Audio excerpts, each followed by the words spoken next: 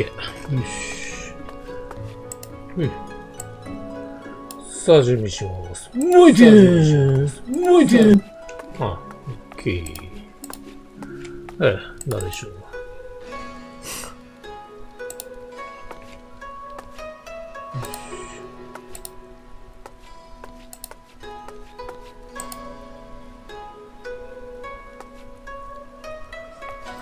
ゲーム実況始まるよ。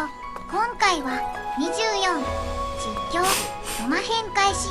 豪雪豊露の剣道なる解放戦争後編1ひよこの FF14 PC 第299回強くてニューゲームになります。そう大雨中ですねいや、天候は非常によろしくないですね。もう実際リアルの方も雨降ってますからねモフオジです。お牛座の A 型ですが器用に行動できません。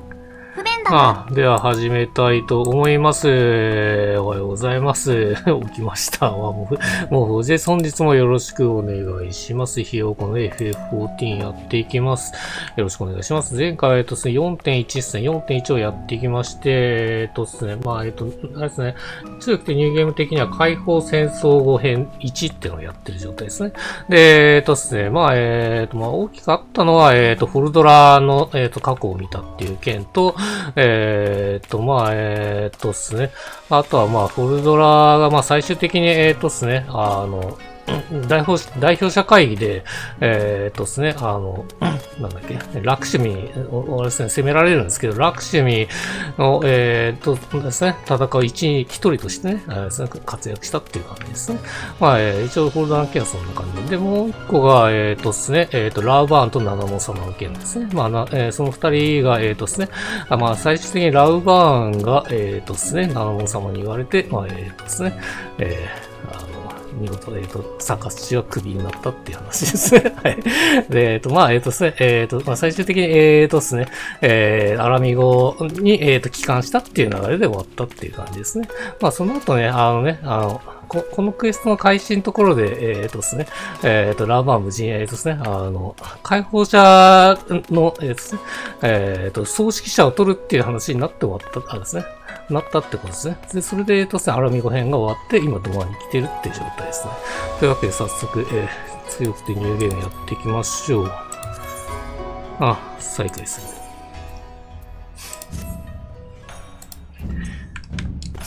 る。で、ハンコックに会いに行くってところから始まっています。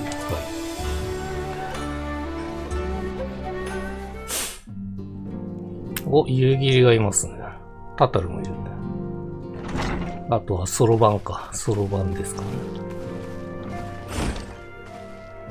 おー、よくぞおいでくださいました。ずいぶんな慌てようだけど、どうしたっていうの？それに夕霧とソロバンまで。おいらは呼ばれてきたんじゃないんだよね。別件の用事があるんだけど、今のところ急ぎってわけでもないし、おいらからの話は後回しでいいよ。後回しってことも何らかしらあるんだ、その場はね。かたじけない。夕霧の件の方が重要ってことだ。ハンコック殿、例の話を彼らにお聞かせ願えるか？もちろんです。話は遡ること数日前。帝国大使館にかなりの数の兵士がやってきました。私の知る限り要人訪問の予定もないのに、これは極めて異例なことです。これはあれかな、ヨッツィを探しに来たっていう流れですかね。そこで、お友達にあれこれ聞き回ったところ、実に興味深い話が出てきたのです。なんと帝国兵たちは、クガネで目撃されたある人物を探すために派遣されてきたのだとか。やっぱそうっすよね。聞いて驚くなかれ。その人物とは、ドマ代理総督、ヨツイ。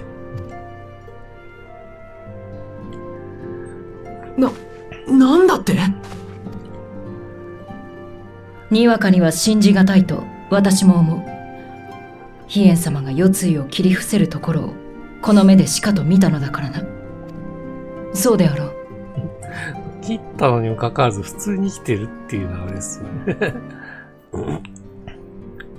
記憶がなくなったとはいえ。私としても頭から信じてるわけではありませんよ。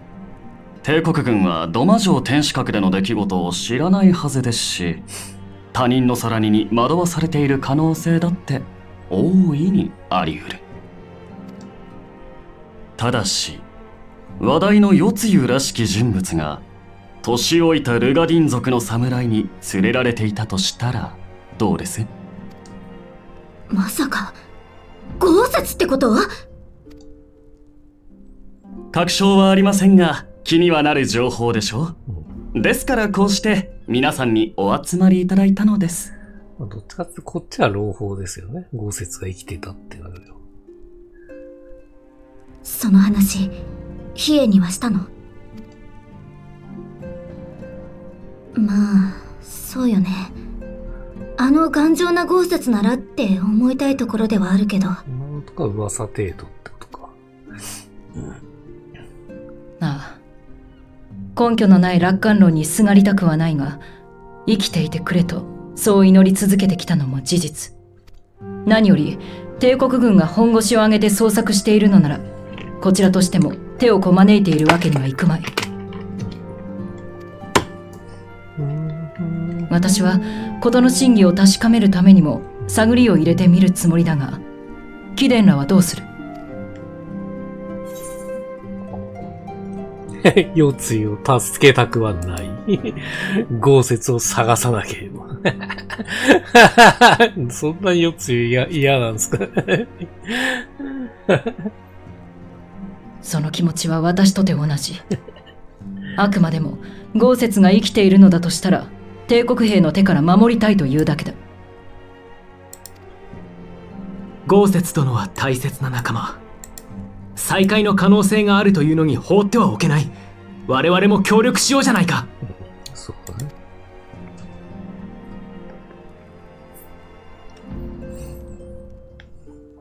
ところでハンコック殿、肝心の二人の行方は？気になるかと思い、優秀な情報屋を雇っておきました。帝国軍の動きを含めて最新の情報を仕入れるのです。情報屋とかな。いや、いい予感がしないっすね、情報屋。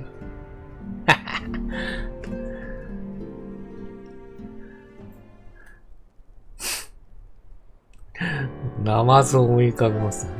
情報屋と三条花街の裏路地には待ち合わせてるはずです。区外の隅々に精髄したずる賢いっつってますね。やっぱそうっすよね。ナマズじゃないこれ。優秀な情報屋に協力をお願いしておきました。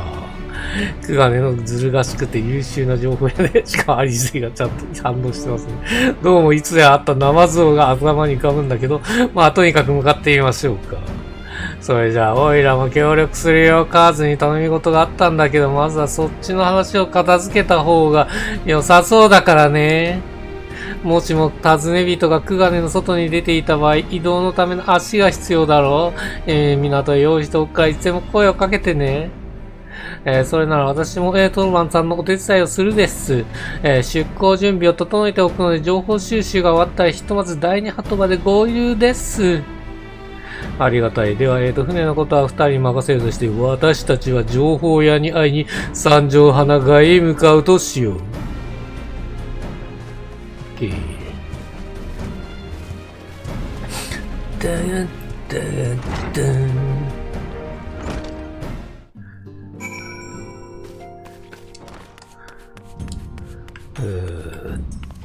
三条花街であそこっすか。マークはエルデカスかね、左下のやつ。そうですね。これどんな事件だ。ここですか。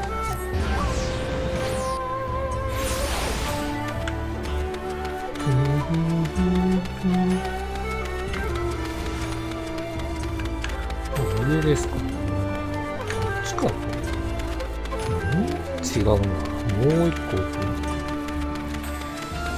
こか。こんな怪しいところに待ち合わせなんで。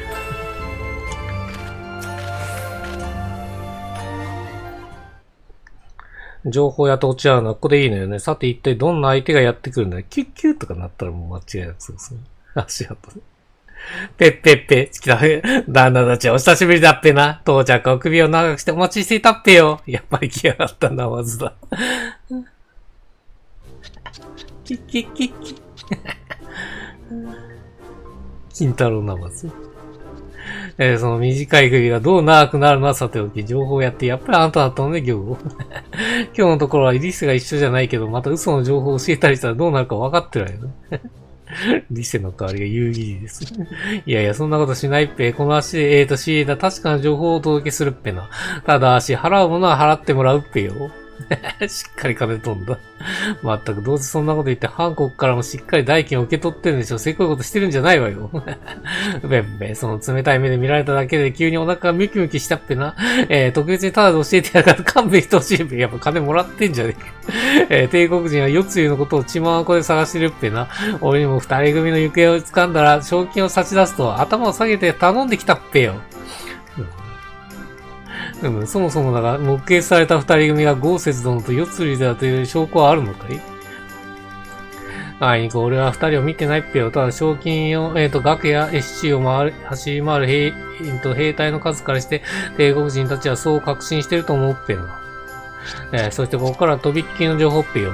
小金通りの質屋にルガ人族の侍が女連れで現れて、豪物の刀を、戦に、出したという、噂があるっぺな。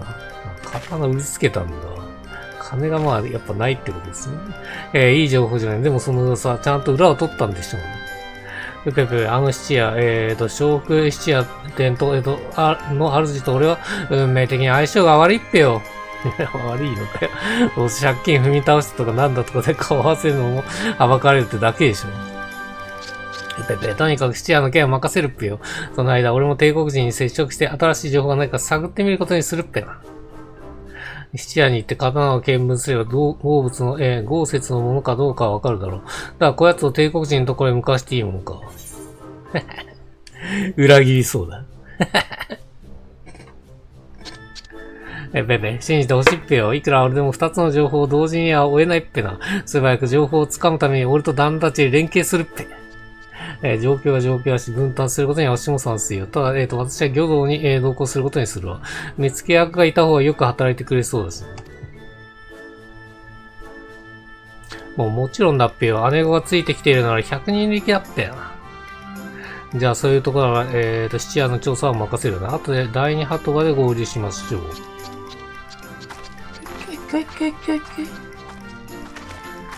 まあ、アリゼに任せておけば大丈夫だ。私たちは質屋に流されたという方々っている。ちょっと、これ確かある日の珍事件があったような気がするな。この件だったような気がするな。挨拶する覚えたよ。なるほどね。お辞儀するやつかな、多分。これは多分お辞儀するやつだと思うんですよね。こっちか、挨拶。こっちか。なるほど。なんでこのタイミングで覚えたんだろうね。質屋を探して。豪雪殿らしきルガ人族が立ち寄った、笑福質屋店の、主は、小金通りに店を構えてるんだって、それで早速探しに行こう。まあ、この辺で朝妹を結構増やしたかったんでしょうね、おそらく。4.1 でも1個もらってますよね。小金。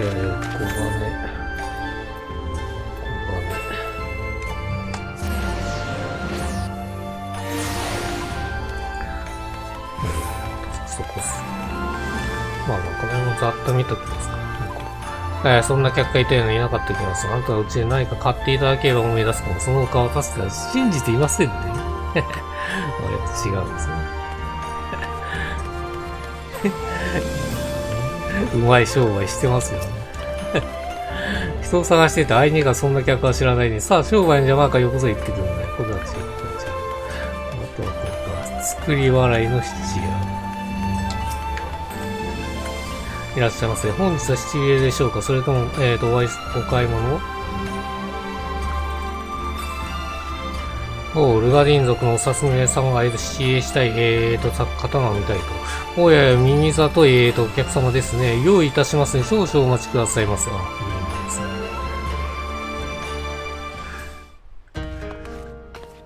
カーズ、小福指定の主が見つかったんか。さすがカーズだな。では、今見せていただいているこの刀が。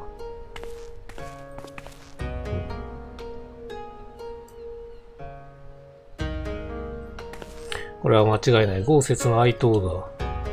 かなりの豪物でございましょう。流出期限が過ぎておりますが、すぐにでもお売りできます。ですが、お値段の方も、それ相応となりまして、それだけに、まだ購入に名乗りを上げたお客様はおりませんが、良ければ特別価格を、ご提案させていただきますよ。やはり、代金が必要になるのか。侍財所が、起算するために必要な資金だと思えば、ここは。いや、しかし私が、独断で決めていいものか。こちらも持ち合わせよ。いや、大丈夫だ。さすがに、貴殿、個人の資産を当てにするわけにいかん。ここは諦めるしかあるまい。いや、ちょっと待ってくれ。その代金、暁の資金から出させてもらえないだろうか。なんと、その申し出はとてもありがたいが、金庫版であるタダル殿の上昇は得なくてよいのか？何？刀の一不思議くらいは問題ないさ。愛刀泣く泣く手回した豪雪殿のことを思えば、タダルだって承知してくれると思う。本当かよ。どうやら決まったようですね。でも、それでは早速購入手続きの方を。やばい。タダルに相談しろよ。これが大事件になるっていう流れですよ。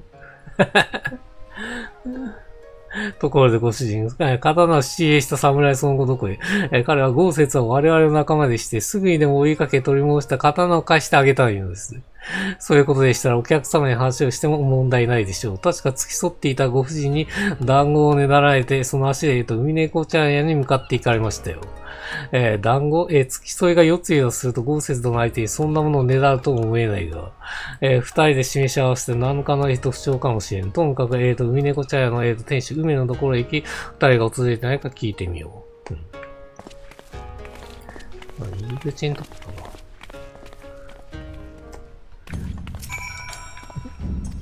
たな。ちゃんと値段確認したんかよって話ですね。エーテライトのところですね。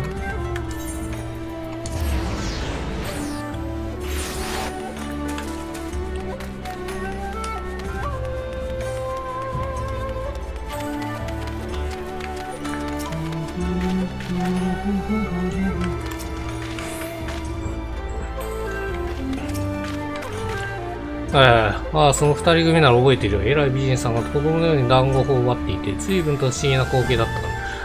晴れましたね。晴れるとやっぱ久我米はね、景色いいんですね。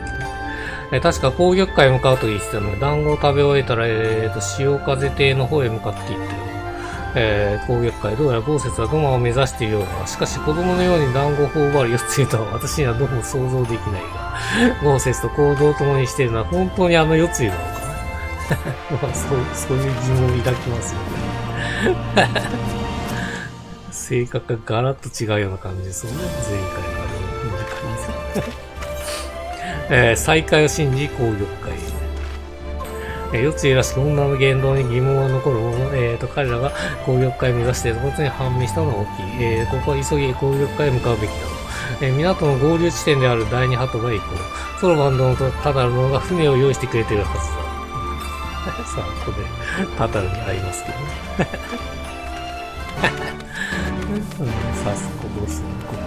ここなんで。金庫版のタタルがどういうのかですね。ここは見どころですね。4.2 の見どころです。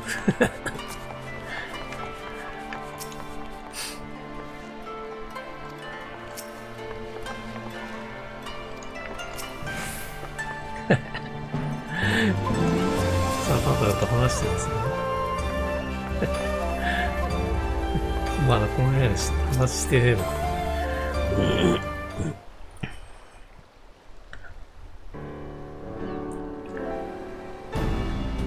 お疲れ様、アリゼンもう来てるよ。こちらの守備は上々よ。魚道、帝国軍の高官と接触させて情報を仕入れてきたの。大使館に集まった帝国兵はみんな本国からやってきたみたい。もともといた、東方支部の兵は何も聞いていないらしくて、彼らも混乱しているようだったわ。そしてつい先ほど本国の部隊が集結して、クガネを出立し、攻撃か本へと向かったらしいの。どうやらゴーセたちの行方を掴んだようね。そのようだな。こちらもゴーセス殿が攻撃会に向かったという確かな証拠を得てきたよ。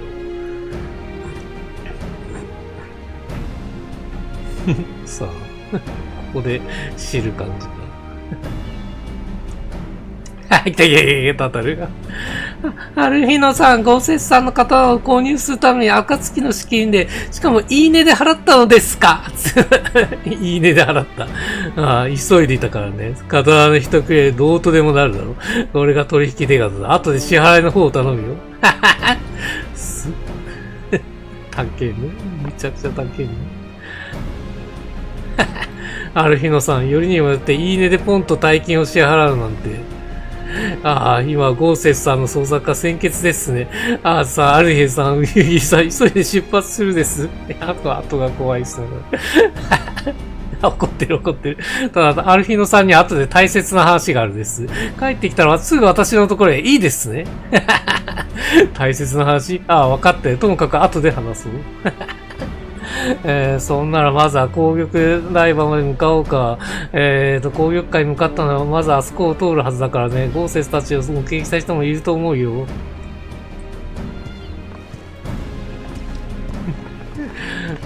暁が金持ってる組織に見えねえでしょ。あんな石の家でコソコソとやってるわけ。あ、ソロコンテンツだ。早速来ましたね。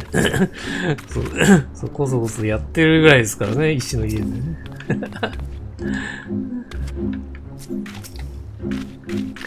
それにしてもタタルの様子がおかしかったが一体何があったのだろうな。いや、ここで考えても仕方ないか。早速二人の捜索を始めるじゃん。君の準備いいか。まあ、要はね、坊ちゃんですからね、ある日のは。坊ちゃんなので、まあ、金銭感覚は特にないっていうのです。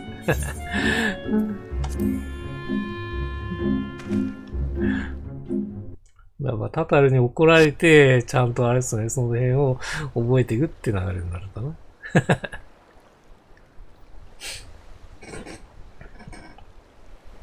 ルベール家ですね。ルベール家の坊ちゃん。まずは台場を守る先森たちから情報を集めるとしよう。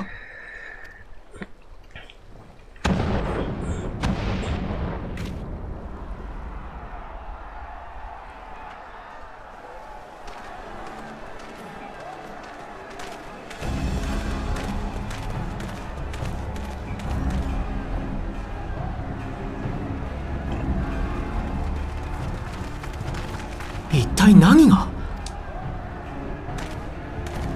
旅人か。こんな時に居合わせるとは運がないな。帝国軍の飛空艇がやってきて海賊衆の根城を襲い始めたのだ。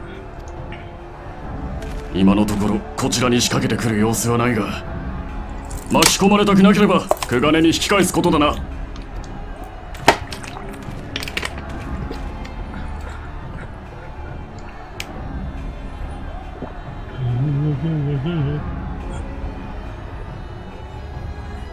いるね、帝国兵。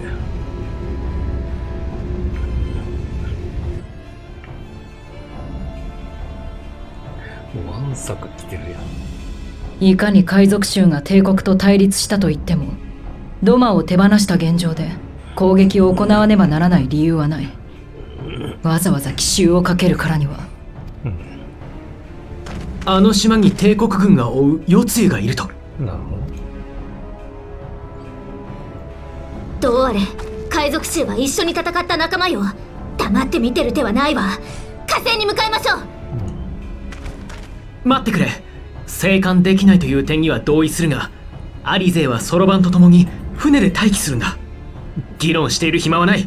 いいね。船で待機。ああ、もう分かったわよ。文句は後で言わせてもらうからね。文句は後で。ソロバン、君は脱出のためいつでも船を出せるようにしておいてくれ。タタルさんにも怒られんのに、アリゼにも怒られんのかよ。合点承知。大変だね。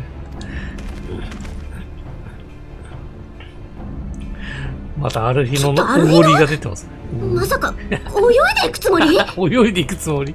本当？この距離なら泳いだ方が早い。特訓の成果、今こそ見せてやる。特訓のせいか泳げるようになってるのか、もしかして。いった。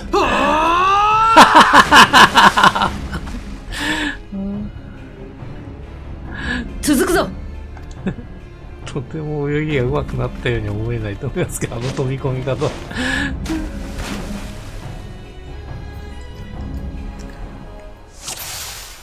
さあね。いや、もう税入ってるね。なんとか泳ぎ切ったぞ、つって。あ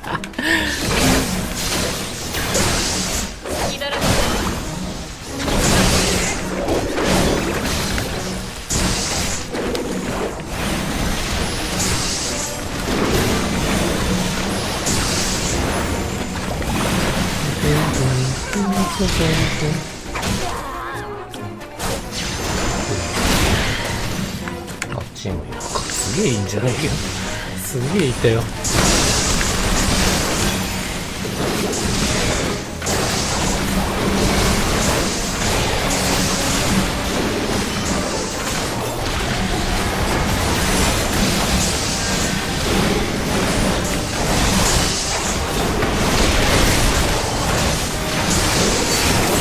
いやー、この NPC 邪魔くせえな。NPC がすげえ邪魔くせえ。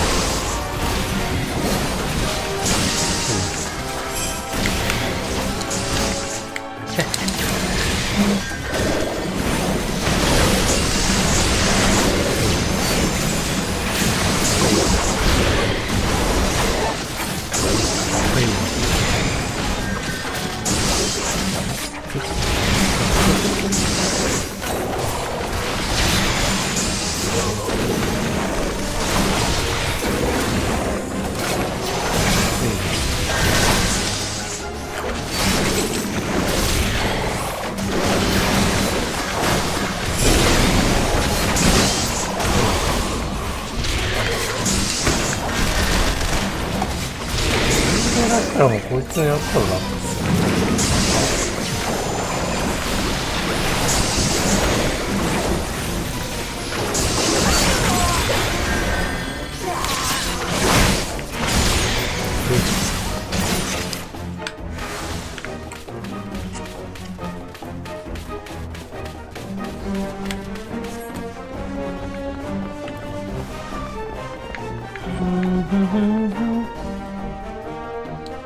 でもこれエリアが違うんだ、うん、第2フェーズ。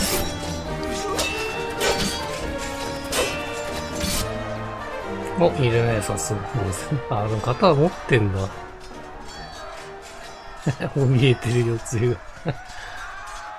四つ様、お迎えに上がりました。さあ、お早く。下がっておれ、つゆ。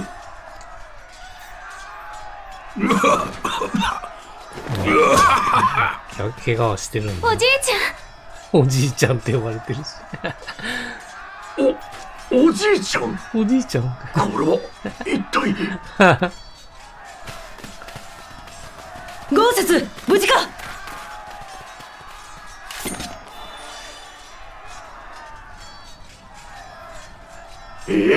時間をかけすぎたか。優先目標を救出より敵勢力の相当に切り替える。総員かかれ。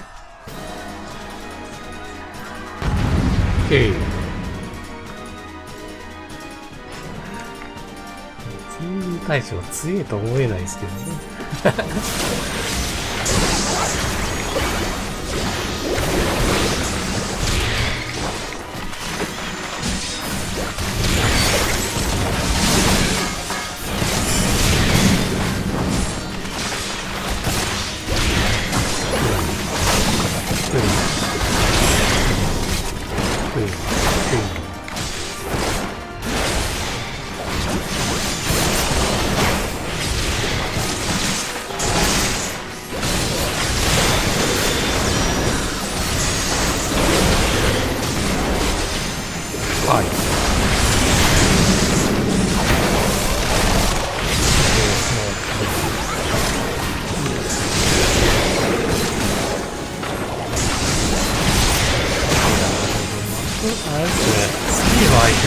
考えた方がいいな。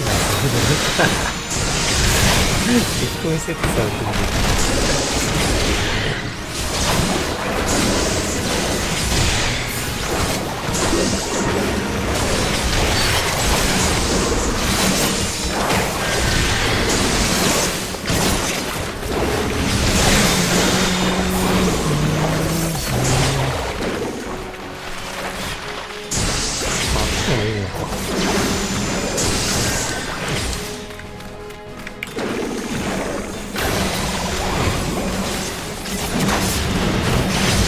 まあ、典型なことやるね。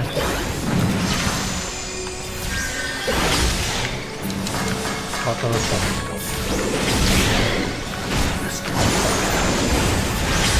こちらに誘導してくれっつって。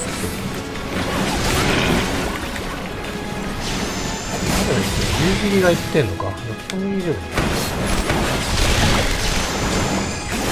ここか、誘導するって、ここですか。あ、ここだ。なるほど、そっか、忍者だからな。怒涛の術しっかり打ってんじゃん、この子。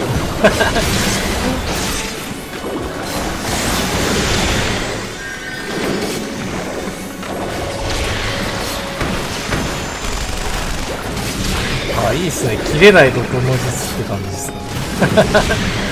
俺優秀だわ。これが自爆なんで、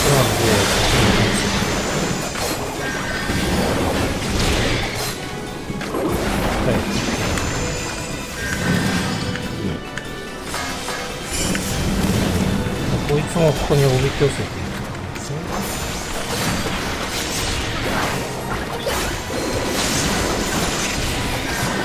来いよ、こっち。いや、そんなとこでやったらそうなるって。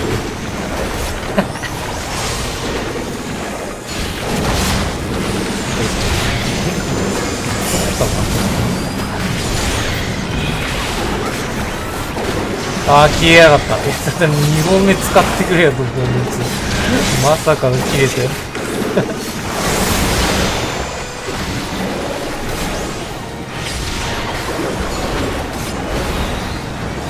距離を取るんだ。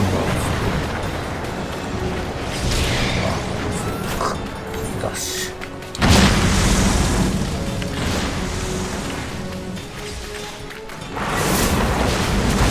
離れてない。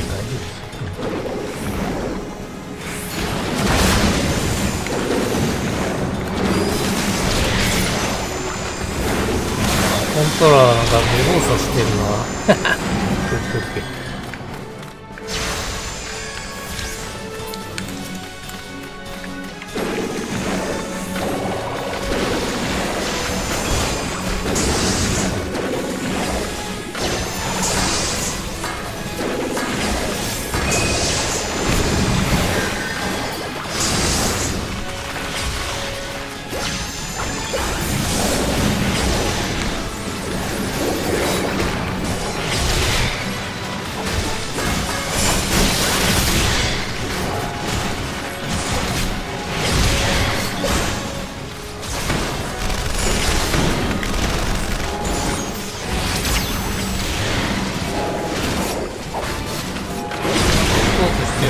全員ここに入れていく。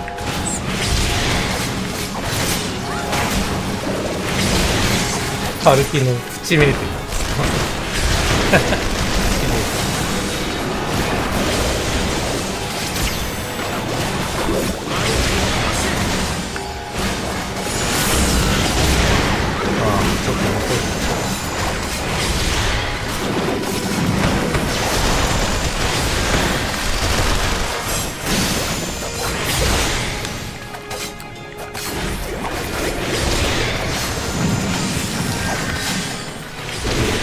まだ行った。あ、オッケー。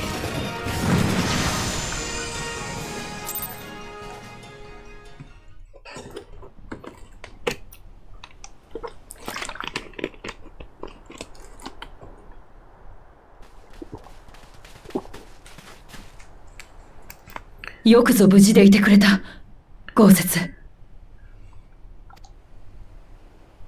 夕霧、それに英雄殿とアルフィノ殿まで助太刀深く感謝いたす。まさかお主らが現れようとは、なんたる天運。ああ、まったくだ。来てくれて助かったぜ。おかげでどうにか帝国の連中を追っ払うことができた。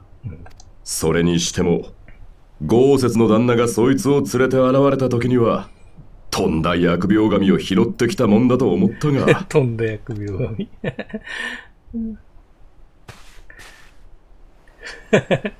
つゆよ、恐れずともよい。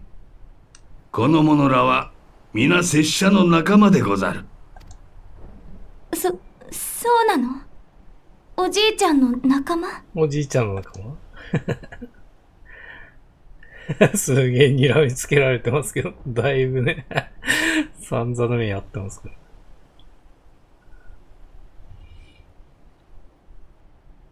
もろ手を挙げて再会を喜びたいところですが、その様子、何やら訳ありのようですね。知っての通り、拙者たちは土間城の崩落に巻き込まれた。しかし、何の因果か床が抜け落ちたようでな。二人揃って濁流に飲まれ、無二港へ流されたのでござる。そして、幸いなことに土間城の残骸が拙者たちを水底から救い上げた。だが、気づいた時には下流も下流、河口まで流されておってな。そのまま海に出て潮に乗せられ、名もなき孤島へと漂着することになったのでござる。彼女もその残骸に？夜露の着物が帝国製の強靭な織物でなければ、飛燕様の人たちで死んでおったでござろう。ただ、長い昏睡から目覚めた夜露は、すべてを忘れ、わらべのようになり果てておってな。バカな。命欲しさの詐称やもしれぬぞ。無論、拙者とて疑いはした。切るべきかと悩みもな。ともあれ、事実共に生き残ったのだ。どちらの悪運かは知らぬが、連れ帰って主君の沙汰を仰ぐべきと思い直したのでござる。飛燕様の。そいつを捕らえたのは豪雪の旦那だ。土間の殿様に判断を仰ぐというなら任せるさ。つゆだなんだと呼んで手なずけたいならそれもいい。公に呼べる名がなくば道中不便であろう。それだけの話でござる。へいへい。だがこっちも代理総督様には散々苦しめられてきたんだ。情にほだされて判断を見誤ってくれるなよ。承知つかまつった。それじゃ俺は後始末をしてくる。補別戦はつけにしといてやるからさっさと行きな。帝国軍が舞い戻ってくる前によ。月いや結局払うんだよ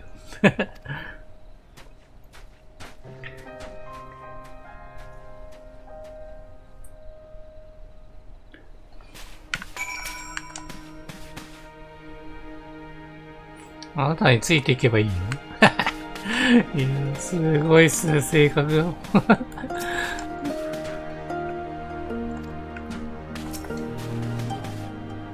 ひどい仕打ちを受けた豪雪、本人が飛燕様の沙汰を仰ぐまでと待とうというのは、私もそれに従う。そうです。一番被害を受けましたね。淡水堂の言う通り、まずはここを離れよう。夜露の姿はあまり人目にさらすわけにもいかないからね。アイゼのことだ。帝国軍が撤退したのを見て、船をよこしてくれているはず。近くの船着き場まで行ってみよう。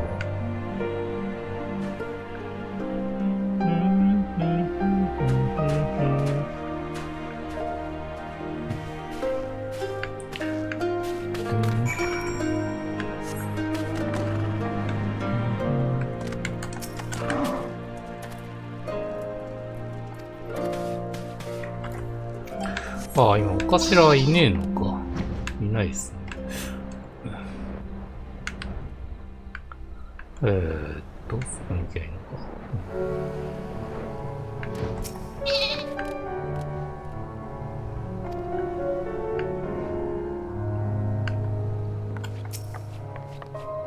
なんだかみんなこっちを見てるよ。アリゼも。そっか、コーダアリゼはそっか、初合わせか。そりゃ多分ですね。睨めつけてるでしょ、さぞかし。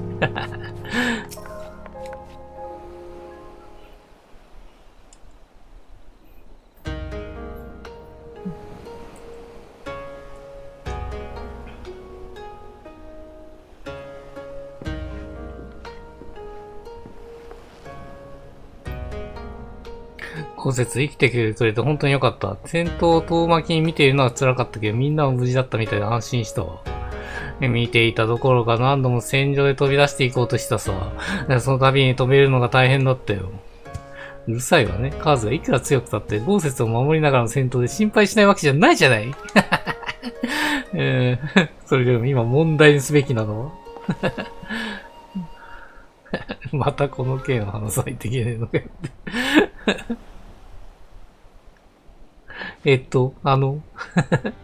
ある日のから聞いたけど、記憶を失ってるとはね。悪いけど、ヒエのところに行くまであなたから一秒たりとも目を離す気はないから。怖え。お姉ちゃんたち怖い。本当におじいちゃんの仲間なの。なんであんな怖い目で私を見るのすまぬが今は耐えてくれ。ただ彼女らは確かに拙者が心から信頼する仲間でござる。うん、おじいちゃんがそう言うなら。ともかく出発しよう。ヒエン殿も豪雪殿のことを心配してるはずだ。そんなら早速向かっちゃおう。帝国軍もそうだけど、ベニコーラの連中と出くわして夜露がいるって気づかれちゃうの面倒だからさ、ひとまずイサリ村の外れまで送ってあげるよ。なるべく誰もいない位置に船をつけるやつね。イサリ村も危険ですよね。夜露を連れてくるの。居場所がなさすぎるんですよ。そもそもの夜露の居場所がなさすぎるんですよね。もうあれさ、アラミゴに連れてった方がいいですね、アラミゴ。まずアラミゴで多分ダメですね。リセがいるから。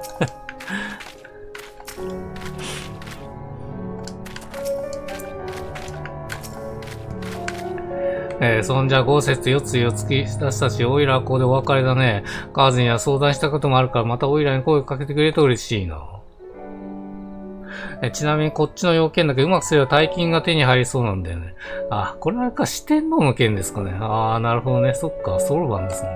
ほら、父やから刀を買い取るために結構な金額の1000円を使っちゃったんでしょ。だから儲け話を聞かせればタタルも喜ぶんじゃないかな。タタルの様子がおかしかったのはそれか。だから刀一人でそんなのことには、そこが浅かだっていうね。だいたい金額をちゃんと確認したの。豪物の刀となれば家が買えるほどの価格で取引されることもあると聞いたことがある。うん。まさか。スカーズすまね。どうか儲け話でそればっかり聞いてみてくれ。私も個人の資産から、返却を考えるから頼むよ。合点承知だ。多分ね、ここで本来ならあれですね、プラスが現れるんだと思うんですよね。もういなくなってるけどね。どこで実数か忘れましたけどね。まあ、どっかでですね、とりあえずはメインシナリオをメインで進めていきますね。喜ぶものと、懐く。それでヒエン様の元へ向かおう。だが、超認知を目指すには一目がつきすぎる。先ほどヒエン様、鷹で文を送り、落ち合う場所を変更させてほしいと、要請しておいた。今頃は、レシアンで私たちの到着を待ってくださっているはずだ。見つかる危険が一番高いのは集落のそばを通るとき。私が皆を先導するので、背後の警戒を頼めるだろうか。名前村の外れで合流しよう。あ、そっか。もう即飛びできねえのか、これ。名前村通んねえといけねえんだ。あ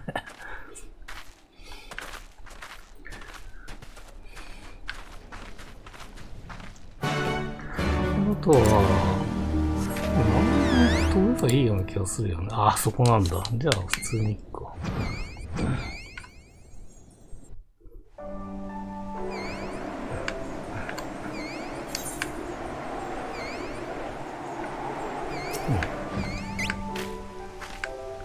そちら誰とも出会わなかったか。よし、他の者らは、物陰に潜んでもらっているところだ。慎重に進み、レシアンに待つヒエン様のもとへ参ろう。あ、勝手に行ったわ。もうレシアンついてますね。で、ヒエンですね。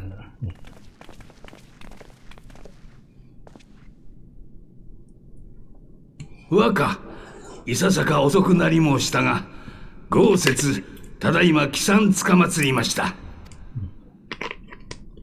涙とは、行き止まりが見えてこそこぼれるもの。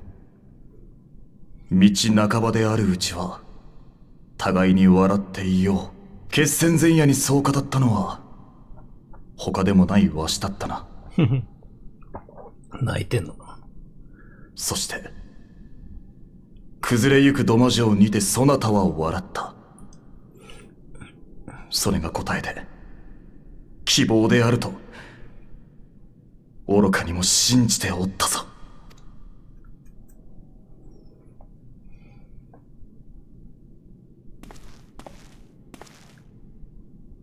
豪雪。よくぞ。よくぞ生きていてくれた。アジムステップでの再会とは立場が逆になり申したな。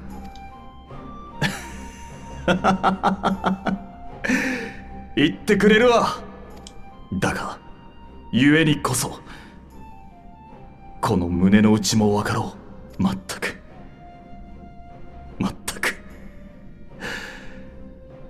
よく戻ったとしか言葉が出んわ。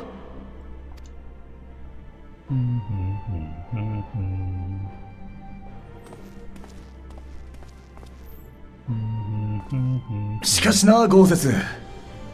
何やら尋常ならざる事態になっているようではないか。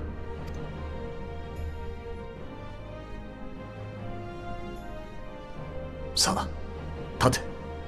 そしてこれまでのことを聞かせてくれ。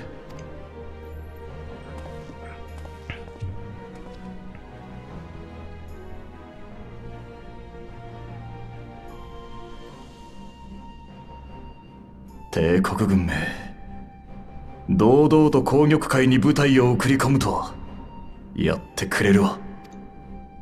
は、代理総督とは多くの機密を知り得る立場。多少の無茶をしてでも取り戻すなり消すなりしたかった、ということか。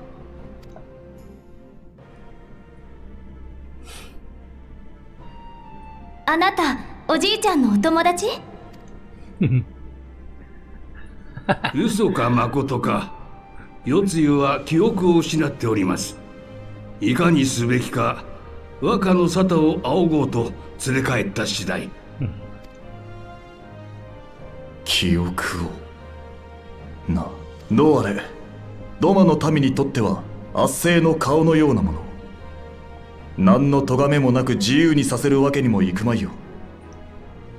しばしレシアンに留め置くか。確かここの組頭はジフヤであったな。奴に引き渡し、しばし人目から隠すようにと伝えよ。承知。ついてこい。やだ、あなた嫌い。だって怖いもの。怖いもの。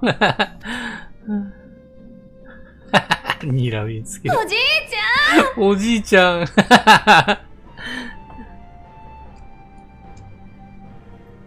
つゆよ、拙者も共に参るゆえ、おとなしく夕霧の言うことを聞くでござる。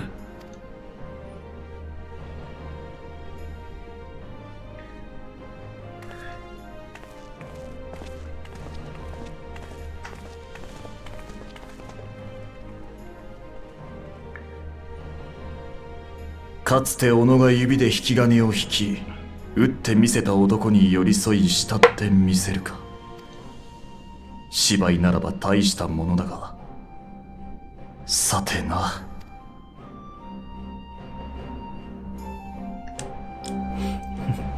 そうっすよね。芝居の可能性もありますからね、普通に。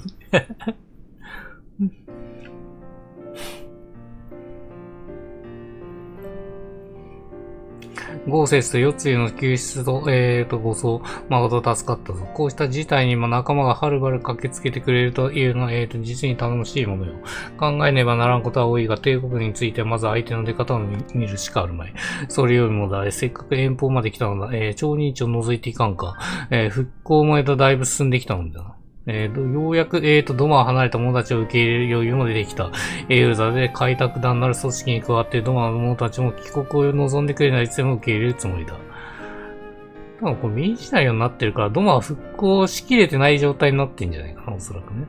ありがとうございます。ヒエン殿が気にかけていたこと、石の家にいる鳳明さんたちに聞けばきっと喜びますよ。コンテンツでね、復興させていくって流れですね、ドマに関しては。ごめんなさい。豪雪と遊戯、少し帰りが遅いなと思って。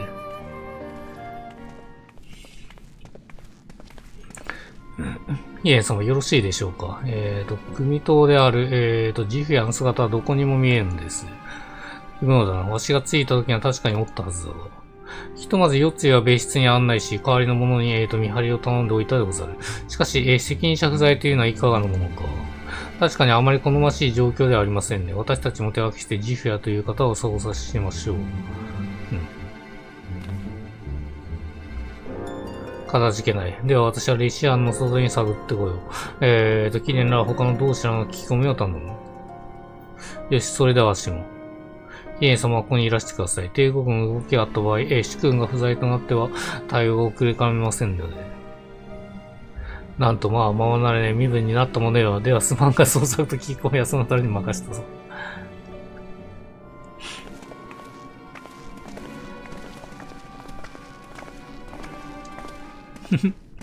自由に行動できなくなっちゃってますね、もうヒエンさんも。主君。主君の責務がありますから。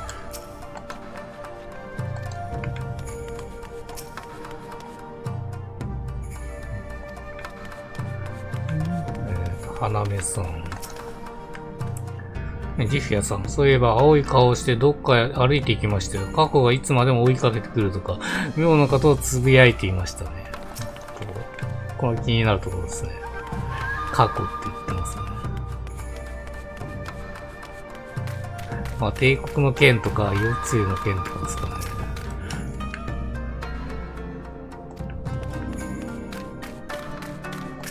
買い立て。ジヒアの北東側の出口に向かって歩いていくのを見ましたよ。鍛錬にお誘いしたのがここ取られてしまいました。さっきアリゼさんにも同じことを聞かれましたが、彼をお探ししてたら北東側に見張りの列車がおりますね。そちらを訪ねるのがよろしいかと。うん。よし。どこっすかね。うん。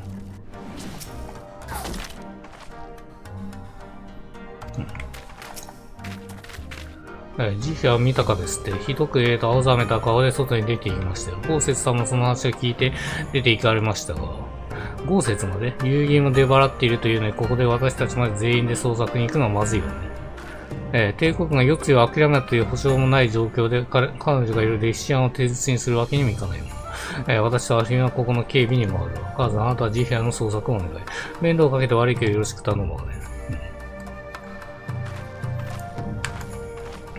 しょうがねえ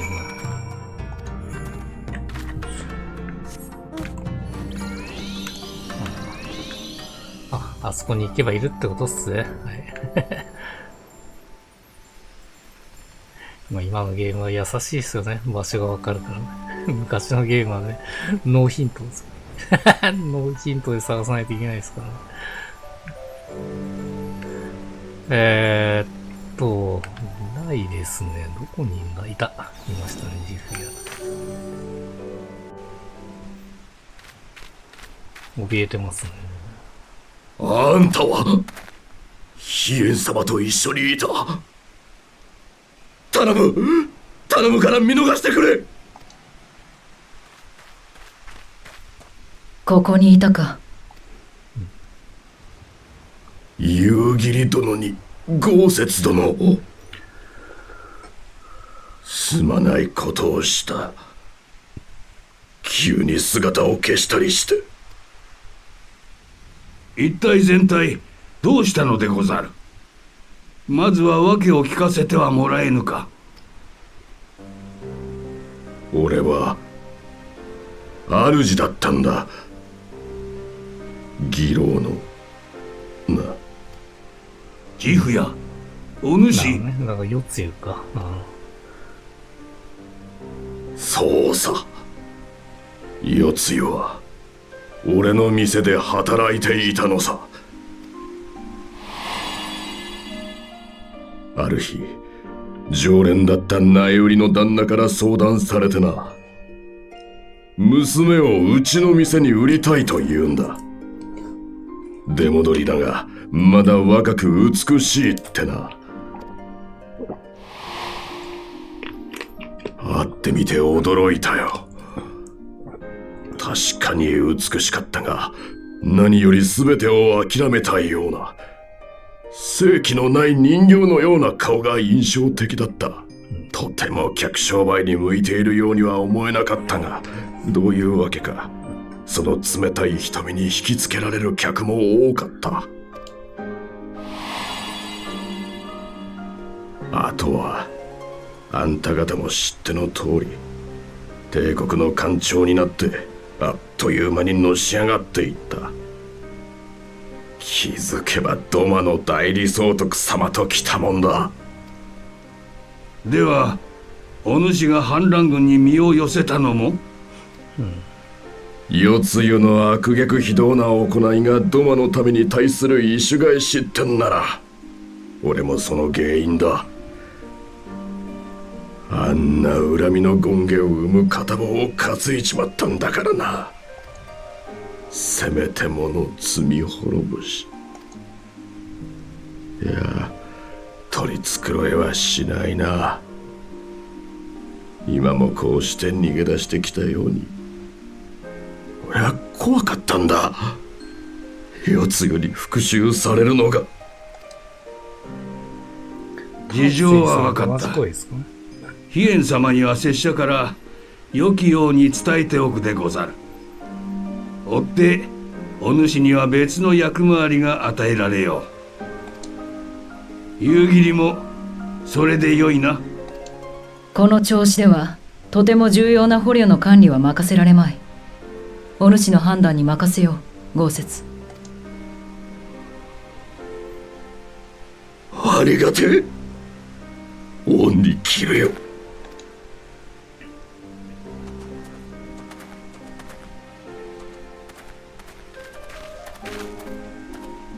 果たして守りたいのはどちらなのか。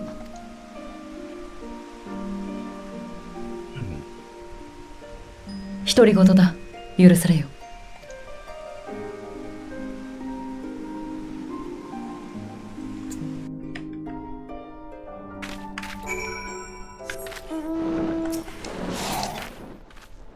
今は思い悩む時ではないな。慈悲は見つかったのだから私たちも列車に戻るとしよう。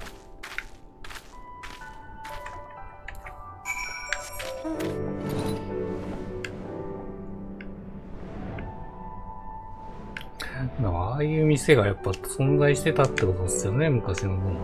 今はもう復興してるから、まあ、ない状態だと思いますけど。まああれか、幕金とかには普通にありそうな気がするけどね。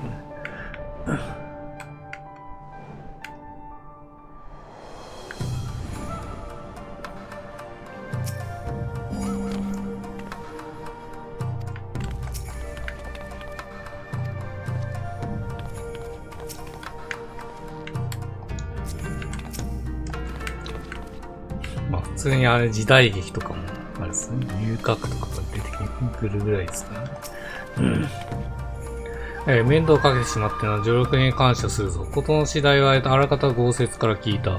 それにしても慈悲は怯えて逃げ出すと、夜露がドマにもたらした闇は今はなお、深いのだ。しかし今は夜露ばかりにも構っておる。帝国に動きがあったようなのだ。すまんが、今一度そなたの力を貸してほしい。ドマは今未だに帝国の、あれですね、あれですね、話が出てくるっていうのがちょっとめんどくさいですよね。さらなるまあ、すべて四つ湯がいるからなんですけど。そのたらがジフィアを探している間に、忍びの里から緊急の知らせが舞い込んできた。ドマの国境付近で帝国軍の飛空戦艦が目撃されたらしい。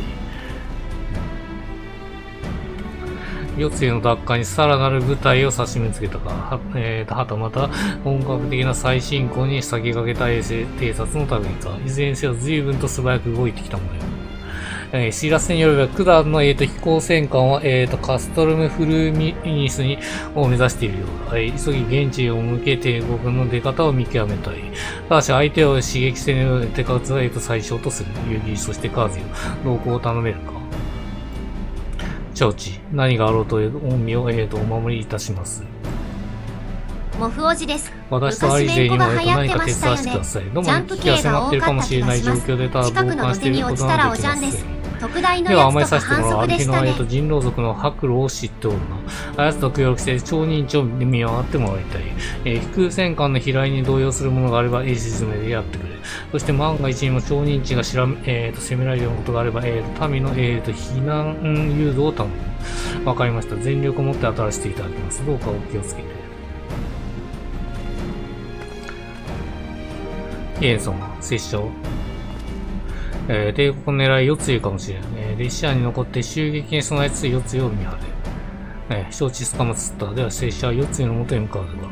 イエンソンはくれぐれも豪雪怪我してるんですよね。大丈夫か留守番を命じられたというの豪雪に随分と素直に受け入れたものだ。さあ、わしらも、カストルム、フルミニスに向かうぞ。帝国の連中が何を考えて飛空戦艦を派遣してきたのか確かめに行こうではないか。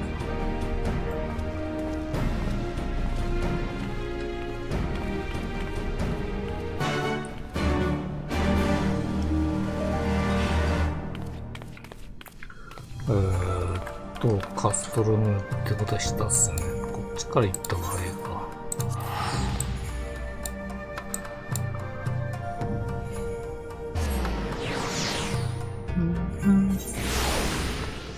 てんてんてんてんドゥルルー。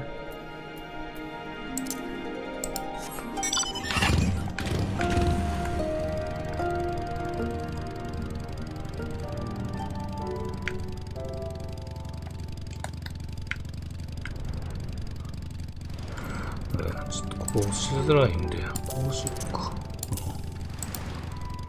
どうせ迅速なんて使わねえだろ。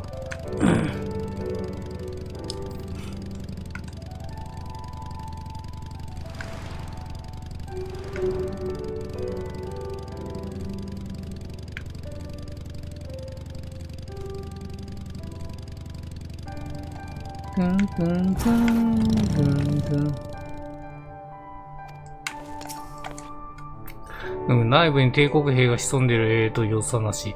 飛空戦艦がいかなる理由でドマにやってきたにせよ、単艦行動であることは間違いなさそうだな。忍びの里からの報告によれば、飛空戦艦は間もなく目視できる距離まで接近してくるはずだ。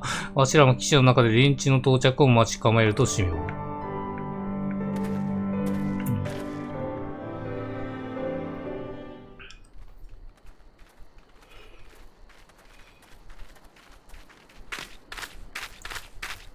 さあ、ここで、あれが出てくるかな。帝国側っすよね。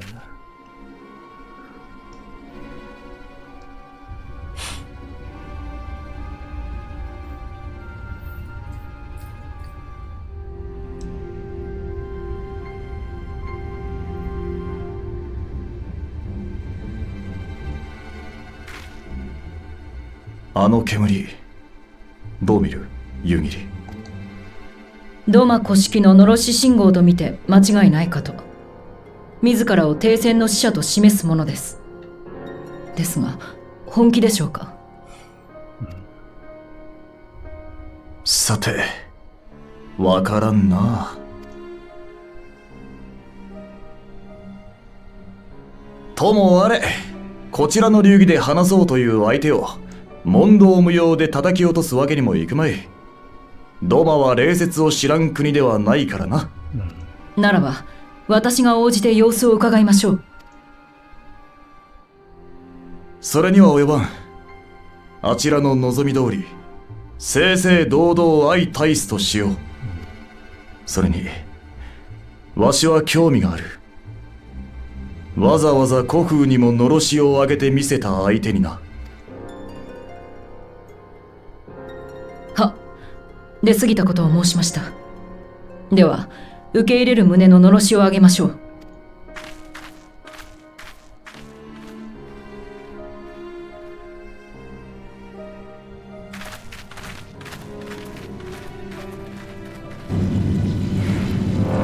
降りてきました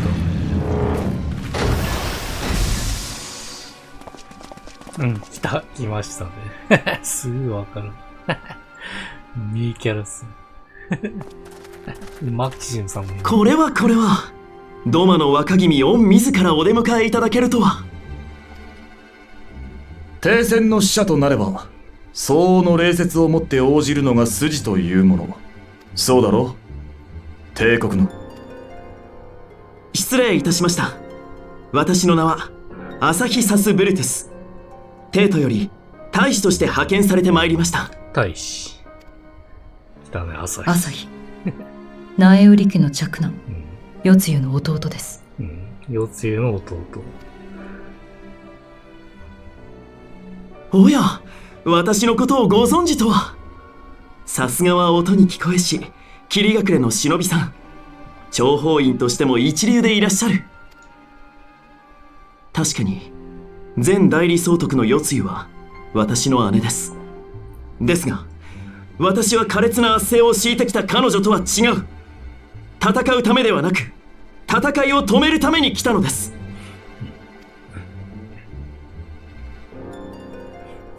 私は帝国の属州政策を内側から変えるため、ここにいるマキシマラ民衆派の同志たちと活動を続けてきました。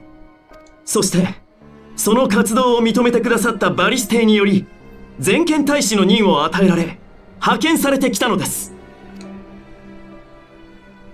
ドマと和平交渉をするために。和平交渉。不穏な BGM ですけど。分かった。これ以上は立ち話でする内容でもあるまい。貴殿らを客人として我が館に招こう。ドマ町人地までご同行願いたい。もちろん喜んで。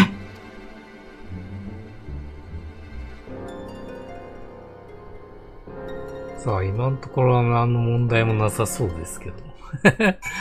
さあ、ドマに連れて行くって流れになりましたね。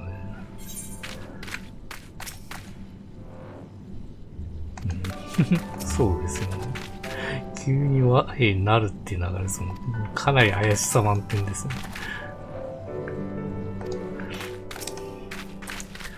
さて、それでは彼らを町人地に案内するとしよう。その後も町人地まで来てくれんか。湯塚大官屋敷のそばにある城下船場から船が出てるんだよ。遊戯、城下船場の、渡し船の準備を。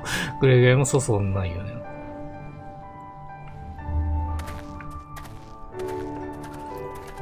これは船に乗らないといけない。あ、そこに行けるんだ。まあ、いっか。じゃあ、普通に行くか。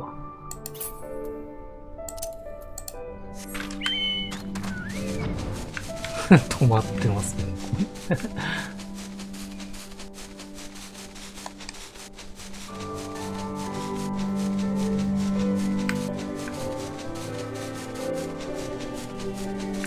タンタンタンタン。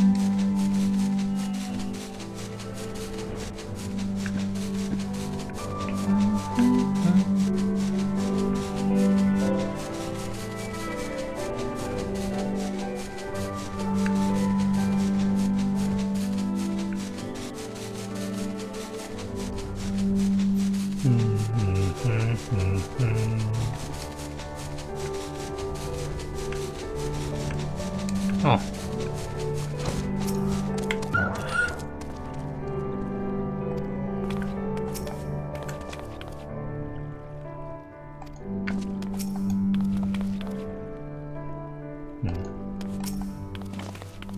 船の準備は万事済ましておいた。飛燕様と大使の者を私がお連れする。そのため、次の船で長日まで来てくれ。知ってのことと思うが、長日に渡りたいときはその城下船場先頭に声をかければいい。それでは向かうとしよう。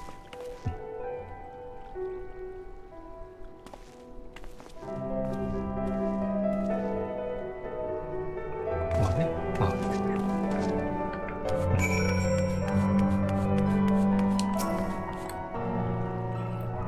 乗っていくかいい。あそこに行きゃいいのか。エーテライトに飛んだ方が早いですね。あ、そこ、ここマウント乗れんのか。そうですね。復興してる状態だな。復興してるな、これ。終わってんじゃん、しっかり。ここでね、金をね、あれですね、毎回預けるんですけど、実行できません。まあ、そうですね。本来であればね、まだボロボロの状態ですけど、4.2 じゃん。お、待っておったぞ。改めてよくぞ長日に来てくれた。ここの街並みも随分と復興したが。復興の手始めに東の国の、鬼刺繍に依頼し、天灯とそなたの言うエーテライトも建設したのだ。階段の前にそなたの交換しておくといい。いや、まあそうですね。本日やる前の話ですね。大使ら殿にやると、すでにわしの官に入ってもらった。思いがけんことになったが、これ官により階段を行う。そなたに同席を頼めるか。暁に属するそなたの列席は、我らドマとユーザーの連帯を示すものとなろう。帝国相手の交渉ごとになればその程度の演出はしたいのだ。ある程度ある日の同席を引き受けてくれておる。そなたも利用するようですまんが、どうか頼む。仕方ないな。政治の場は苦手か体育座と思うがすまんな。わしの艦は、ここより西側にある、紀元館の、門兵に声をかけてくれば入れるんだ。先に行って待ってるんですよ。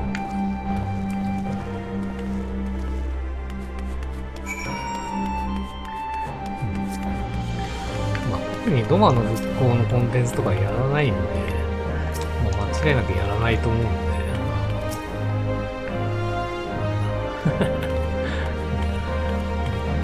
各自でプレイしてください。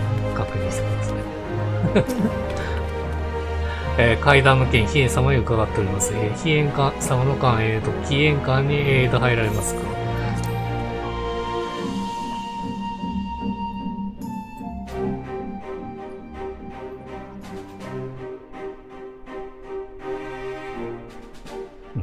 白露いますね。白露でかいね。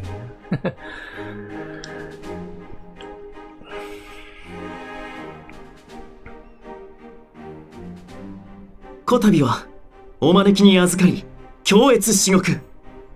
ドマの若君飛燕様におかれましては。よい。堅苦しい挨拶は抜きとしよう。貴殿は全権大使として和平交渉に来たそうだな。わしの思い違いでなければ、和平交渉とは戦をしておる国同士が平和を取り戻すために行うもの。貴国の皇帝はドマを独立国と認めておらぬと理解していたが、仰せの通りです。ですがバリス帝にはドマの独立を認め友好として扱う用意があります。友好。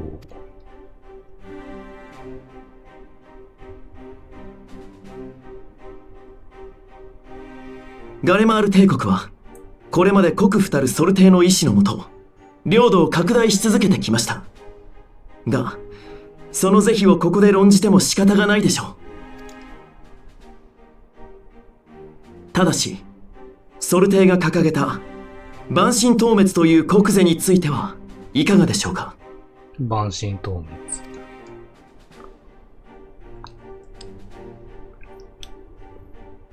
星の命を蝕む蛮神は決して許容できない。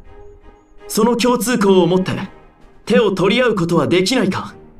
現在帝位にあるバリス帝はそうお考えなのです。蛮神召喚には決して手を染めず、また後人族が下ろした蛮神を抑え込むと確約いただければドマを友好として遇するというのがこちらの提案です。ドマのために神下ろしの意思はない。後人族が召喚したという万神スサノオに関しても、民の脅威とあらば言われずとも対処はしてみせよ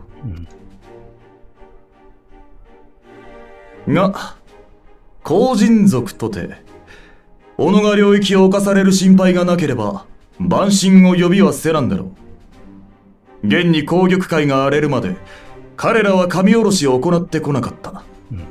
今なお紅玉会に兵を送り込み騒乱を引き起こすどこかの国が考えを改めぬ限り、完全な封じ込めなどできようはずもない。そうだね。早速さっきまで攻めてましたからね。痛いところを突かれますね。万神を否定する帝国の行いが万神召喚を引き起こしている。この皮肉な矛盾についてはそちらにおられるエオルゼアの方々もよくご存知のはず。確かに万神召喚とは多くの場合、外圧を受けた弱小勢力が神に救いを求めることに起因します。アラミゴにおける万神召喚も帝国軍の行動の結果でありました。悲しいことです。万神召喚を止めたいのであれば、武力と差別ではなく融和と平等をもたらすべきなのに。私たち民衆派はこうした理念に基づきバリステに属州政策の転換を進言し続けてきました。そしてこの言葉を皇帝陛下が聞き入れてくださったのです。しかし生粋のガレアン族を主体とする先民主義者たち、罰族派が力を持っていることもまた事実です。先民主義者たち罰族派、が力を持っている。今回ドマ代理総督の捜索を名目に紅玉会に部隊を派遣したのも彼ら罰族派でして、二度とこのようなことがないよう私も尽力するつもりです。ぜひともそうしてもらいたいものだな。だが帝国内が対立する2派で分裂しているのであれば、和平交渉とやらの効力も疑わざるを得ん。こちらとしても簡単には信じていただけないと理解しています。そこで信頼関係の構築のためにも提案したいのが捕虜交換です。捕虜交換。夜露を交換しろってことですよね。おお。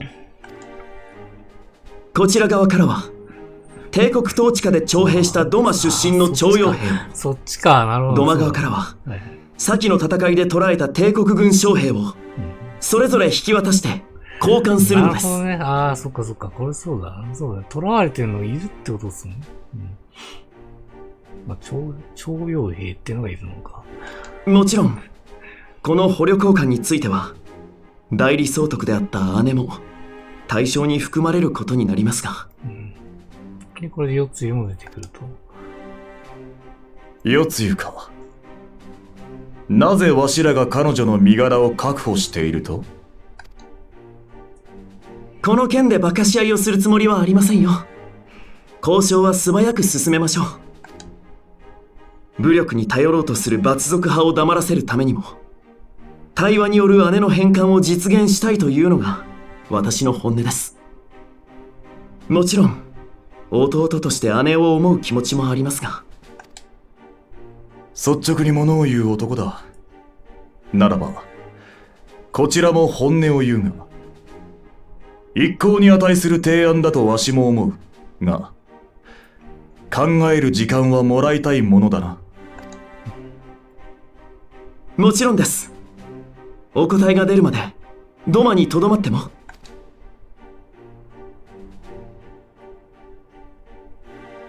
認めよう。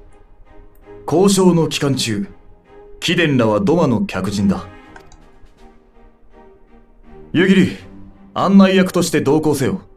何人たりとも大使殿らに害をなさぬようにな。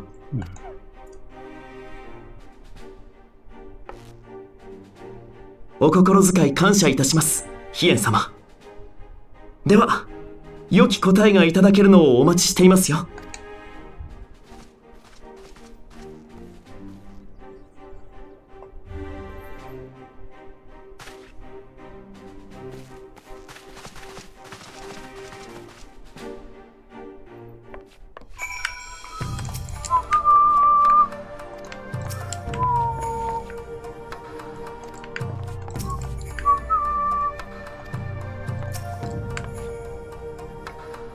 今日夜はもしかしたら別のゲームやるかもしれないですね。はい。まあちょっと準備できてないんですけど。なんとも想定外の提案されたものだ。なんで極力これでね、4.3 まで進みたいっていうのが今のところあります。捕虜交換自体良いことだけど、飛燕は彼らの言葉を信じるの。帝国内部が2派に分裂していることなどわざわざわしらに話す利点は何もないからな。今のところ特に疑うべき理由はない。が、かといって何から何まで信じられるわけでもない。特に交渉の場で4つの名を出してきたことにはどうにも違和感を感じるんだ。彼らが4つを取り戻そうとする理由に何か隠された目的があると。ヨツヤは元代理と相続といえドマ出身者だ。皇族でもなければましてはガルヤン族でもない、すらない身。そうですね。コーナーあれこれと、策を本質まで、取り戻す理由が見える。そうですね。ドマ出身ですもんね、ヨツヤはね。こうなるとあやつの、記憶喪失もますます悩みの種よ。本人がわらべのような状態とあっては尋問しても意味はなく、交渉材料としての価値もどうやることやら。ある日の数万が知恵を貸してくれ。帝国のやり口などそなたの方が詳しいだろう。意見を聞きたい。もちろんです。朝日大使からの提案は、帝国との関係を好転させる契機となるかもしれませんからね。その通りなのが、さりとて、実行する余裕もない。連れ去られたままの徴傭兵らのことを思えば答えを先送りもできんからな。さて、これ以上の細かな政治などそちらの二人には退屈なだけであろう。外の空気を吸ってきたらどうだ。そうね、カーズお言葉やめましょう。この手の相談役はある日のに任せておけばいいのよ。そうですね。納金担当ですからね。あれです。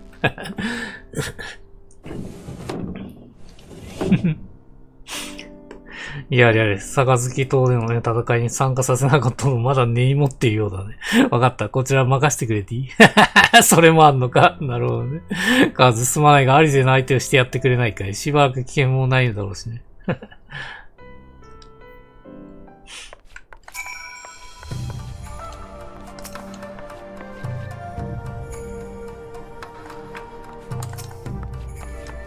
ドゥンドゥンドゥンドゥンドゥン。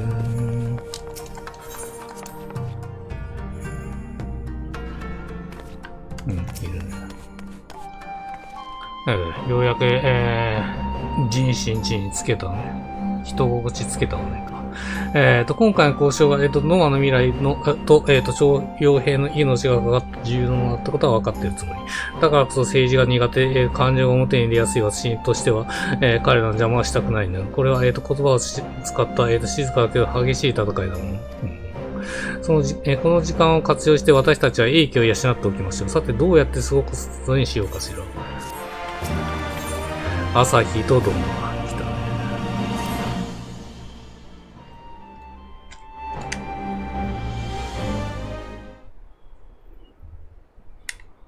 そうね、せっかくだから飛燕が前に言っていたように、超認知の復興の要請も手あら。早速遊び。カーズもここにいたのだな。今、少し良いだろうか。遊戯と朝日対していいのよね。カーズに何の用かしら。噂に名高い、神殺しの英雄とお話がしたかったのです。まさかここで会えると思っていなかったいささか緊張していますが。カーズを英雄と表していいの？わかりない今あなたは帝国人でしょ？その方は、過去に友軍と戦ったこともありますが、先ほど申した通り、蛮族、討滅を目指すのは、帝国と同じ。そういった意味で英雄と呼んで差し支えないかと。それに私は帝国人といえドマの出であることも事実。蛮身したのはドマにとっても脅威となり得る存在でした。それを討伐してくださったあなたはやはり英雄なのです。そうだ、飛燕様も結論出されるまでは時間かかりません。よければそれまでヤンさんの、視察に同行してくださいますが。いや、ヤンさんの視察とか言ってますね。いや、こんなんダメでしょ。こうしてドマを訪れることができたのですから、故郷の現状をつぶさに見ておきたいのですよ。ユージーさんも彼らが同行するのは安心でしょう。ね、確かに大使殿の安全のためには2人が同行してくれると心強いが、カーズのどうだ一緒に行動はしたくない。あら、いいんじゃない？ロマの現状に興味もあるし、帝国の話を聞けるいい機会だ。どうせ暇だし、不安があるなら私も同行する。民は絶対警戒すると思いますけどね。ぜひ。それではこの4人で行くとしましょう。短い道中になりましょうが、よろしくお願いいたします。まずは私、まずはやはり水没した土間城と、その周辺の、門前侍城、門前寺城を、見ておきたいですね。私の記憶と最も異なっている場所でしょうから。依存はない。では、門前寺城のあたりから見て回るとしよう。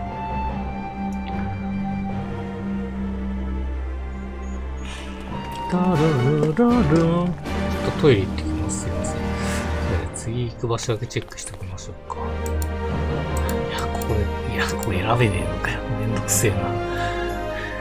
めんどくせえですね、これ。ジャンサにして、こうか。じゃあ、ここに行くべきですね。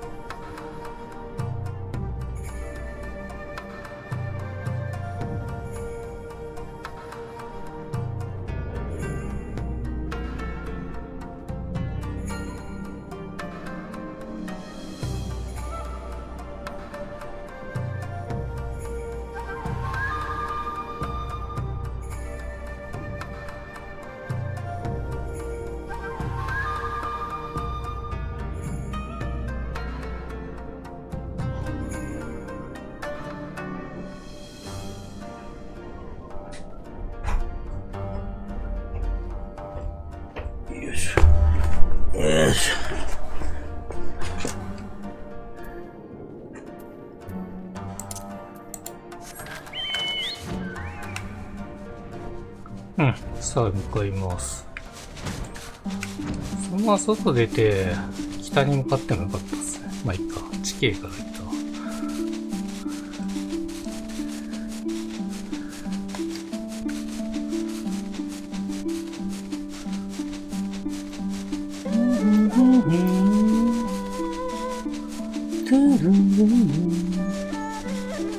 あ、UARG で朝日。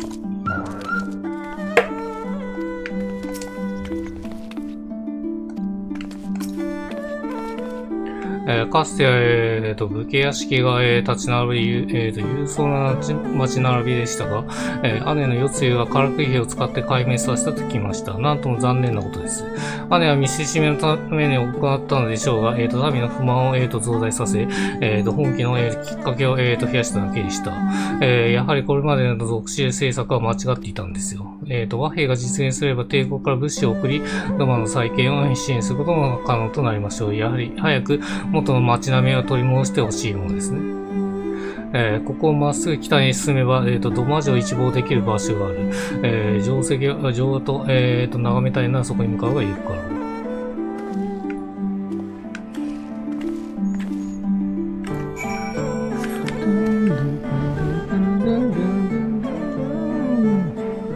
お、いいね。起動馬。でけえな、相変わらず。でんでんでんでんでんでんでんでんでん。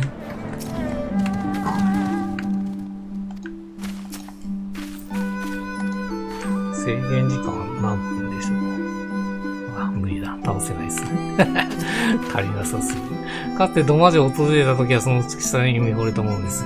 空へと、伸びる天守閣に、夕日がかかって、大層綺麗でした。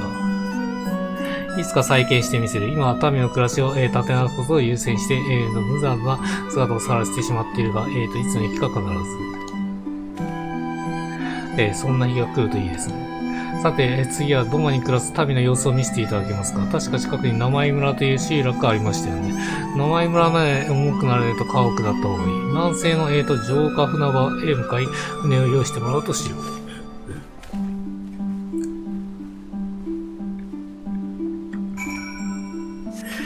まだこっちも売国度って言われないんですかね。朝日のこと売国奴って言ってもいいぐらいですよね。ドマ出身です。帝国に魂を売ってますからね。しかもソロコンテンツあんのかよ。あんのか。いや何があったの覚えてねえな、こんなとこ。ゆぎさんが渡し船を調達してくださいました。それでは、名前村方面へと向かいましょう。イードの出立してよろしいですか？うん。朝日とども。誰と戦うんだ？あれかね、罰族派でしたっけ？あれが出てくるのかな？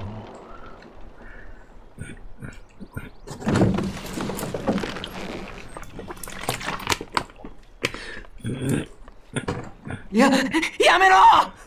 妹に手出しをするな！おっと。聞きましたか？様子を見に行きましょう！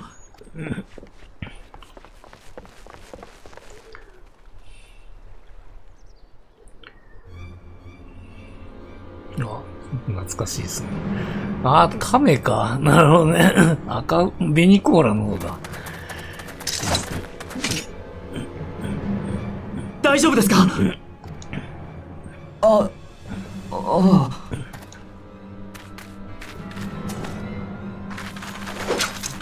一世、あざみ、何事だ？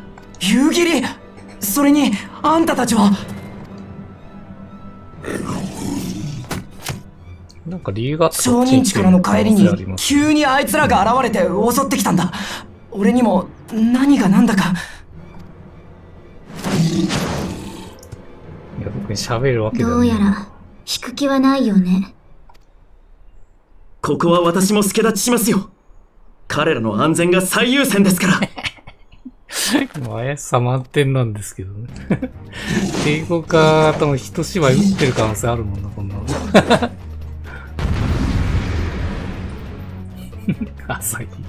朝日戦うのか？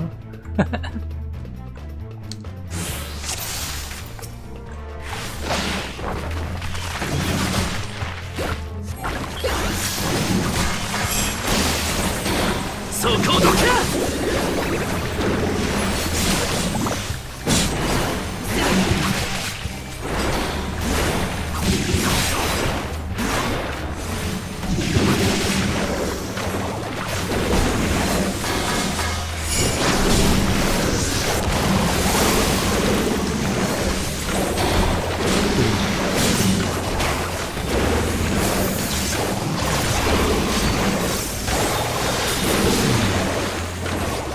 怖い視点に。このメイトも出てこいや。いるのかい。いや、しかもそこ狙ってくんのか。めんどくせえな。スキーアイです。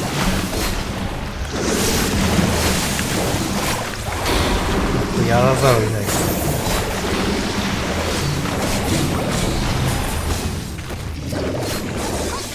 ね。見切った。いや、頭ありじゃねえ。せえな。これなら。こ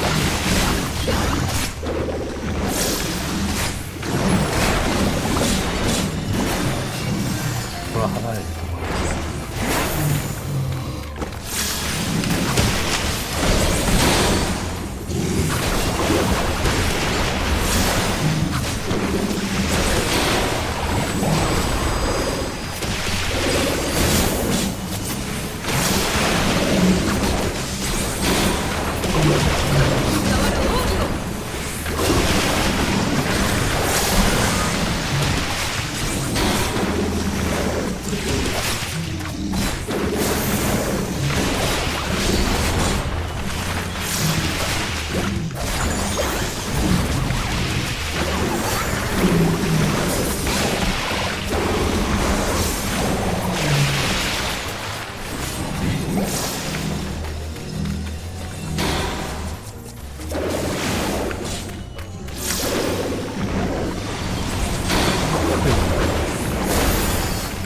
風吹くのか。甘く見ないでください。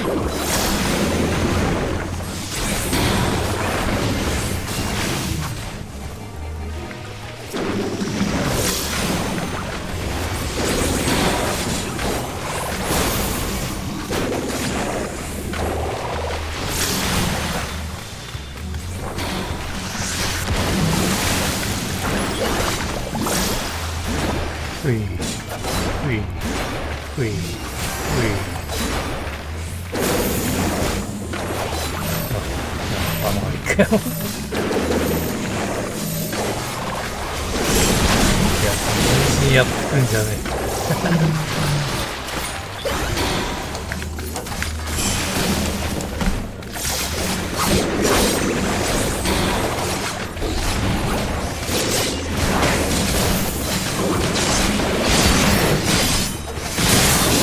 はい、OK。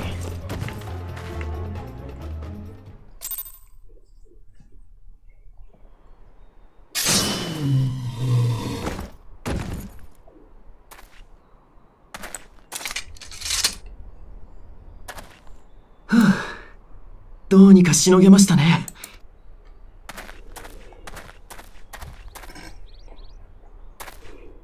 もう大丈夫。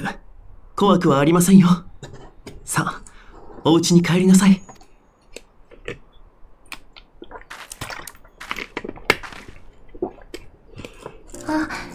ありがとう、お兄ちゃん。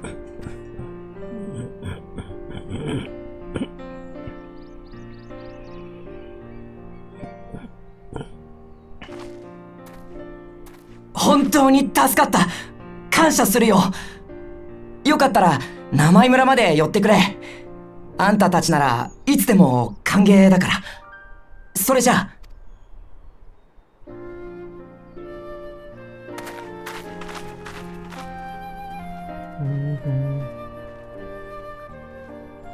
二人が無事でよかった。そうね。でも紅玉会を根城にする黄人族が川を遡ってヤンサまで来るなんて一体なぜ？そうだよね。甲羅の色からすれば彼らは姉の夜露の政策の下で帝国に雇われた者たちでしょう。帝国に雇われた者。ドマ陥落を受けて帝国という後ろ盾を失った彼らが安易な稼ぎを求めて野党と化したのかもしれません。この事件もまた帝国による歪みの一例と言えるでしょう。随分と人事のように話すのだな。そうだね。いや、遊戯怪しんでますね、やっぱり。あまりいじめないでください。今起きている事象を俯瞰して広い視野で見なければ改革などできるものではないと考えているだけです。帝国からやってきた私を信じられないという気持ちもわかります。でも改革を求める心に嘘偽りはありません。あなた方は戦いにより外から帝国を変えようとした。そしてある面でそれは成功しましたが、自由を永続させるには内からの変革も必要なはず。違いますか？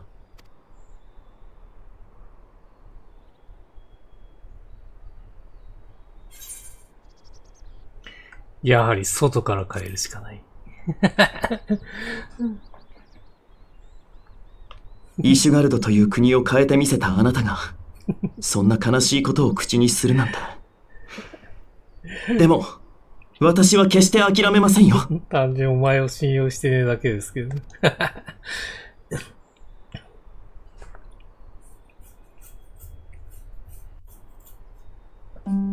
あっちの問題とはまた別なんですよ、全く。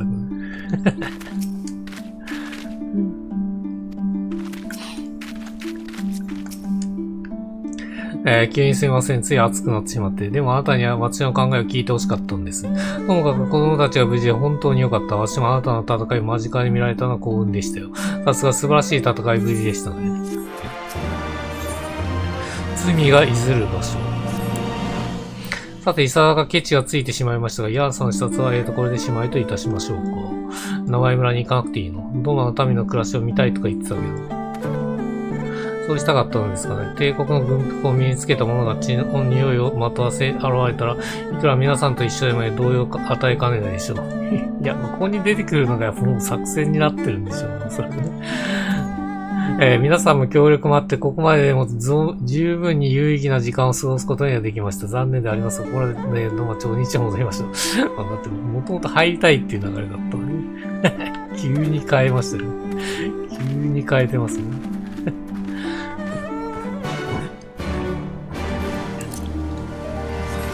ああ、これがドマ町人地に飛べばいいっすよね。よいしょ。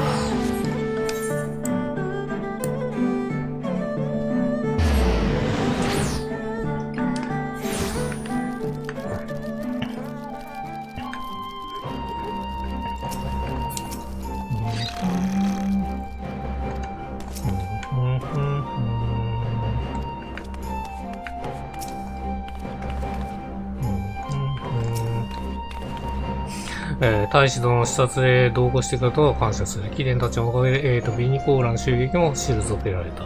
カーズ殿とアリズ殿のこのままヒエン様の元へ向かっていただきたい。集まってもらいたいのと、ヒエン様より伝言を集まるとだった。渡ったカーズ、早速ヒエンがいると紀元館に入りましょう。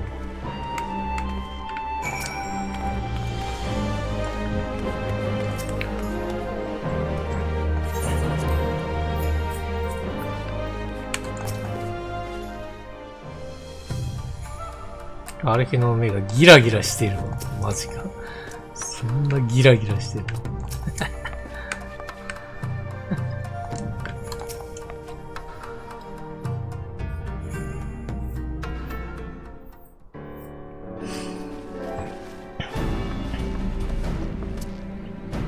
どうやら戻ってきたようだな。大使殿の視察に付き合ってくれたこと報告を受けている。一見気のはずがとんな手間をかけてしまったの。だがそなたらは大使殿と過ごした時間は貴重なものだ。今は少しでも情報が欲しいので、何があったか教えてくれるのか。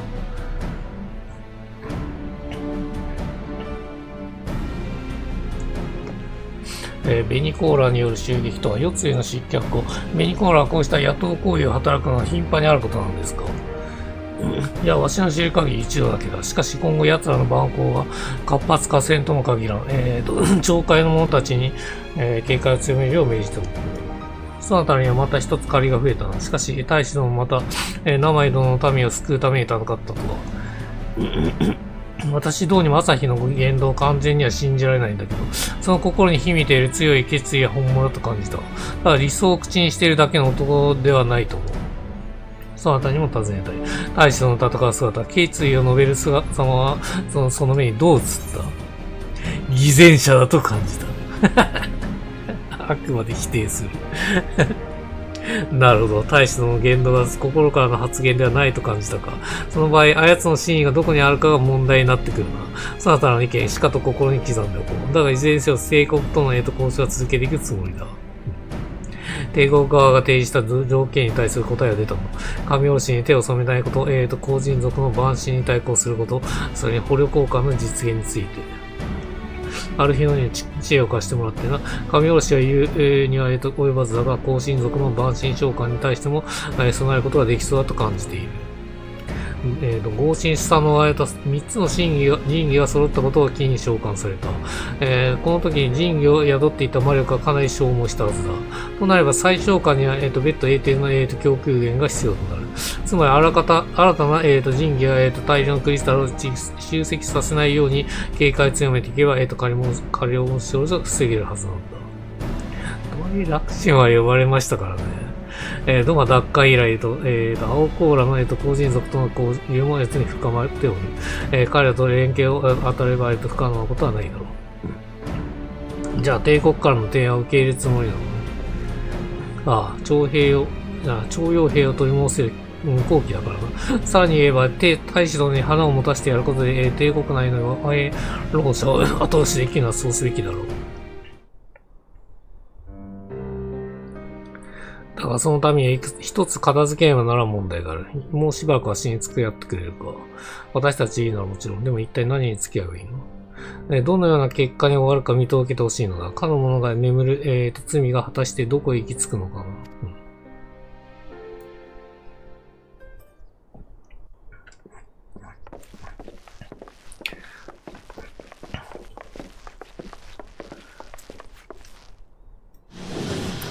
朝日のとこ？あ、四つ湯と豪雪か。まあ、この件ですよね、やっぱり。そなたらが大使殿と領内を巡っている間に、秘密裏に、レシアンから連れてこさせたのだ。いや、レシアンにいてくれていいと思うんですけどね。やっぱ返すって流れになるのかな、これは。一度はその罪ゆえにこの手で切った相手だ。怒りと憎しみにゆえあれども、過去の行いが許されるものでもなし。裁きを下すは主君の務め。あと半歩の踏み込みが甘く子孫じたというなら、やり遂げるのもわしの役目をな。私、何をしてしまったの？思い出せない。でも、何か悪いことをしてしまったんでしょう。お願い、教えて。知りたいの。罪とはいずこにあるのでござろうか。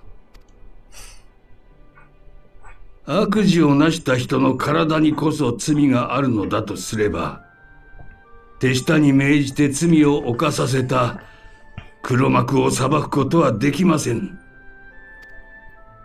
では、悪事をなそうと考えた人の心にこそ罪があるのか。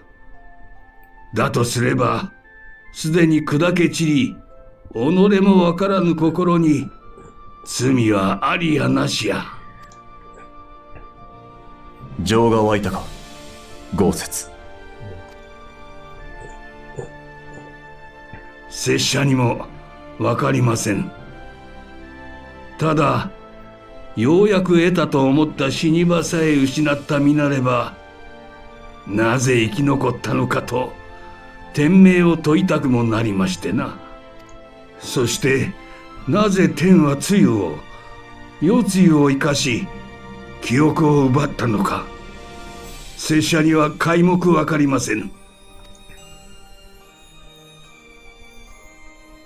天命か。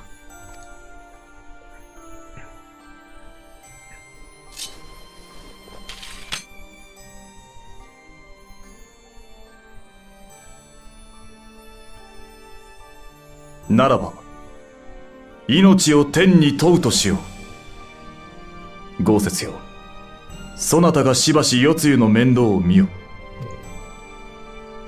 捕虜交換のその日までに記憶が戻らぬようなら、露という名の一人の土魔人として新たな人生を歩ませる。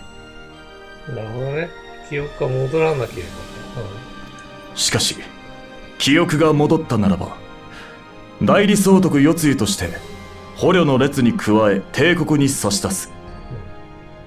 徴兵された者らとの交換ならば民も納得しよう。御意。行こう。大使殿もそろそろしびれを切らしているところだろうからな。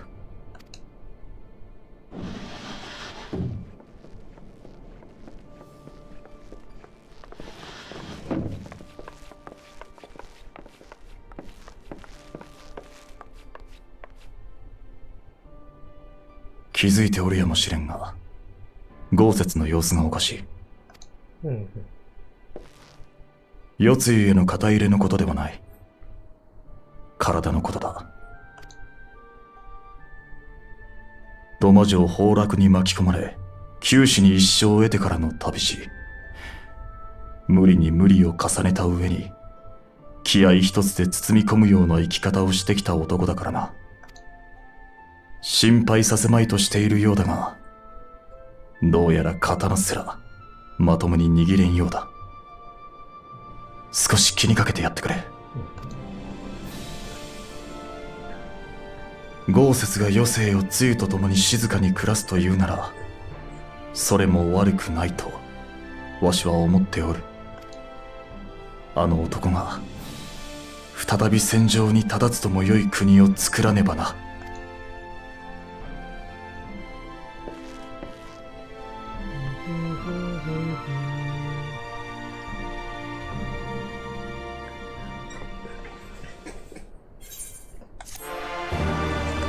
いや、いい話だった。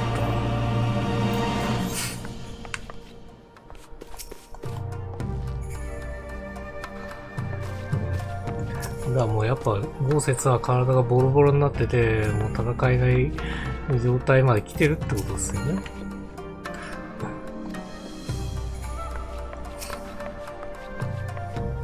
まあ戦わせない、あれですね、やっぱ世の中を作っていくって流れがベストですよね。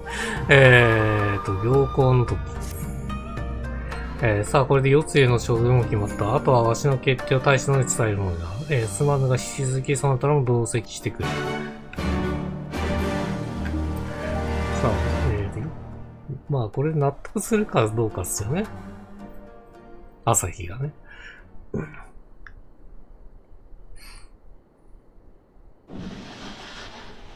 記憶の件は多分ここで初めて知るんだと思うんですけど。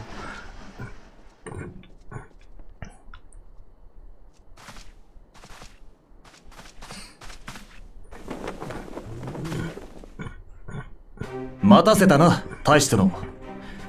ようやく結論が出たところでな。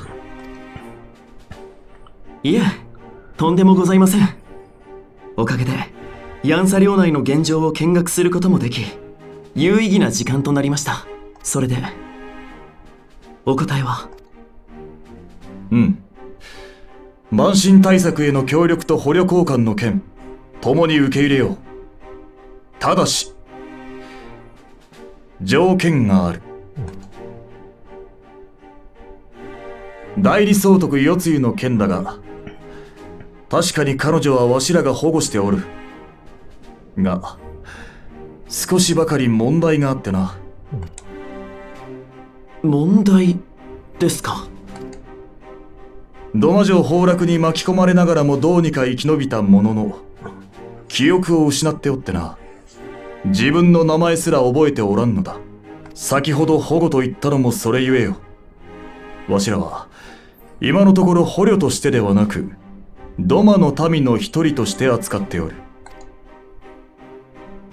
つまり捕虜交換の対象とするつもりはないと？そうは言わん。捕虜交換の日までに記憶が戻れば、代理総督として帝国に引き渡そう。なるほど。もしも記憶が戻らなければ、そのまま土間人として留め置くと。笑顔で団子を頬張る女を連れ帰ったとて役には立つまい。団子ですか？団子ですか？あまりに予想外の状況で困ったな。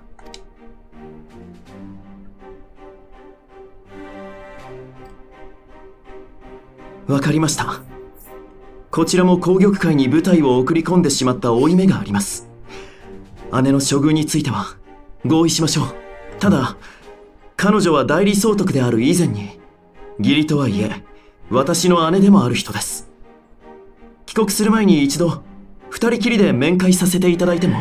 来たね、面会する。さあ何を無論だ。団子を持って行ってやるといい。喜ぶぞ。湯切、大使殿をご案内しろ。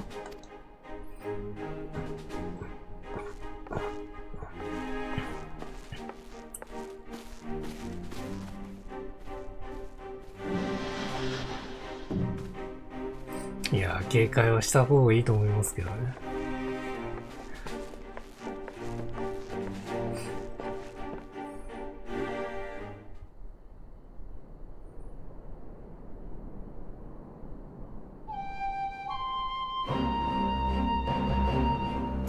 二人きりでいてるから屋敷を離れたものの、少々時間が経ちすぎてはこんなのか。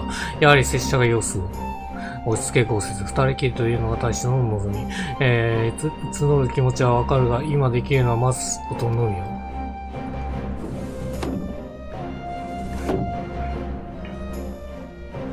戻ってきましたね。お待たせいたしました。二人だけの時間を作っていただき感謝いたします。おかげさまで久方ぶりに姉と会いました。ですが、実際に記憶をなくしている様を目の当たりにすると、やはり辛いものがありますね。どうだ、ついよ。この方とお会いして何か感じるものがあったか？何も。何もか。残念ながら私の顔を見ても何も思い出しませんでした。姉はひとまず土間にお預けいたしましょう。どうかよろしくお願いいたします。はい、わかった。では私どもはこれで、失礼いたします。合意した内容を急ぎ、ご定陛下へと報告する必要がありますので。そうそう、捕虜交換の日程ですが、皇帝陛下の承認を得た後、徴用兵らを、認知から、収集。その後、ヤンシャへ移送することになるため、少々時間が必要です。承知した。こちらも貴殿の裁縫を待つ間に、慢心対策や捕虜の引き渡し準備を進めておこう。それと、ここまでの機会がなく、謝辞を遅れてしまったが、生井村の民、一世とアザミを守ってくれたそうだな。彼らの命を救ってくれたことを感謝いたす。いえ、そんな、視察中にたまたま遭遇しただけですし、英雄どもたちも一緒でしたから。それに、ベニコーラが起こした事件となれば、その原因は、我が帝国の行いによる、歪みであると言えましょう。ノマの民は、もう十分すぎるほど傷つきました。これ以上痛みを味わうことがないよう微力ながら、私も務める所存です。帝国の、皇帝が、貴国の皇帝が良い判断を下されるようにしないと。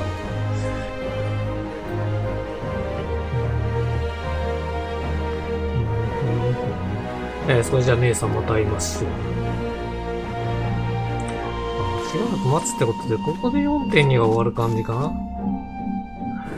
まあ、あれですね、四つに何か話したっていうのが多分出てくるかもしれないですね。豪雪、引き続き四つの面倒を見てやってくれ。わしは最後に一仕事残っておるんだ。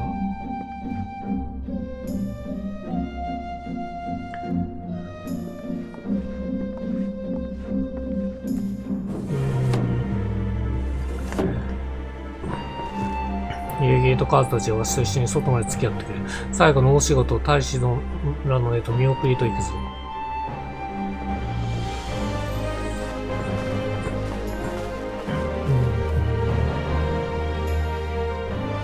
さあ、ここは最後の重要なシーンになりそうですね。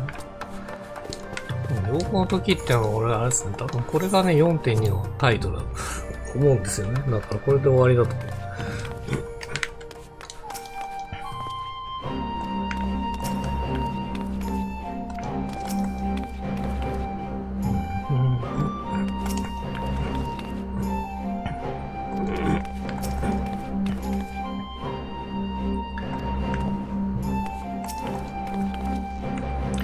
大使殿は来訪の時、と同様にカストロムフルミニスから、キク戦艦へと帰還するらしい。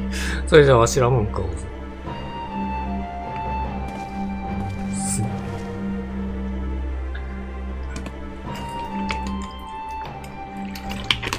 喉の調子が悪いな。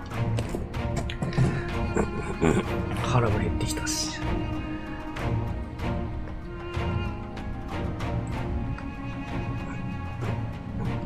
では大使殿、キロの無事を祈ろう。ありがとうございます。この度のドマ訪問は実に有意義なものとなりました。捕虜交換に際しての再会を楽しみにしていますよ。マキシマ、君たちは一足先に艦に戻って出発準備を。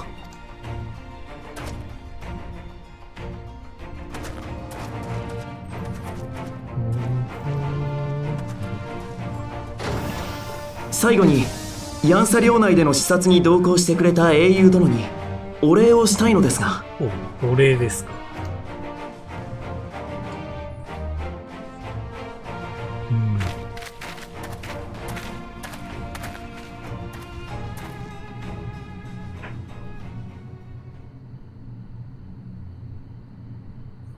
来たね。もう BJ が止まった。蛮族どもの英雄め。俺はお前を許さない。面白出しましたね。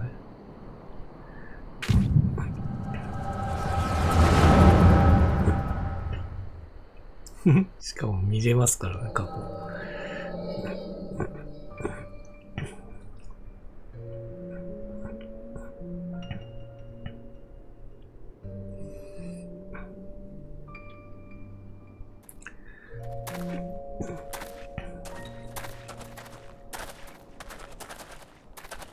見つけたぞ。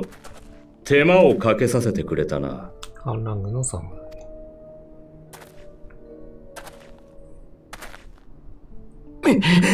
野蛮人どもめ、ここで我らを倒したとて独立などできるものか。いずれ本国から援軍が来るのだ。帝国に従うことこそが唯一正しい道だというのに。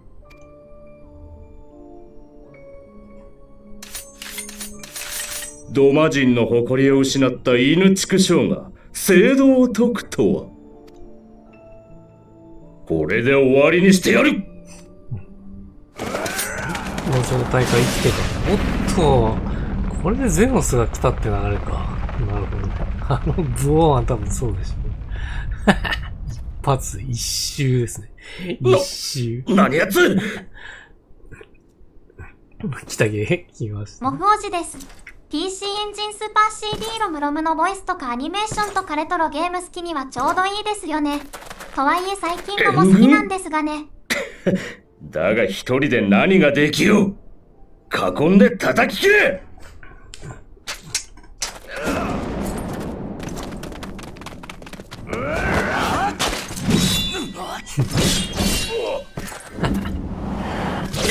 すごいっすね。防御一切なしでもう切るだけ。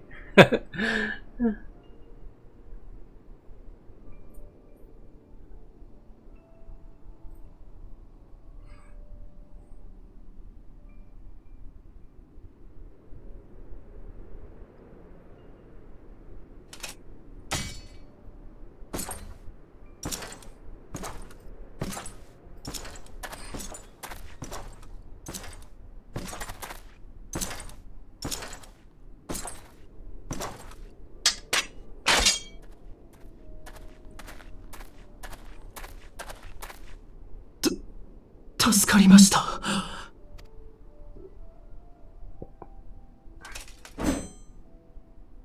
これが侍の刀というものか。悪くない。他に抵抗を続ける者は？はい。対岸の町人地に海縁率いる反逆者の主力部隊が。その頭目は強いのか？ドマの元国主にして剣豪と名高い人物です。珍しいですよね。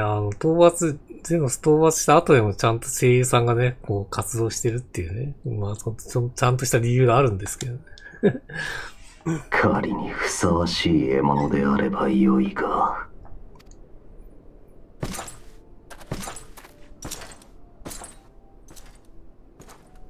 ガイスの時はそんな感じじゃなかったもんね。あの方は一体。まあガイスの場合、アキオさんっていうのがでかいですけど。知らないのか？第12軍団を率いる皇太子殿下だ。戦の天才と聞いていたが、噂にたがわぬ豪遊ぶりだったな。あれが、あのお方が、ゼノス様。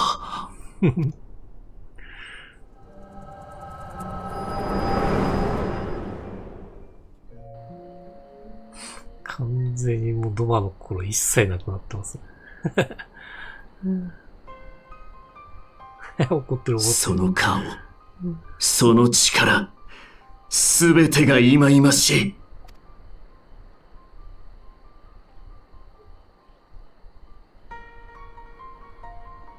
おっと、全権大使の俺に手を出せば、ドマと帝国の和平はご破産。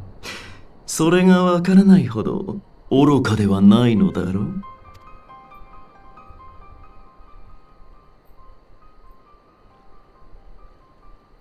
我が救い主にして至高の主を傷つけたお前を絶対に許さない。近いな。近いね。こんな状況になってるのに誰も気づかねえのかよ。また会う日を楽しみにしているからな。距離だったら聞こえますからね、普通に。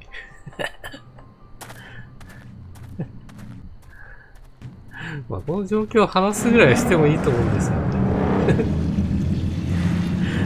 英雄がいる分にはね、別に帝国を攻められてきても大丈夫ですよ。ゼノスに勝った本人ですから。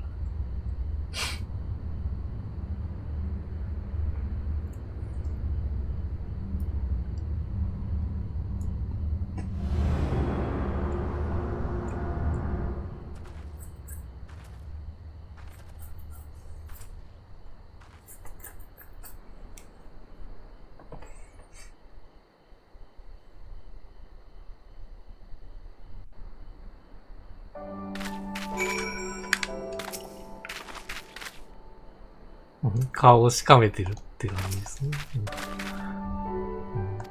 ふらついてたようだな。まあまあそうですね。超える力を見たからね。そこは見てたんだよね。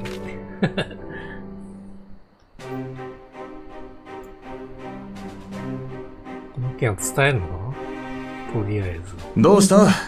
顔色が悪いぞ。大使殿に何か言われでもしたか？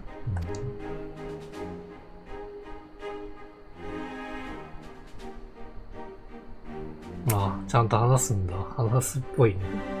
まあ、そりゃそうだよね。朝日の過去を見たというのは？それにしても朝姫、うさんくさいとは思っていたが、ゼノスの信奉者だったとは。ヒエン様。皆まで言うな。わしとて、花から大使殿を信用していたわけでもなし、帝国内の民衆派とやらに期待もしておらん。ただな、夕霧よ。わしは徴兵されたドマの民のために、できる限りのことをしてやりたいのだ。なるほどね。まずはここをしっかりとね、救出したいっていうのがあれですよね。連れ去られた徴用兵たちは、人質でもあった。それを知った上で、わしは反乱を起こすと決めたのだからな。それは、ヒエン様に非があるわけでは。いいや、非があるかどうかの問題ではない。わしは確かに主君として、一度は彼らを見捨てたのだ。処刑もあり得ると知って反旗を翻した。それは事実であろう。だが幸いにして、捕虜交換という形で彼らを故郷に返してやれるとなれば、相手が悪鬼であろうと、取引に応じる理由となろう。ヒエン様。それにしても、そなたは厄介な男に恨まれたものよな。あれはしつこいぞ。しつこいぞ。きっとな。いや、勘弁してください。長い付き合いになるかもしれないですけど。ふぅ。困ったものだ。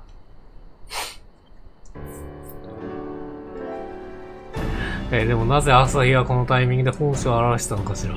最後まで私たちは欺くこともできたはずなのに。皇帝の宿命に備えるため、答えるため、芝居をしてでも捕虜交換の約束を取り続けたかったんだろう。だがひとまずの使命を果たした以上芝居無用ということ。ゼノスの熱狂的な信仰者となれば、あと、仇を前に、毒の一つも吐きたくなったか。いやいや、いずれ来る再会に備え、警戒を強めるのだ。しかしそれも今しばらくは先のこと。大使の本性は留意しておく必要があるが、状況としてはひとまず落ち着いたと言ってよかろう。馬神召喚を食い止めるための監視体制やロマにいる帝国軍捕虜を集めたり、やらないままやらならんことは多い。が、それらは、国内のわしらだけで対応できる。そなたからはすでに十分な助言と力添えをもらった。いざ捕虜交換に挑む段にはまた協力を請うことになるが、それまでの作業と、わしらに任せてくれ。承知しました。こちらからも捕虜交換の場合の同席をお願いさせてください。合意がなされるか否かしっかり見通しておきたいのです。それから私とアリゼはしばらくウルダハ召喚に詰めていこうと思います。そんな時は9月まで知らせてください。そうね、夜露の記憶も含めて不安定な要素はいくつもあるもの。もし何かあれば私ら必要ですぐに駆けつけるから。まあ、そなたの力今しばらく頼りに勝ちさせてくれです。この先どれほどの大波がドマを襲うかもわからんからな。それでは9月のウルダハ召喚に戻るとしよう。タタルにも状況を共有しなければいけないからね。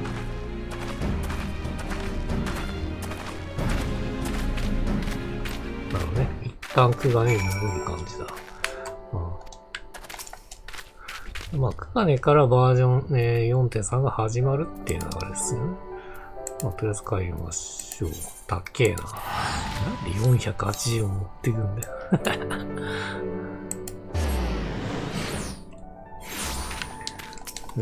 ウルダハ召喚。ああ、そっか。あれ、ある日のタタルの件がありましたね。さあ、この後どうなることやら。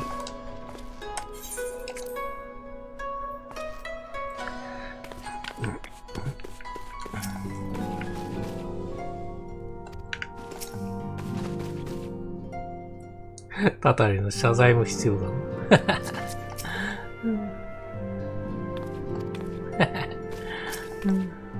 お疲れ様でしたとか言ってますけど、多分。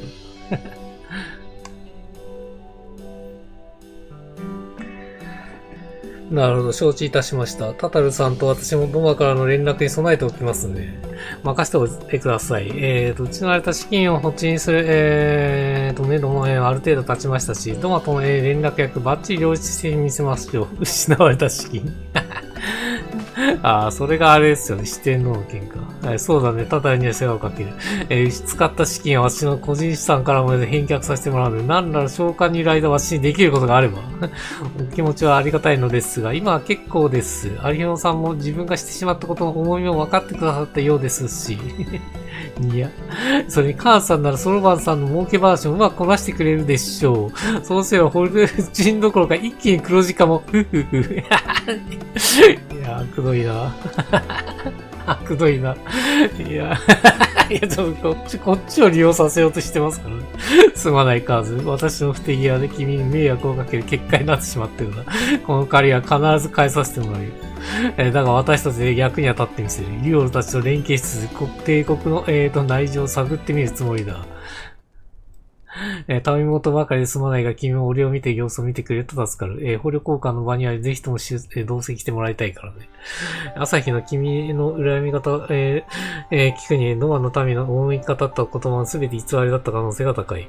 彼の目的は未だ不透明だが、夜露による支配を抜け出し、ようやくドマに新たな、未来へと至る光が差し始めたんだ。この光に影を落とさぬよう何としても捕虜交換を成功させよう。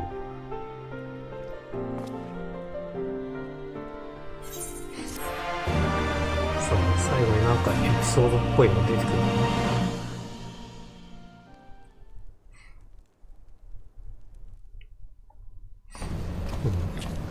のこれ帝国の船か。マキシマ。朝日。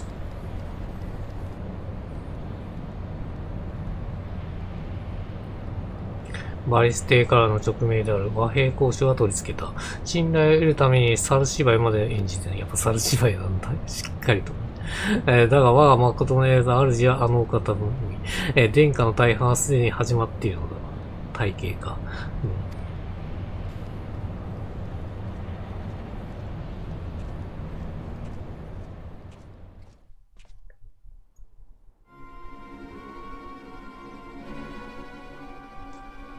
やっぱり ID がなかっただけあって、4.1 よりはボリュームなかったっす。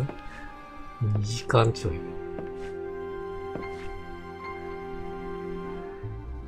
驚いた。本当に何も覚えていないんですね、姉さん。やっぱりこの2人のシーンか。姉さん、あなた、誰？ちょっとした昔の知り合いですよ。そうだ、贈り物がありましてね。どう？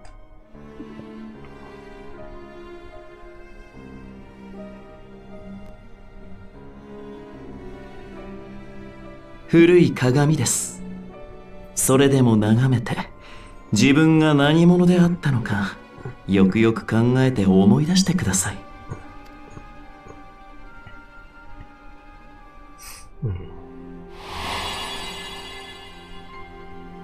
この鏡が重要になってくるってことですかね。はあ、綺麗な鏡。ねえ、私は誰？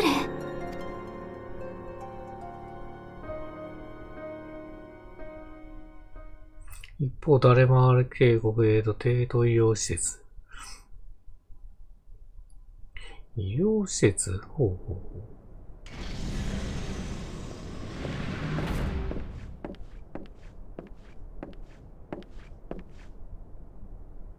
殿下、お加減はいかがですか？殿下っつってますけど。来た、いるね。問題はない。いるね。下がれ。生きてるよ。殿下と呼ばれた男。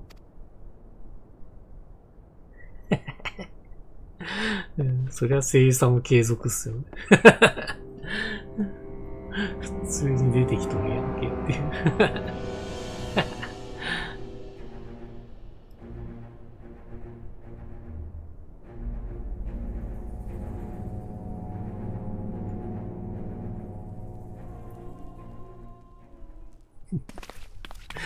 いや、まだ付きまとわされるのか、英雄っていう感じです。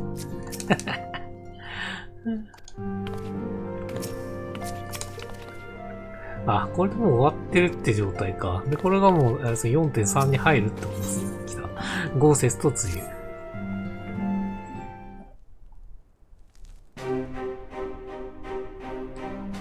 いや、カズ、ちょうどいい折に来てくれたね。今さっき、ヒエン殿から手紙届いたところなんだ。帝国の全権大使朝日が持ちかけてきた和平交渉。この条件である、万神さの、召喚を据え込むため、どうも青コーラの公人たちと、連携し、監視体制を敷いたそうだ。これで新たな神器や、大量のクリスタルを集積しようとする、ベニコーラの動きがあれば先手を打って対処することも可能となる。和平の条件は満たすというわけだね。一方、帝国側からの準備完了の知らせがあり、ほどなく徴用兵を乗せた飛空艇がヤーサに到着するとのことだ。いよいよ帝国との和平がかかった捕虜交換が迫ってきたんだよ。ヒエンドのたっての希望でもあるので、その重要な場にはぜひ君とも立ち会ってもらいたい。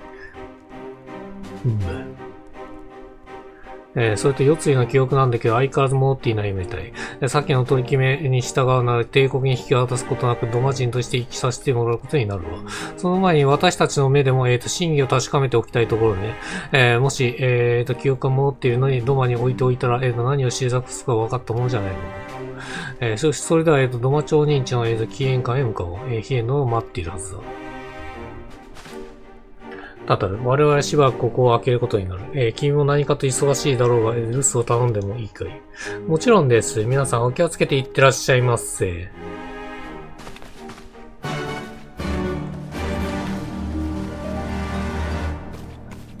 いしょ。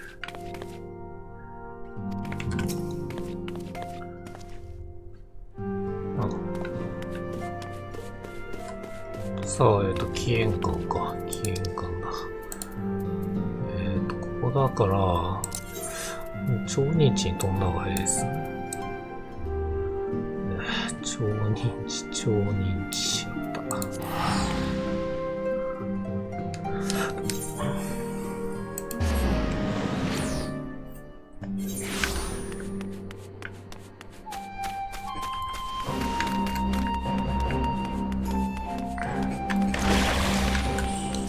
お、白狼がいる。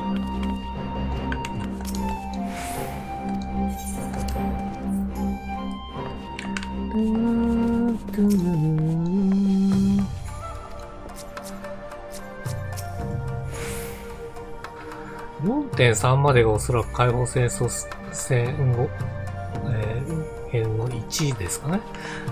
で、4.4 からおそらく2が始まる感じですかね。多分ね。来てくれたか。遠いところへわざわざ形けない。4.3 が一区切りになると思うんだよね。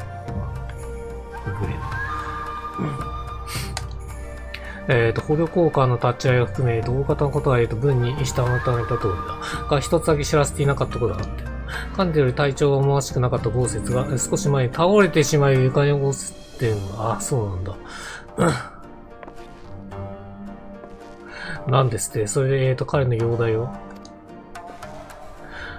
幸いのことに解放に向かっておる。心配させたくないというあやつの意向もあってすぐには伝えなかったんだが、せっかくここまで来てくれたので見終わってやってはくれんか。それに、つゆも熱心に看病してくれている。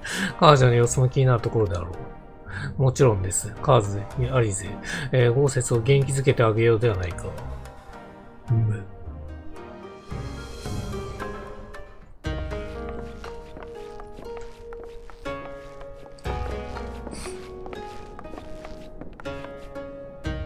おじいちゃん、あーんして。あーんして、この状態で開く。よさんかつゆよ。そんなことをせんでも自分で食えるでござる。いや、普通に開けてましたよ、口を。やれやれ、こうかゆばかりでは味気なくて仕方ない。おかゆ嫌い？なら何食べたいの？そうだな。そろそろ生井村の柿が色づく頃、あの甘柿を口いっぱい頬張りたいものでござる。これがまあ一つの余計なこと言っちゃってるんですよね。生井村の柿ってことですよね。柿？これを取りに行く感じなんですかね、確かね。さあ、飯はしまいとするでござる。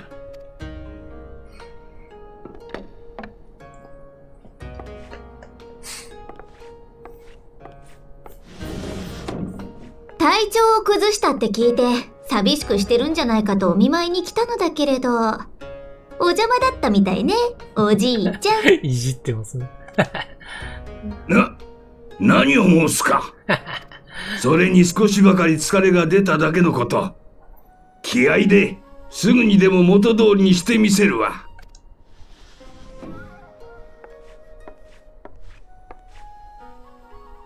おじいちゃん、服脱いで。おじいちゃん、服脱いで。ちょっと豪雪、あなた夜露に何させてるのよ。誤解でござる。誤解でござる。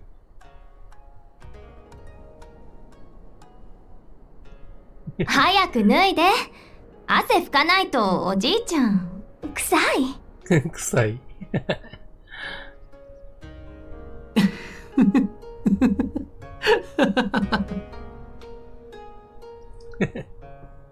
そっち方面ではなかったっす。看護させてるねえ、おじいちゃん。この傷、どうしたの？こういうつゆにやられた傷じゃねえの。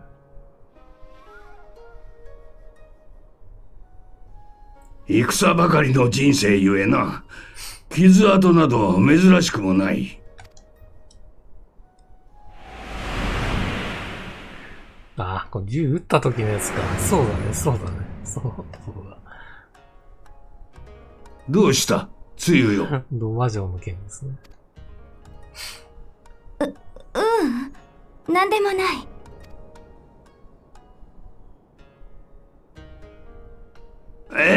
自分でできるわ。年寄り扱いしよって。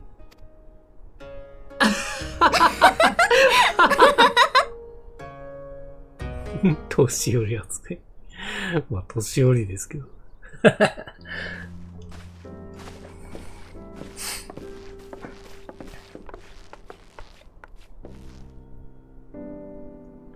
どうだ傑作であったろう。あの豪雪四つ湯がまるでそうと、娘のごとき、そう様相ときた。奪回友人であれば想像すらできない光景ですね。何はともあれ豪雪の方が元気そうで安心しました。本来面倒を見るべきが世話を焼かれちゃって、まあ、とはいえ、つい忘れがちだけど、思えば豪雪っておじいちゃんと呼ばれてもおかしくない年だもんね。そう、あやつは老齢でありながら土間に忠義を尽くし、無理を重ねて戦い続けてきたんだ。夜と津波も、気合一つで乗り越えてきたが、それもついに限界が来たということだろう。おそらく回復したところでもう以前のようになったとかや。豪雪には十分すぎるを尽くしてもらった。これを機にゆっくり休んでもらいたい。四つ湯の記憶の方はどう見ても戻ってなさそうね。もしあれで演技だったらお手上げよ。その点はもう疑う余地はなさそうだ。と遊戯か。ずっと監視してたのか。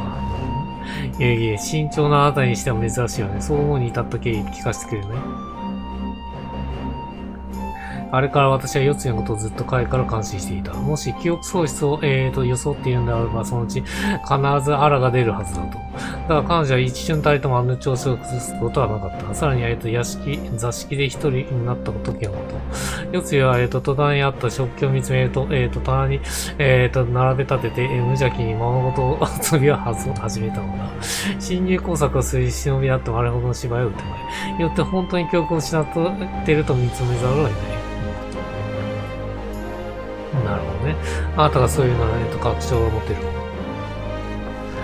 わしの腹も決まった。世継ぎの振る舞いは芝居にあらず、記憶なしことを認める。よって彼女はつゆとして土間にいて新たな人生を歩ませる。だが帝国に彼女の記憶喪失を了承させるためには、少なくともう一度つゆと朝日を対面させねばならぬ。さりとって捕虜交換の折につゆを唱えば、ドマの徴用兵たちにかつての大総督を見せることになる。大事な和平の場にはできる限り波乱の種は持ち込みたくはない。世継ぎの命によって徴用された彼らにとっては人生を狂わされた元凶そのものだもんね。故に、つゆと朝日の対面を、捕虜交換に先になって、済ましてしまおうと思っている。すまんが、秘密裏に行うための同行を頼めるか。承知しました。和平のためとあらば最善を尽くしましょう。助かる。さて、そろそろ帝国の、飛空戦艦が到着する頃合いだろう。我らは、つゆを連れ出す準備をするので、船着き場で待っていてくれ。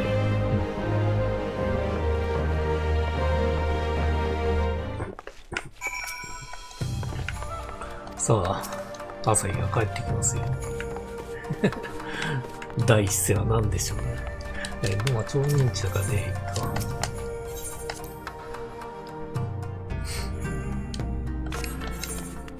あそこか。あそこであれば、から飛んでった地形な。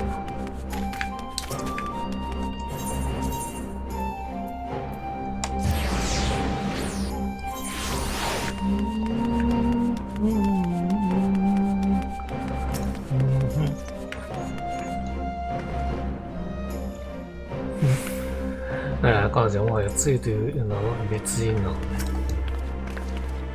さて、非縁の立ちを待つとしよ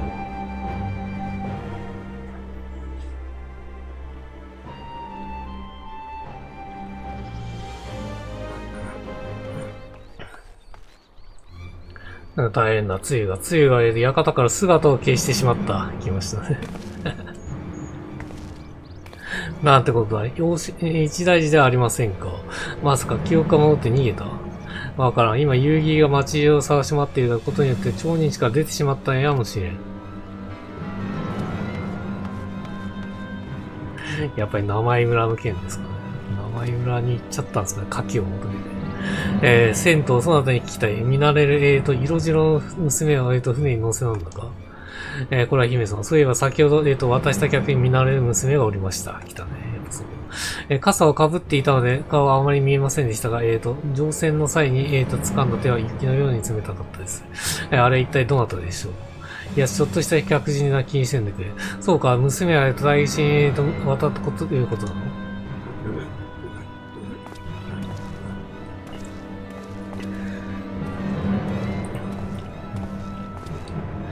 どうやら次は大使に入れると可能性が高そうだ。まずいことになったぞ。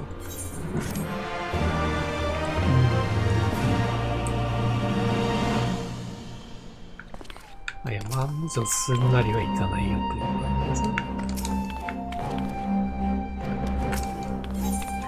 次への力で。今はまだ正体を露見していないようだが、このまま誰かに気づかれれば大きな騒ぎとなる。ともかく早急に次を探しなさいば。こちらの不手際で手数をかけるが、捜索に手を貸してくれ。もちろんです。見慣れた医師へと、探しに行きましょう。誰かが超認知を捜索している遊戯に知らせないとね。その役目は私が引き受ける。後で合流しましょう。行き先がわからない以上、手分けをすべきでしょう。私は、草刈りの里方面へ向かうので、ある日の、カストロのフニースのあたりを頼む。そして、カーザへ、柚子川大官屋敷へ行ってもらいたい。あそこに住み着くナマズがついを目撃するかもしれない。それでは、対岸へ向かい、おのの、捜索を開始することにしよう。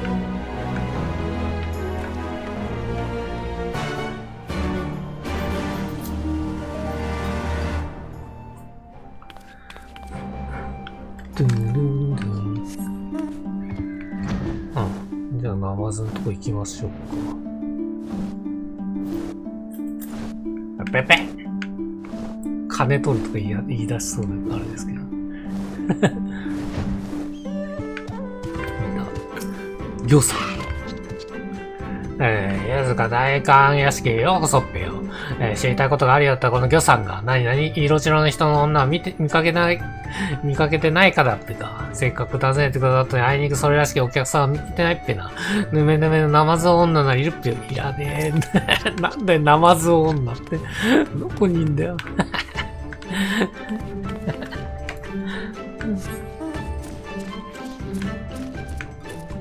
ちょっとビッグマークついて開いていた。玉。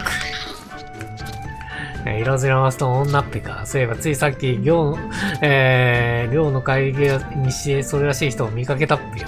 その人は北東の方へ向かっていったから、今から追って探せば見つかるかもっぺよ。なんで倒れてんのこいつ。禁止状態になっとるやんけ。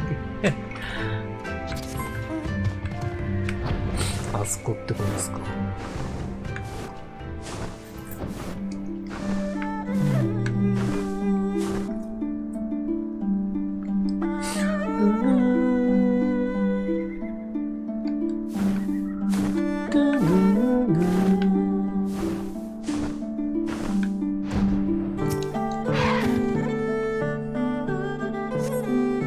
女性らしき人影はない。もっと北東へ向か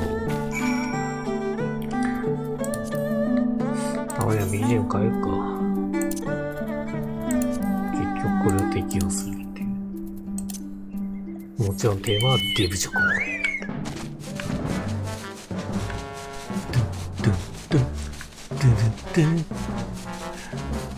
れに乗ってる時しか流れないですからね、このテーマ。貴重なデブチョコのテーマ。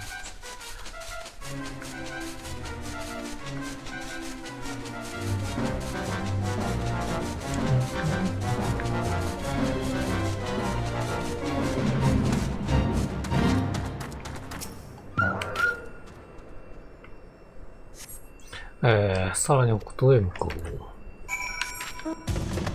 あ、そっちにしちゃった。変えちゃった。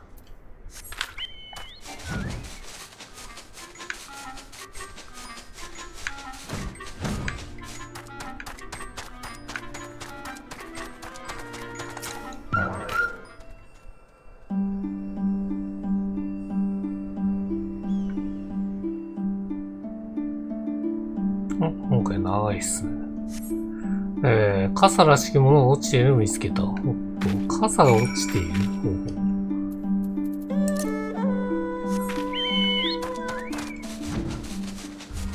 これか、傘。これが4つの傘ってことですかね。傘に見覚えがある。どうやら4つの被っていたもののようだ。あ、これなんか人事件あったのかね、やっぱり。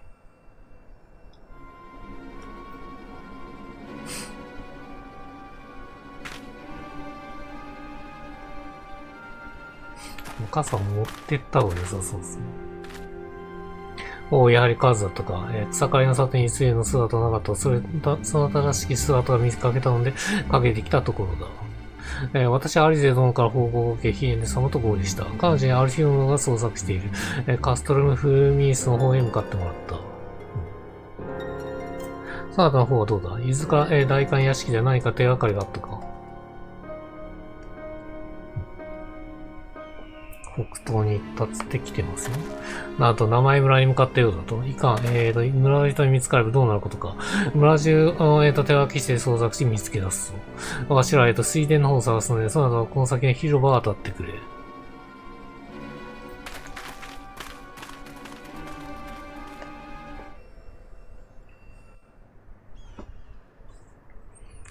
まさにここで起きてるってことですかね。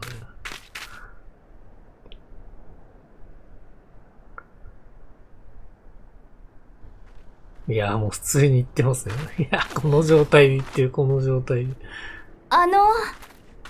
柿を一つ。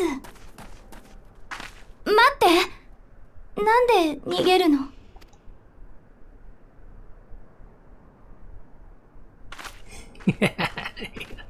いや、そうそう。化けて出たのか！あたしらに復讐しに来たに違いないよ！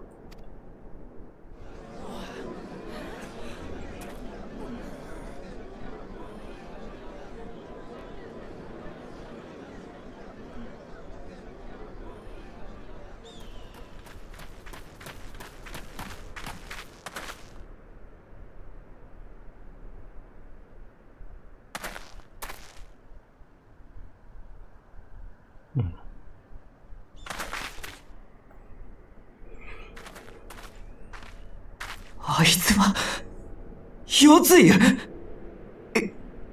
生きていたのか。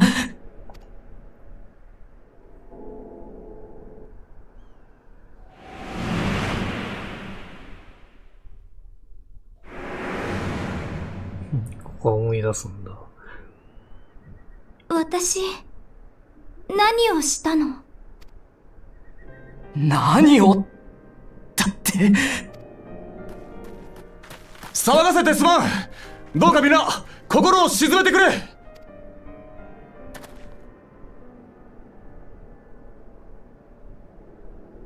飛燕様、あいつは一体何なんですか？ドマ城の戦いで死んだはずなんじゃ。ああ、わしとてつい先日までそう思っておった。ドマ城での決戦の折、わしがこの手で夜露を切ったこと、皆も聞いていよう。だが、天守の崩落に巻き込まれながらも、豪雪と共に九死に一生を得、生きながらえておったのだ。記憶を失いながらも、な。あれだけのことをしていながら、忘れたって言うんですか？全部。そんなの嘘に決まってます。飛燕様は騙されてらっしゃるんだわ。まあそうなるよね。嘘だろうが本当だろうが、やった悪事まで消えることはねえんだ。その恐ろしい女を切っちまってください、飛燕様。やっぱり私大変なことをしたのね。ごめんなさい、ごめんなさい、ごめんなさい。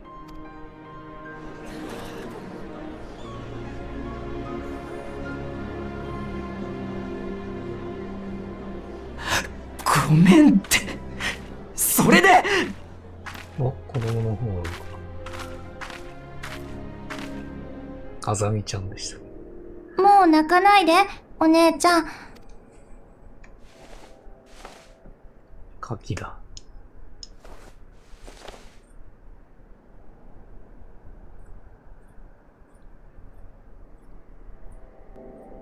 このお姉ちゃん、もう怖い人じゃないよ。怯えてて、かわいそう。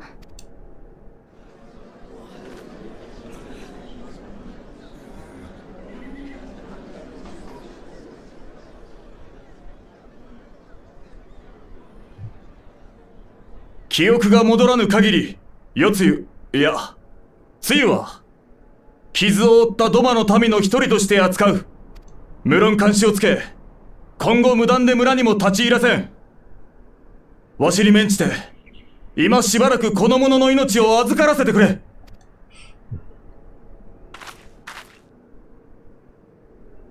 一緒に？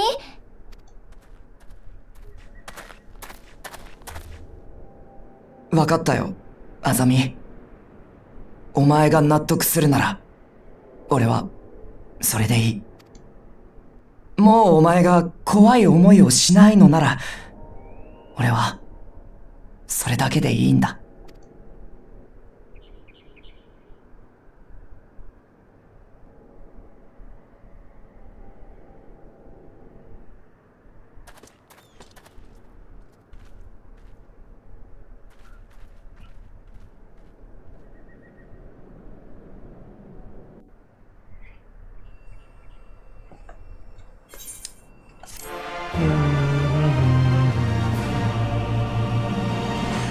とりあえず、あれですね。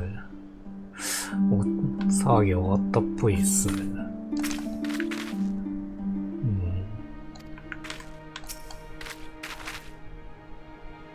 でも楽器もらったおじいちゃん喜んでくれるから、一応会話しとくか、この二人で。いやー、もうグッジョブっすね、あざみちゃん。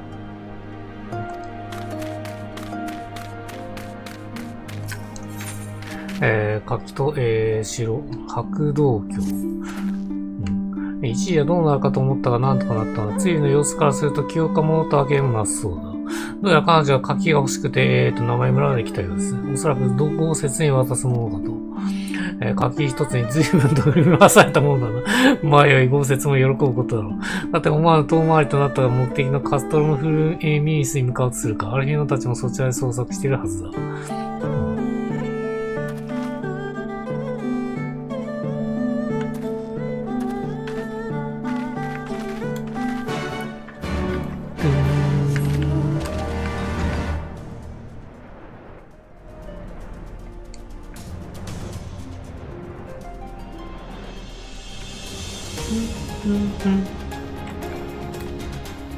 現在の状態では使用できません。なんだ現在の状態って。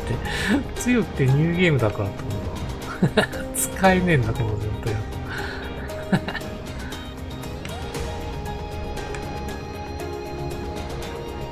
あ、座ったら、地上にねえとダメなのか。こういうことか。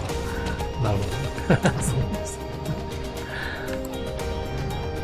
そっか、投げるタイプでしたね。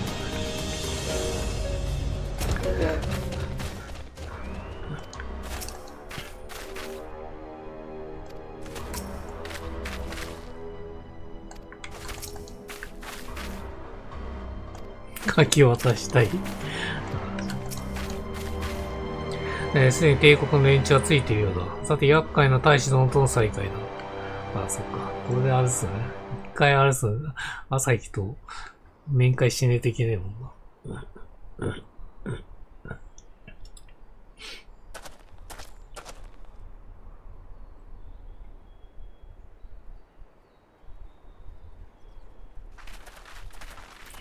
記憶が戻ってないことを確認ですね。またお会いできて嬉しく思います。飛燕様。それに、四つ湯姉さん。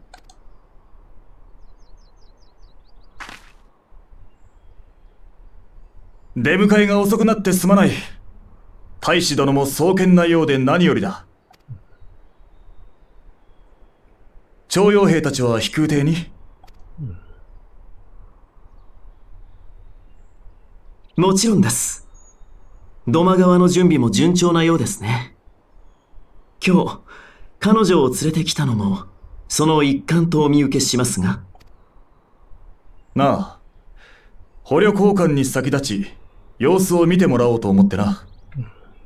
すこぶる健康だが、記憶の方は相変わらずよ。そのようですね。が、今日は姉に会わせたい人がいるのです。会わせたい人来たね。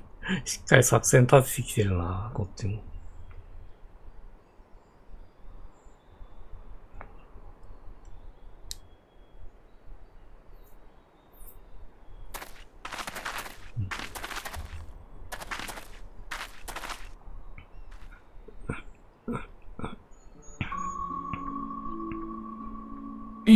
よつゆ、元気そうじゃないか。安心したよ。はてなはてな。あれか、親父とかですかね。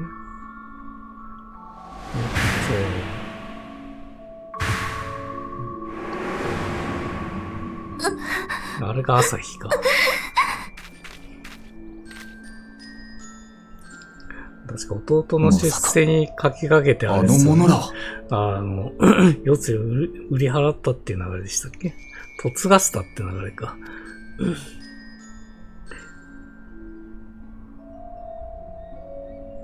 どうしたんです姉さん。私たち兄弟の大切な両親ですよ。よくよくしつけてもらったこと忘れてしまったんですか？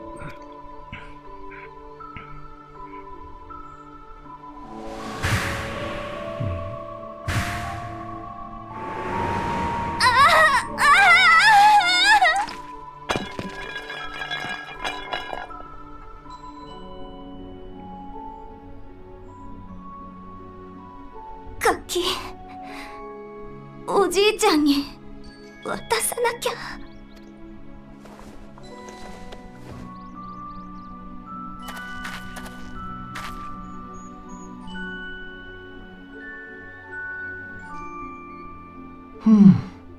最後のあがきだったんですが、過去を思い出してはくれなかったみたいですね。怒ってる怒ってる。そんなに怖い顔をしないでください。いいですよ。そちらの女性はドマ人であると認めましょう。どうか姉のこと、よろしくお願いしますね。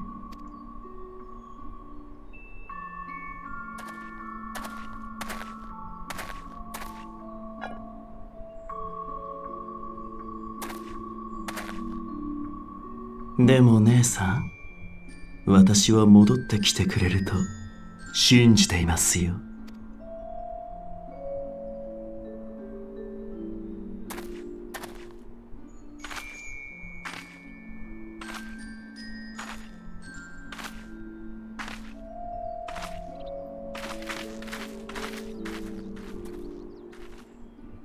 では、捕虜交換は予定通りに。ええ、川向こうの施設がまだ使えるようですから、そこにドマ出身の徴用兵たちを下ろします。捕虜たちもそこに。はい、わかった。送り届けよう。いや、まだ怒ってますね。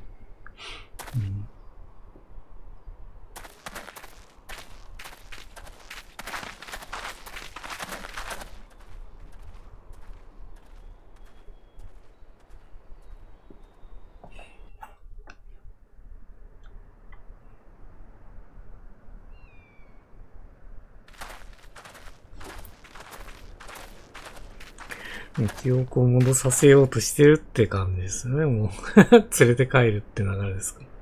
朝姫、よりによって四つの両親を連れてくるとは、姑息な手を使いよってやはり油断ならぬ男のようだ。ともあれ、これでつゆの件はひとまず落着となった。遊戯に遅らせたが、彼女もこれで安心して豪雪に柿を食わせることができるだろう。さあ、わしらも機嫌会へ戻るぞ。いや、最後まで油断しねえ方がいいと思いますよ。どうしたの、ある日の。いや、ちょっと気になることがあってね、また後で話すよ。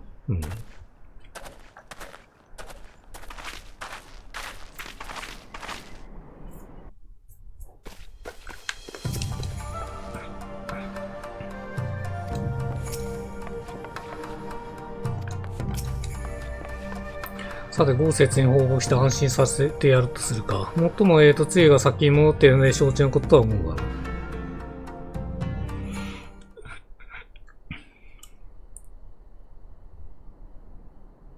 豪雪、入るぞ。若、ささ、どうぞ中へ。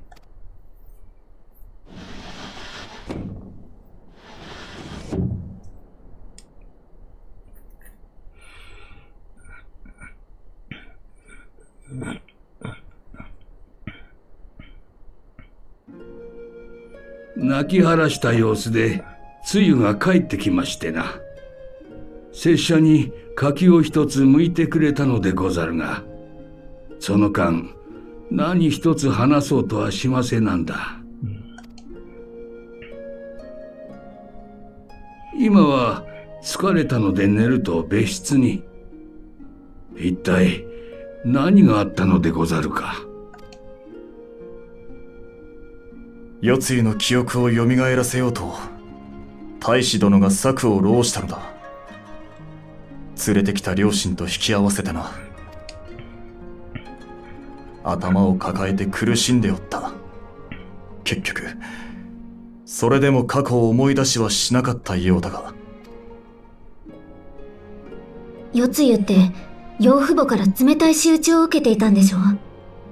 心の傷をえぐるようなことをして朝日の本性を見たりといったところね。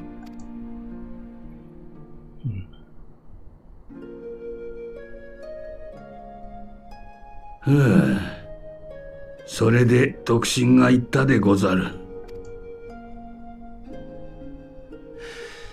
ともあれ、世継ぎをドマの民として扱うことには同意した。あとは予定通りに捕虜を交換し徴用兵らを取り戻すことができれば一安心よ。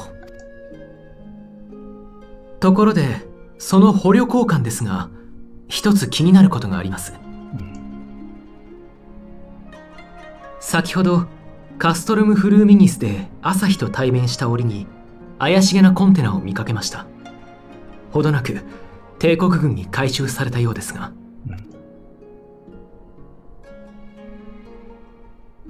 確かに、いくつかのコンテナがあったわね。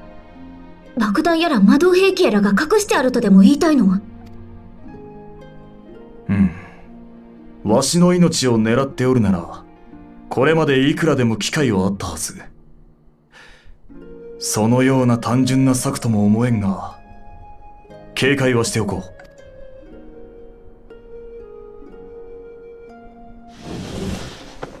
失礼いたします。つゆが、夜つゆが姿を消しました。いや、いや、ちゃんと見張ってねえのかよ、もう。なんと申し訳ございません。床に入るのを確認したので油断しておりました。詫びはいい。牢に入れず座敷を与えたのはわしだ。館の外に出ている可能性もある。手分けをして探すしかあるまい。すまぬが、手を借りても。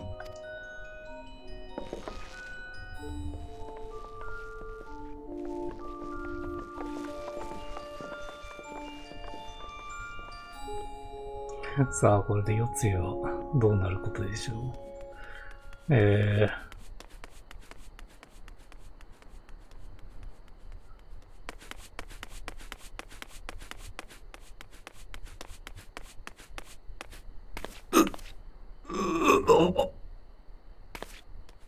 おっと、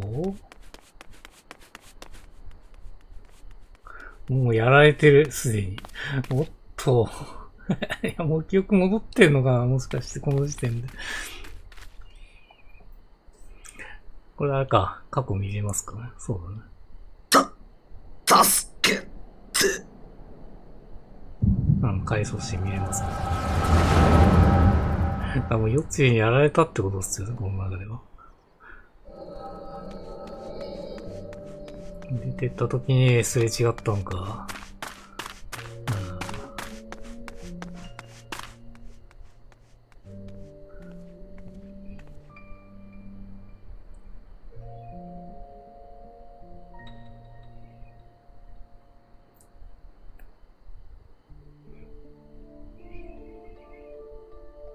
思い出さねば生きられた。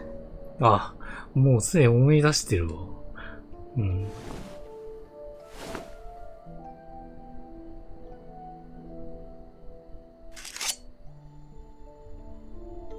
恨まれるだけでも生きられた。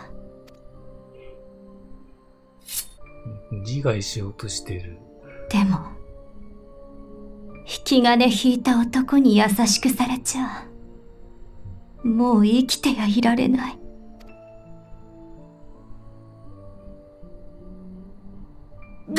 誰だ。ああ、ここで、そうか、ここで来んのか。なるほどね。夜露じゃないか。驚かすんじゃないよ。元凶ですからね、元凶。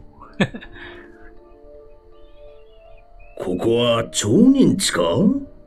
いきなり軍に連行されて土間で生きろと放り出されたんだが、まさかお前に会うとは。まったく、あんたは本当に疫病神だよ。今知ったらありゃしない。朝日の作っすよね。ここで放り出すっていう感じ。せっかくのお役目を果たせなかったばかりか。あんたがおめおめと生き恥をさらしてくれたおかげで。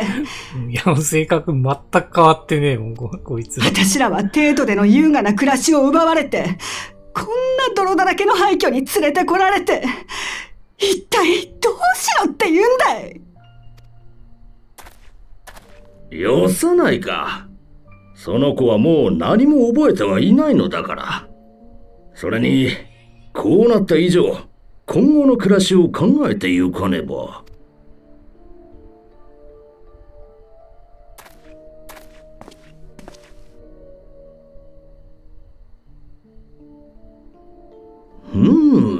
それにしても器量の良さだけは相変わらずだな。いや、変わってね。今でも技能に売れば、幾ばくかの金にはなるだろう。それを元手に、クガネにでも渡って商売を始めれば。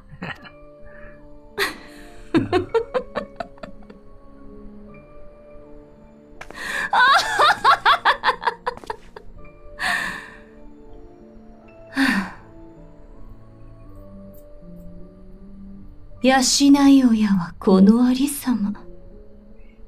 陳腐な茶番から目覚めてみれば、愛も変わらずこの世は地獄か。そうそう、こうだったよね。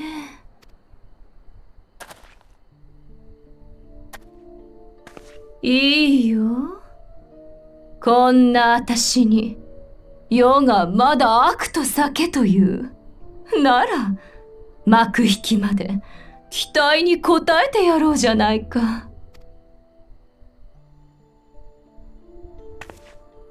落ちて、落ちて。何もかもが妬ましく、身は黒く腐り果てている。はびこる正義はこぞって偽善。悪性だけが私の理屈さ。私をそういうものに貶めて、私がそういう女だと教えてくれたのは、トト様とカカ様でしょ。はあ、とことん惨めになり下がって、やっとお鉢が回ってきた。私の家族、私のドマ、私の仇敵。よつよ。何を。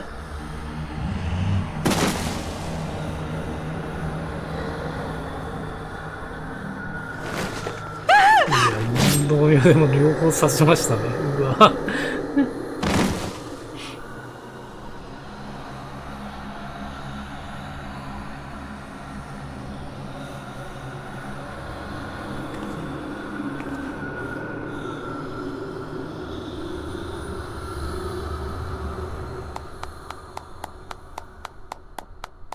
朝日か。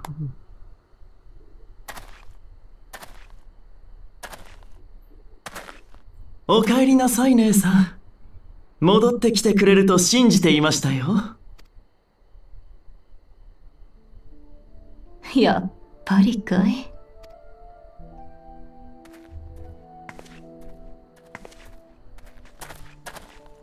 どうせお前さんの差し金だろうとは思っていたよ。血のつながった親を使うなんて相変わらずのゲスっぷりだね。育ての親を刺しておいてよく言いますね。でも人差しで引導を渡すなんて非力な姉さんにしては上出来だと思いますよ。まあまあ大統督としても成長が出てますよね。ただそれじゃあ倒せるのは哀れな年寄りだけだ。どうです？もっと力が欲しいと思いませんか？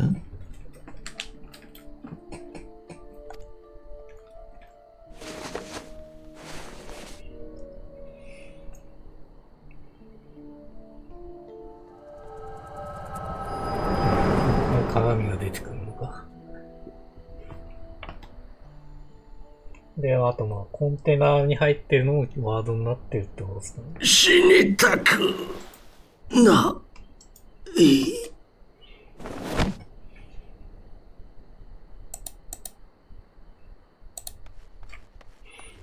どうした？見つかったか？彼らは苗売り家の。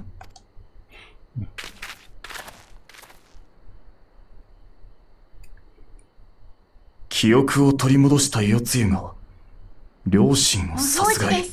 ラーメンが一番好きな食べ物なので主人公の名前がそれ系になることが多いです。自らの親を犠牲にしてまで世つゆを手にするか。何を企む。朝日。何にせよ、ここでわしらが憶測するようなものではないか。一度、館に戻ろう。皆を集めて状況を整理しなければな。うん。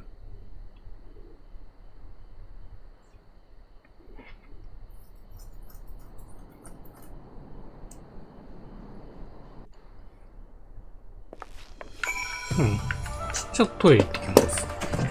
いやー、もうちょいですね。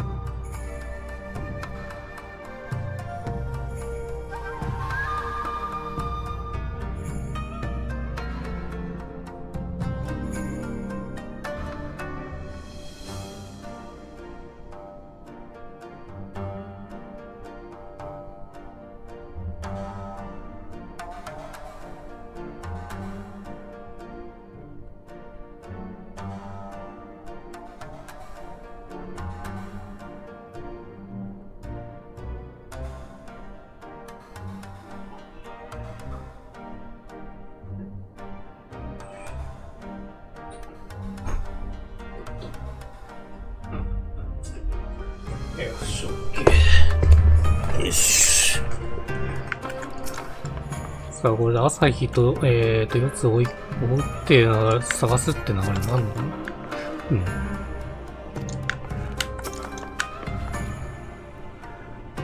まあ、帝国に戻ってしまったようだね。両親の遺体は、収容してある。折を見て、チャーリーに進むのだ。二人にとっては、因果なく里帰りとなったものよ。この件、豪雪はわしから伝えておいた。あやつは一言返事をすると、首を垂れて黙ってしまった。しばらくそっとしておいてやってくれ。実の両親ですもんね。実の両親を売ってますからね、朝日は。普通に。こういう流れでした。捕虜交換にする。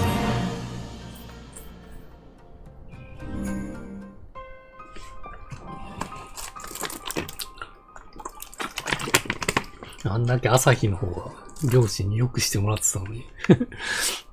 さて、皆にもすでに伝えた通り、四つは記憶を取り戻し、朝日の元へ去っていった。帝国側にかつての土間大総督が戻ったわけだ。さりとて捕虜交換が白紙となったわけではない。もともと交換の日までに記憶が戻れば、四つは帝国に引き渡す取り決めであった。だが朝日がすべて自らの親を犠牲にしてまで四つを取り戻したことはどうにも理解しがたい。ある日のという怪しげなコンテナの件も含め、大使のが何かよからぬことを企っているのは、確実だろう。このまま、捕虜交換が難なく進むとは思えん。もし交換通りに不測の事態が起きたときは、ドマの徴兵たちを逃がすことを最優先としたい。それより事前に、避難経路を確保しておきたいと思う。確かに、今優先すべきは去った四つよりも、未だ取られの身である、徴用兵たちの帰還、奪還でしょう。となると、交換の場となる帝国の施設を調べなければ。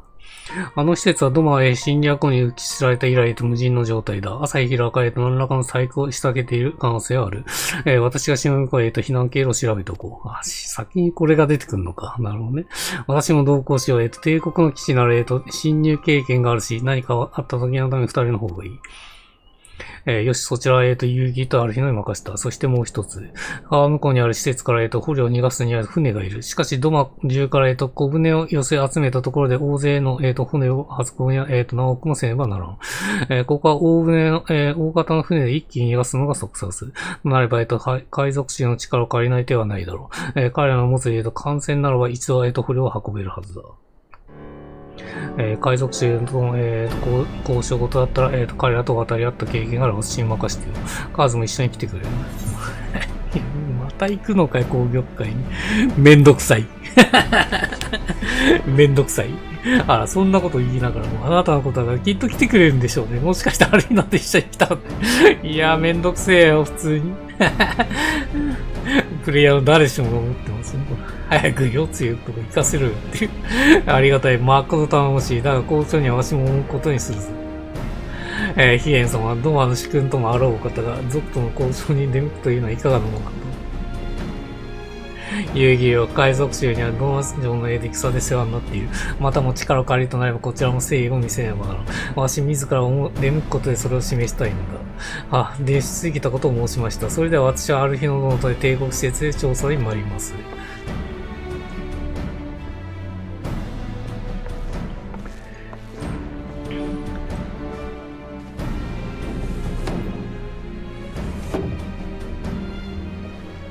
よし、我らも、わしらも、攻略会に向かうすると。筋違い、チキン砦にいる、彼らの棟梁、羅生と話をつけに。今回羅生さんいるんですね。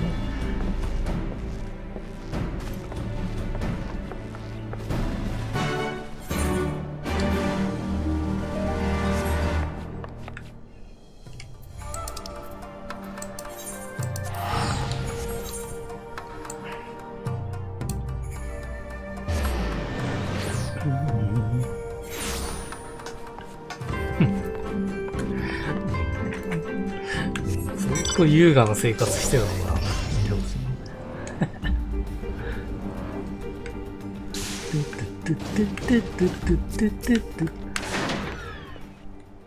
6のビジュアルか。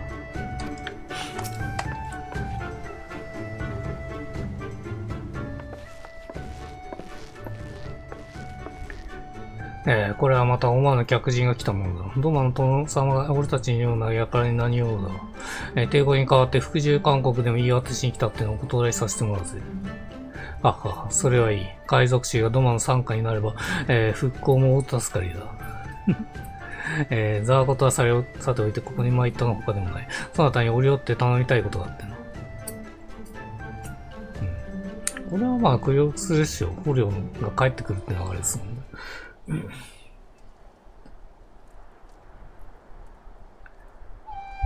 事情は分かった。だが俺たちがドマの解放に力を貸したのは海賊衆存続のためという差し負った理由があったからだ。悪いが今回俺たちが動く道理がない。ドマにとって都合のいい時だけ頼られても困る。そうきたか。殿様に中心を、心中を近寄ったって思いはないんだろう。もちろんそんなつもりはない。ドマとしてはあくまで対等な立場での協力要請だ。さてどうだかね。対等だというのはこっちの利益はどこにあるってんだ。ちょっと待ってよ。たまには損得ばかり考えず善意で動いてくれたって罰当たらないんじゃない。海を守る代わりに法別船を求め、質はなければラスヤするのは海賊するってもんだ。海で覚えているのは助けがそれ以上求めてくれる。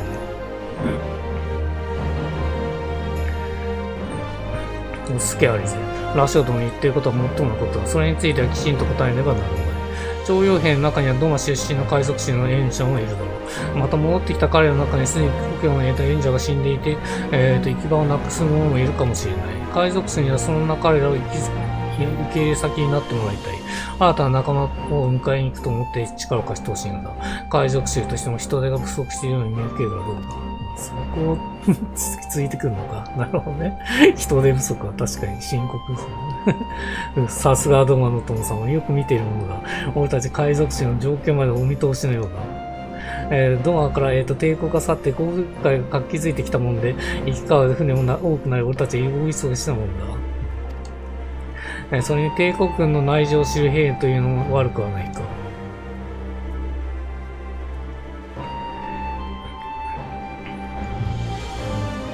いいだろう。徴用兵たちを避難させる役目、海賊衆が受け負った。だが、艦船を出すとなるとちょっと頼めてもらわないとな。ドマ、工場船に出した際に、敵像って言って、修理はしているが、最終点検が終わっていない状態だ。今は問題なく浮かんでいるが、大人数を乗せて、沈み込んだ船体に、わずかでも、破損があれば、浸水する恐れがある。大事な捕虜を、乗せて、沈没させるわけにはいかんだろう。そこでお前らに、船体に破損がないか点検してもらいたい。当然海に入って泳いで行ってもらうことになるが、ドマの存在はそんな汚れしいことはできんか。望むところだ。3人で分担して点検すればすぐに済むだろう。いい返事だ。九段の艦船は、そうにがし、桟橋に停発している。うちの、船大工見習い、稲橋を横進んで、点検が済んだら、甲板にいるそいつに報告してくれと。さすがヒエだ。あっさりの、説得しちゃった。私なんかお呼びじゃなかったみたい。これはさすがっすね。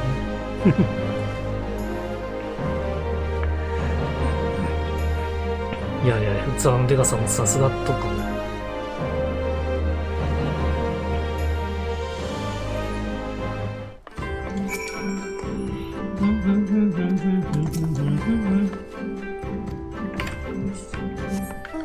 上ですか。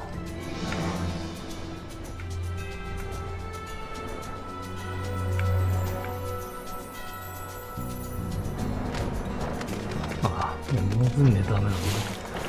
あ、違う、ここ上でいいのか。下まで行く必要ねえか。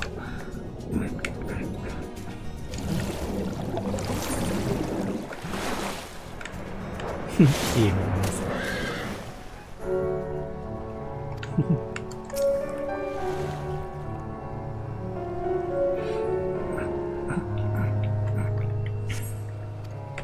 特に発想はない。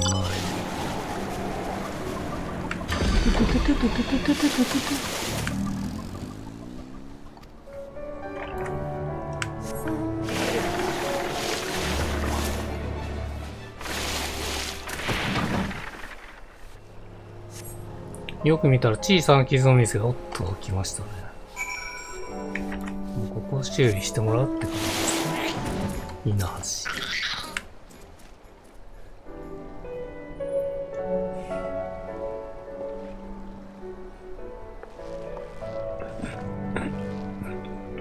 どうも、お頭から聞いていると思いますが、俺が、船大工見習いの稲橋ですね。点検お疲れ様です。破産はありましたでしょうか。私が調べた場所は問題なかったみたい。なるほど。船の左舷の方に、小さな傷があったと。重大な事故につながるものかどうか詳しく調べた上で、必要であれば修繕しておきましょう。遅くなって波に揺られているのもあんまり高速しよくてな。わしが縛れたところは破損はなかっ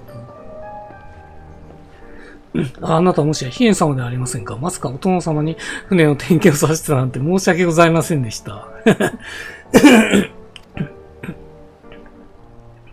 いや、構わん。そなたどうやらドマ出身のようだな。あ、はい。1年前の反乱の後、唯一の肉親だった父が帝国に連れて行かれ、行き場を失って海賊士に拾われました。でも、徴用兵が戻ってくるそうですね。もしかしたら父もその中にいるかもしれません。俺は今更海賊衆から抜けられませんが。感染の具合はどうだった？お、来たね。ああ、これもしかしたら帰らせるって流れですかね。ドアの方に。お頭、左岸の方に傷があったようなので、急ぎ確認してきます。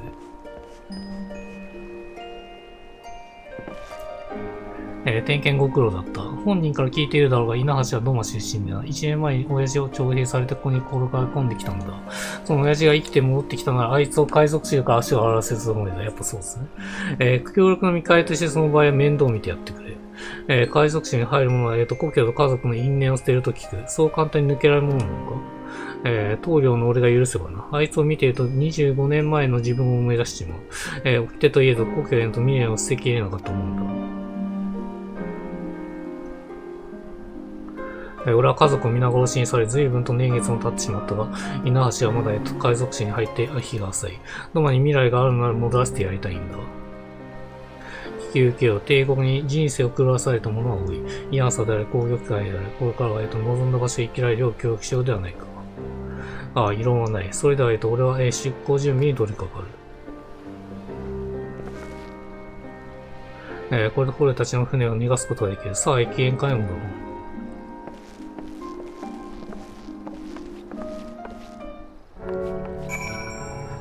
これでようやく話が進む感じですかね。ドマ町に一致ですね。ここを刺すのがめんどくさいですね、毎回。どうせ中じゃないからね。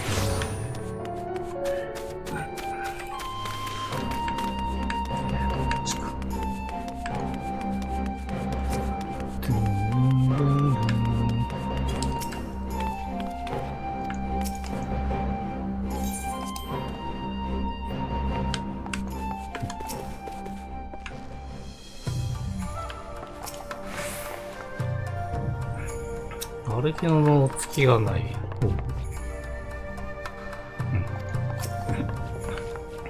遊戯たちはすでに館に戻っていた。帝国の施設の方も、避難退路を調べることができたようだ。外へ避難するための最短の経路を調べておきました。不測の事態となった時はそこから捕虜を目指しましょう。こちらも海賊種の、協力を取り付けることができた。あとは捕虜交換に臨むだけだな。16夜の月。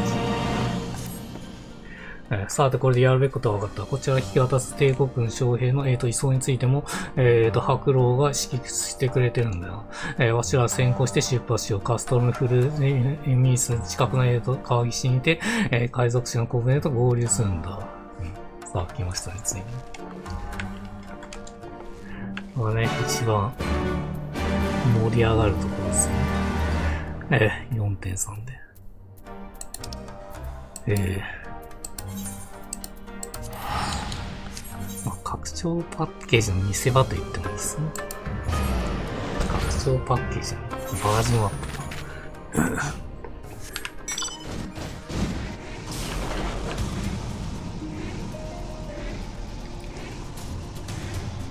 群れの締めに入るところですかね。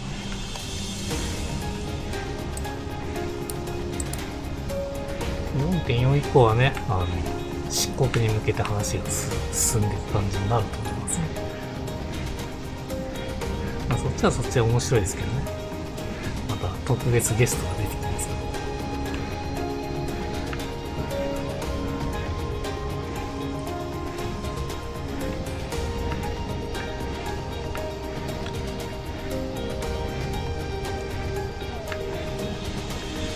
トゥントゥントゥントゥン。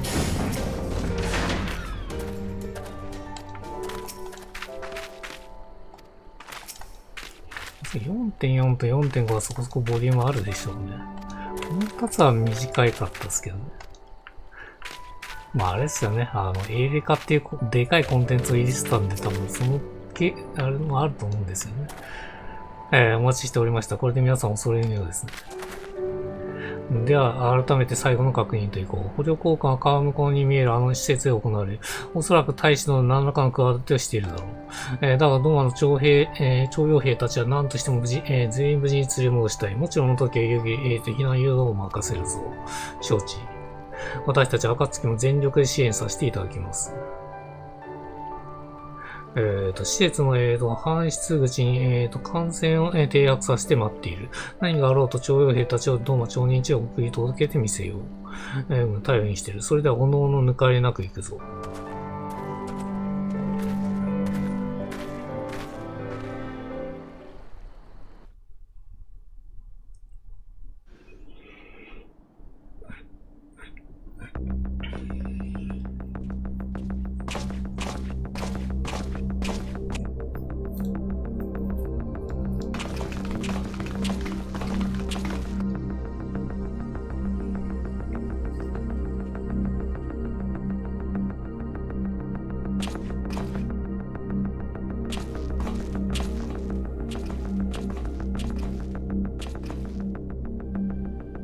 ようやくこの日がやってきましたね。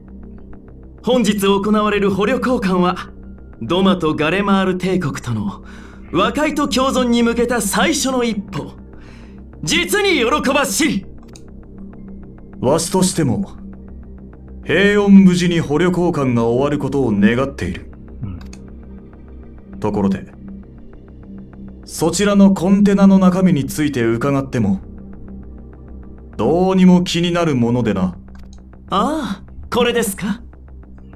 前回渡しそびれたのですが、ちょっとした手土産ですよ。ドマの復興にはいろいろと物資がご入り用でしょうから。よく言うね、手土産っつってますね。おお、これは痛み入る。かような心遣いがあるとは思いもよらなんだ。すでに交換すべき対象者がそちらの手に渡っているようだが、大事の前の生じ、あえて意を唱えまい。それは、私のことかい来た。完全復活。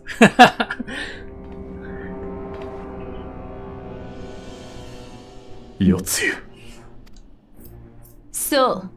私の名はよつゆ。苗売りの意味語にして、差し灰のカフ。そして、ドマ代理総督。お前たちをすべ、お前たちから搾取するものだ。記憶が戻ったのであれば、そなたも捕虜交換の対象。大使殿と帝国へ帰るというなら認めよう。だが、未だドマ代理総督を名乗るのは認められんな。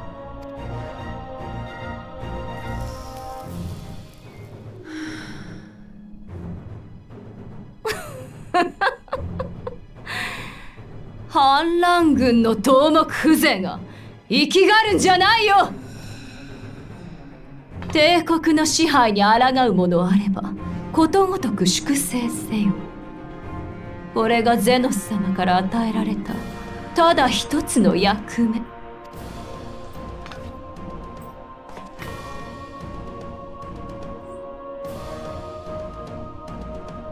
私はそれを果たし、ずうずうしくふてぶてしくデートのようなこの国に君臨し続けよう。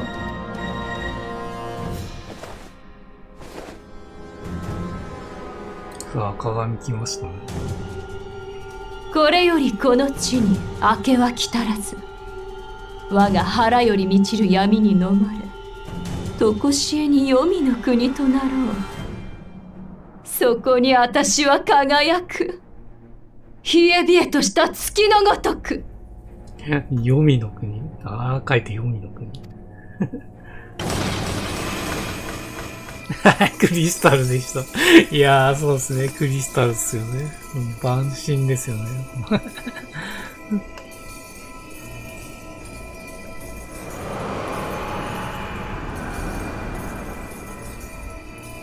この光は万神。さあ、浮いてますね。浮いてますね。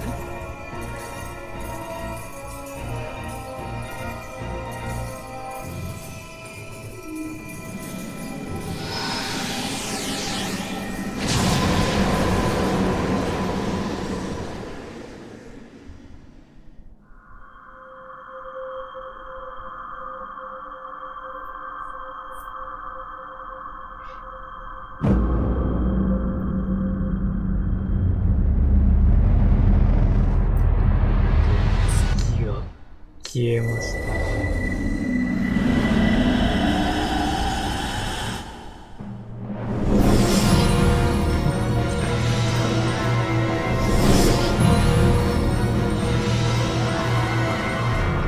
いやー、ガラッと変わりましたね。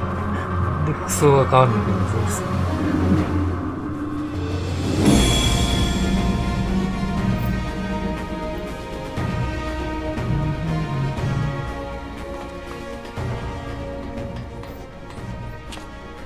ドマ人の女が蛮神召喚を行った。これは明確な協定違反だ。捕虜交換は中止。撤退準備を急げ。協定違反つってます。いや、うっとうしいね、これ。返すつもりだったじゃねえか。しかし皇帝陛下の代理者たる全権大使に逆らうのか。いいな。撤退準備だ。撤退って言ってますね。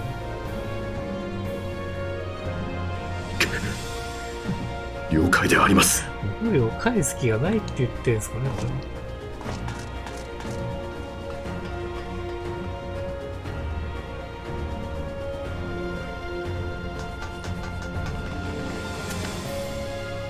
ヒエン様、退避を。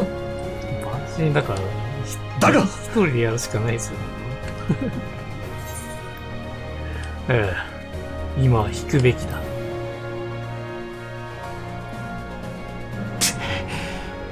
引き際を見誤るなと。かたじけない。今ひとたびそなたの力を貸してくれ。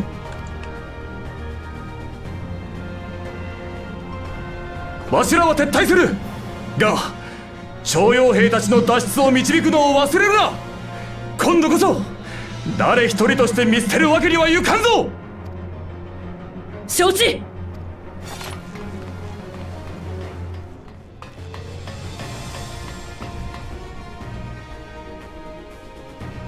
やはりお前が立ちはだかるか。今ならわかる、その忌々しい光の力が。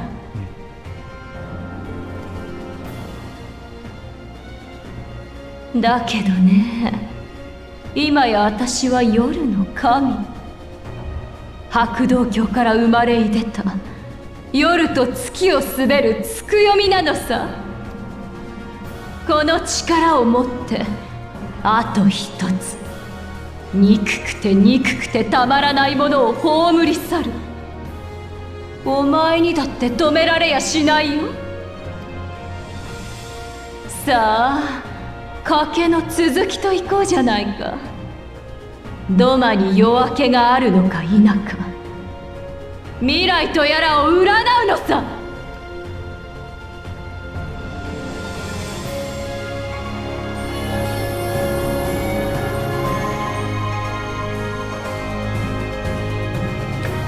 これね、BGM コンテいいんですよね。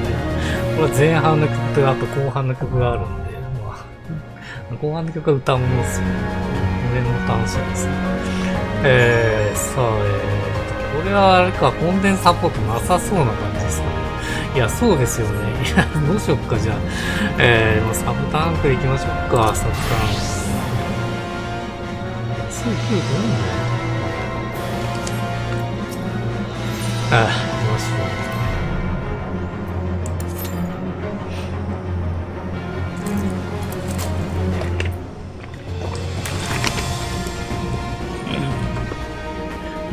ちょっと悪いか。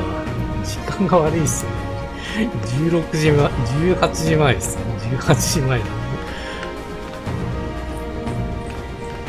まあ、一応だから、どうかな。どうでしょうね。一応5分未満にはなってるんですよね。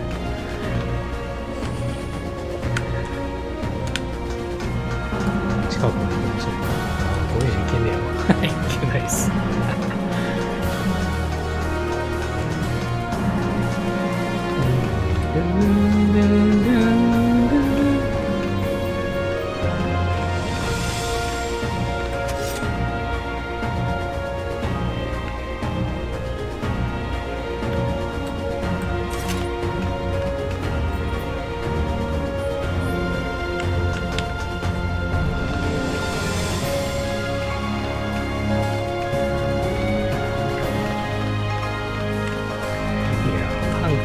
早いとかそういう感じでもないっすね。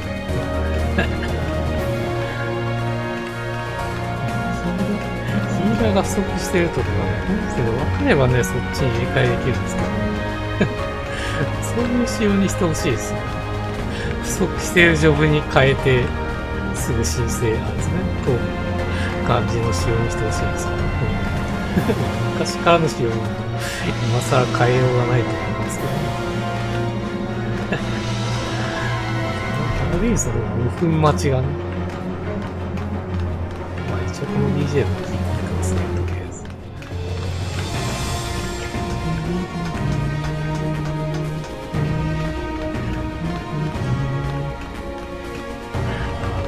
この中全部クリスタルが出てきたってことですよね。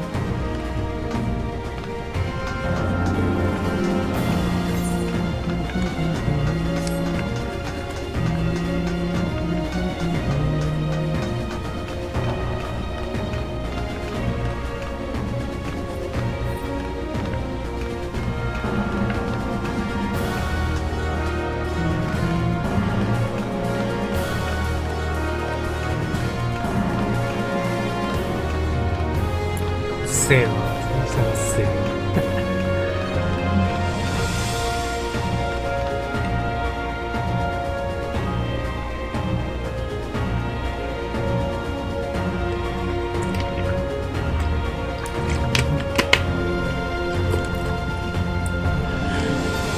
ントサポートでいければ楽なんですけど、まあ、無理ですよね。どう考えてもあれですよね。こういう力を持ってる人じゃないかなですよ。これに関しては。ないですよね、さすがに。ID しか対象になってない。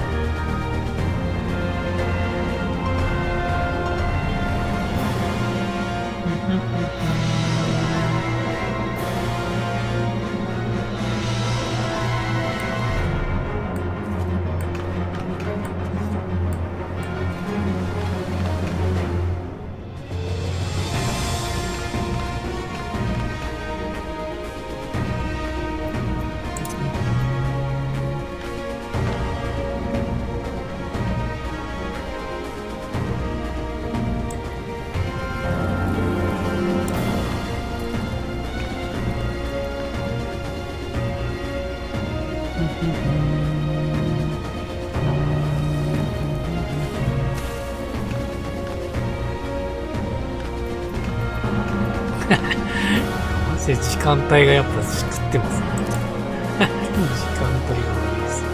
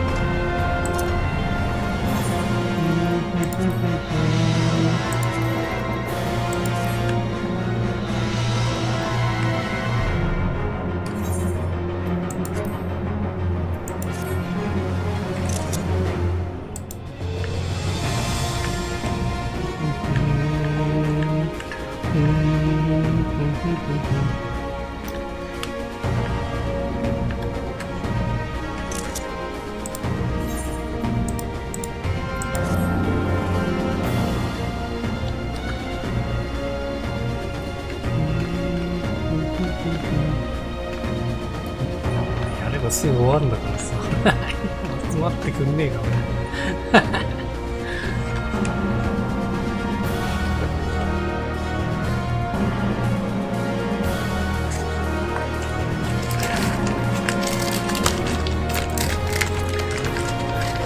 解除とかでいければ楽なんですけどね。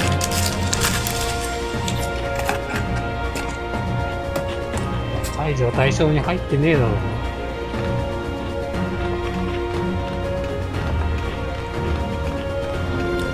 試したことねえけど。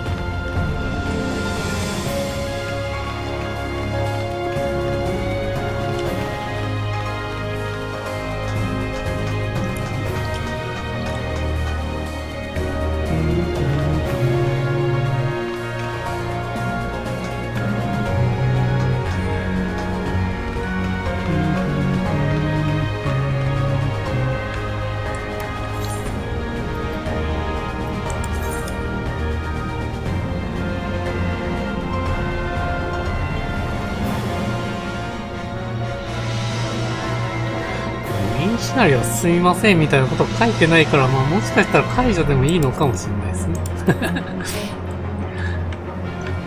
レベル高ければ楽っすね、解除。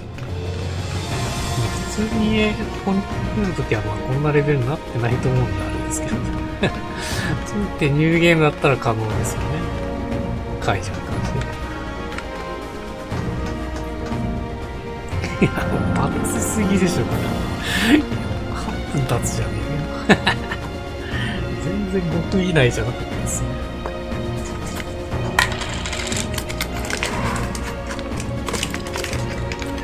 何のジョブが足りてねえかわかんねえんだよな。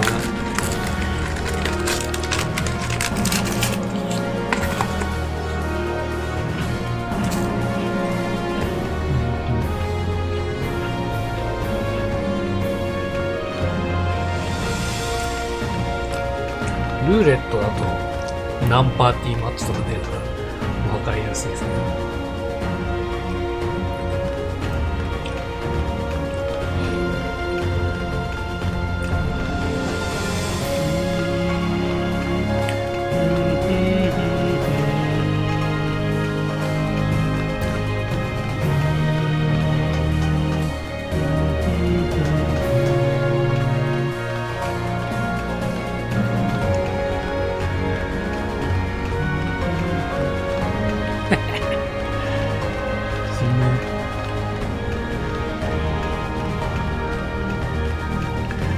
あるから生配信の時にしんどさがありますよ。動画だったらカットできます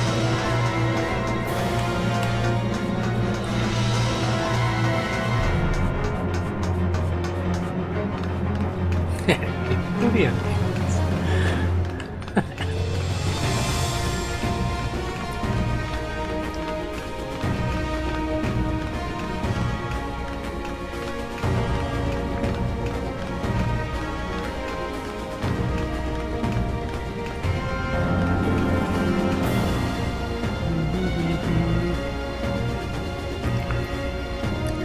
なんかやることねえか。ないね。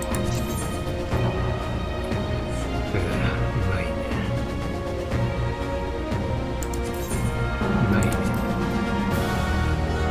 おかげさま終わってるしな。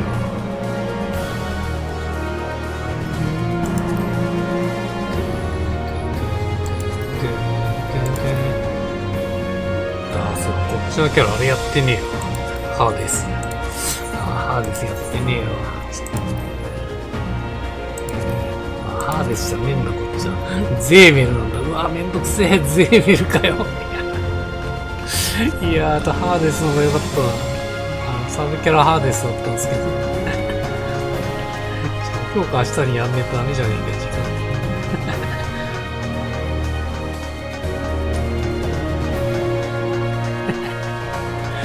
間。しんどい。いやフロントラインでもすぐ申請引っかかんねえ時間帯ですよ。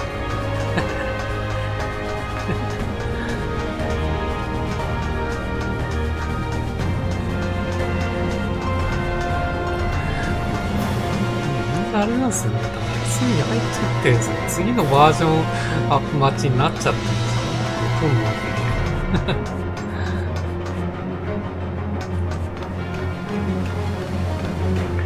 こんなおいおいの時にガッチガチでレベル上げしてるやつ。そういねえと思うんだよ。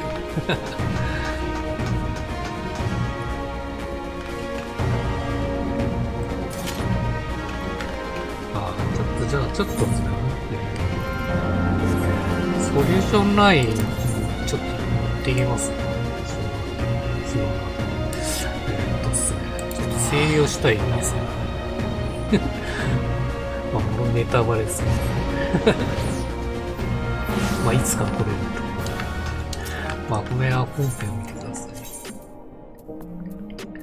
ょっと交換だけしときたいんだよな。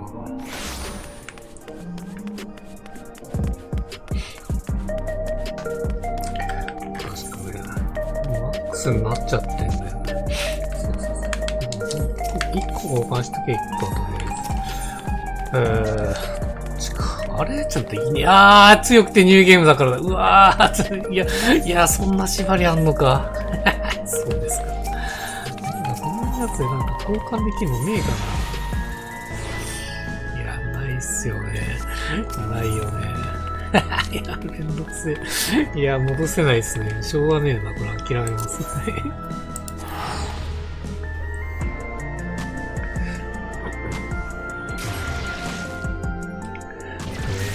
のんびりしてますか、じゃあ。しょうがない。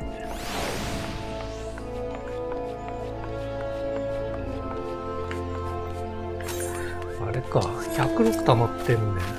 ダメだ。くそ。いや、もうなんもできねえ、なんもできねえ。強くて指を向くよ。バ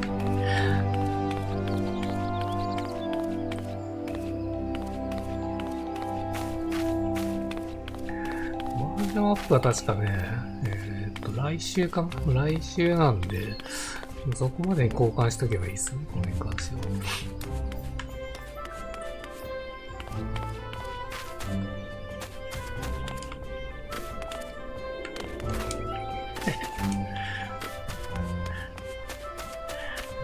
どんだけ待たせんだよ、マジでよ。何がいねえのかわかんねえもんな、本当に。ヒーラーもタンクもいねえんだろうね。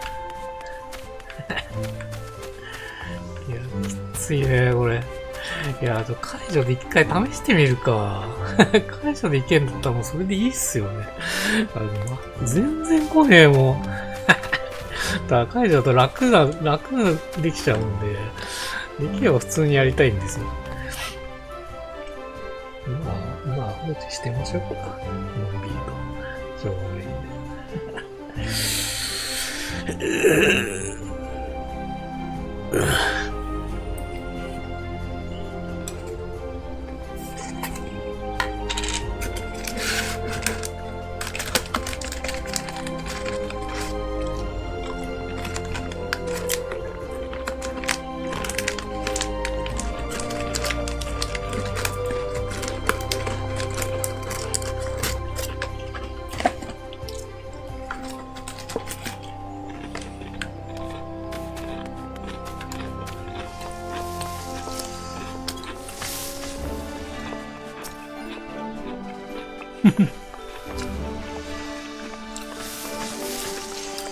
いや、まさかこんなとこで足止め食らうと思わなかったな。あえて5分で来るだろう、このいつも。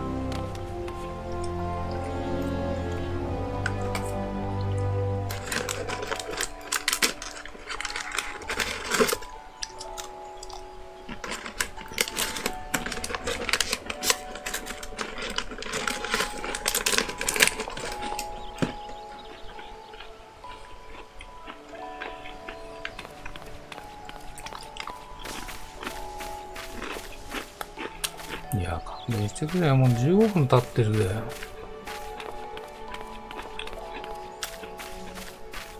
いや、過疎化は深刻ですね。みんなあれかな、モグコレやってるか。まあ、モグコレもう終わってる人がほとんどだと思いますけどね。モンハンかな？どっちかってモンハンに多分もうみんな行ってるでしょうね。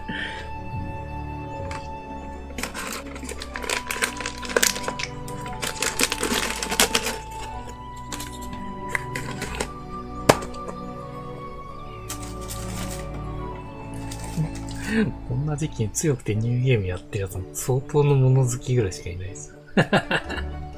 この時期に。あー、来ました。よかった。よかった。とりあえず来ました。いや、これでキャンセルなく行ってほしいですね。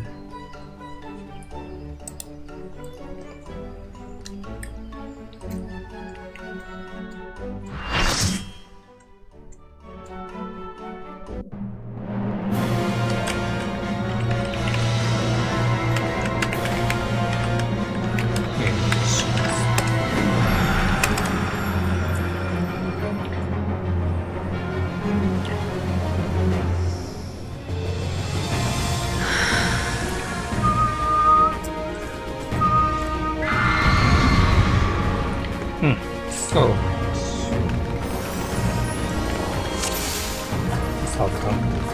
世のことごと楽しもうじゃないか。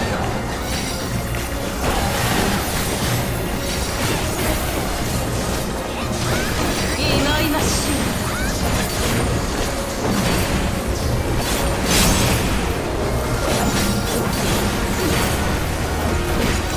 あれが来る可能性はあれだけ見てたもん。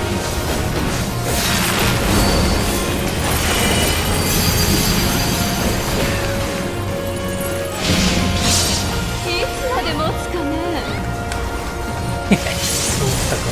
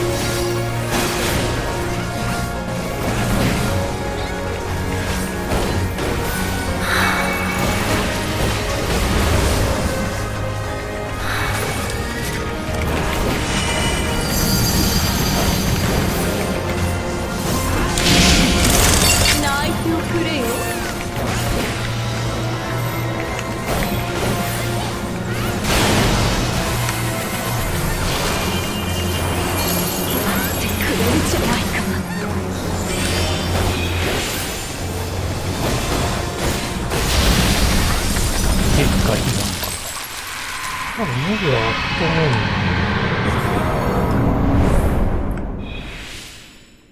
ど。ここはヘイトつけちゃって大丈夫なんだけど。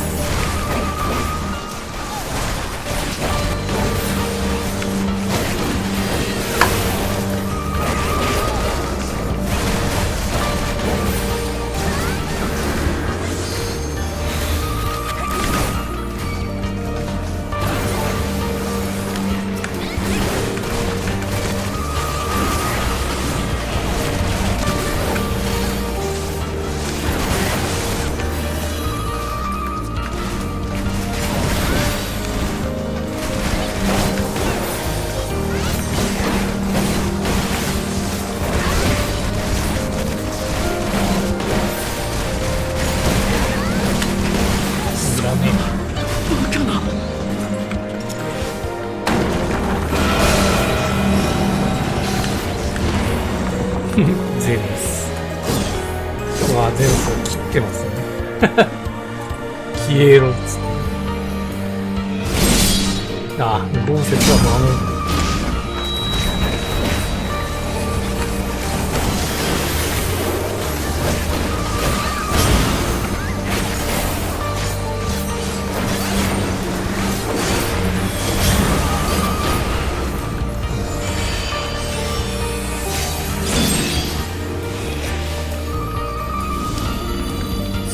生きるの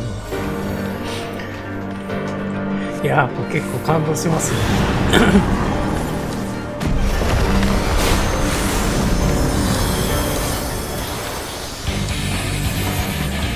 悲願だよ。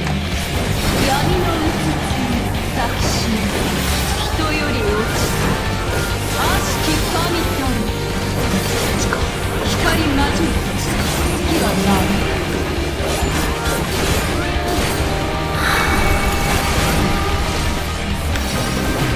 ボカウントする前に場所に返すわけです。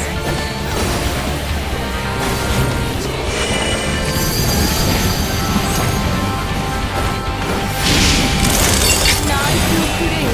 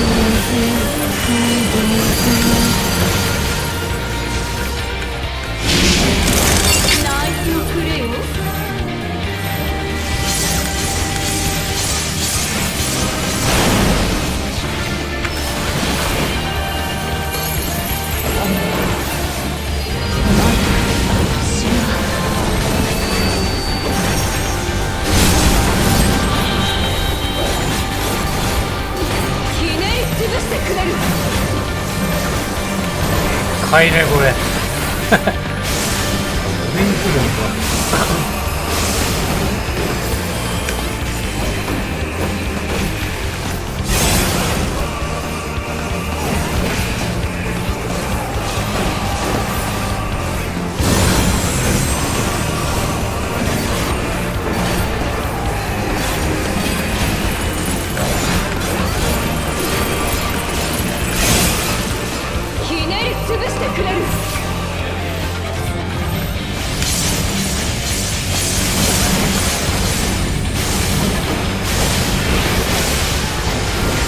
すごい死体のようだ。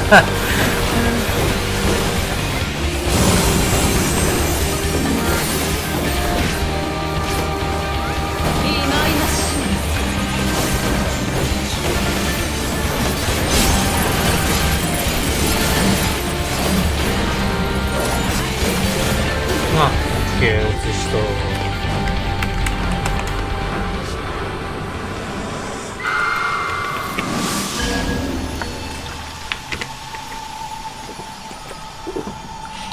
聴いても名曲っすね。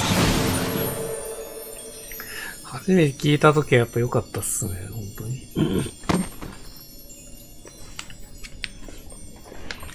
ことかね、スザクセンとかね、結構名曲っすよね。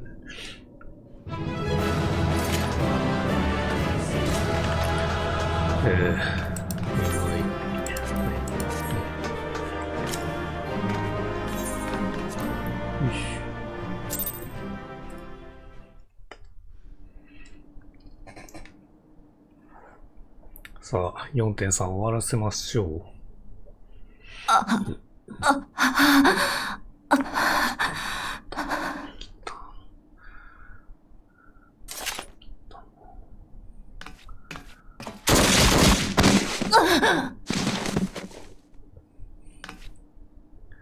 おっと、朝日ですか。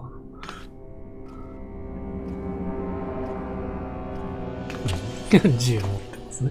いや、実はあれ、殺そうとしてるってことですかね、これ。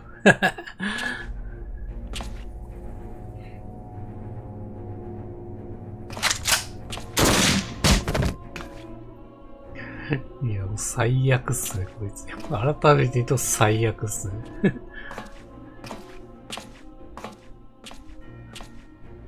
ダメですよ。とどめはちゃんと刺さないと。黄人族に献上させた神器と、手土産のクリスタルで召喚させた即席の万神といっても、一応は神の端くれなんですから。黄人族に献上させた神器。やっぱあの鏡は神器だったってことだ、三種の。うん。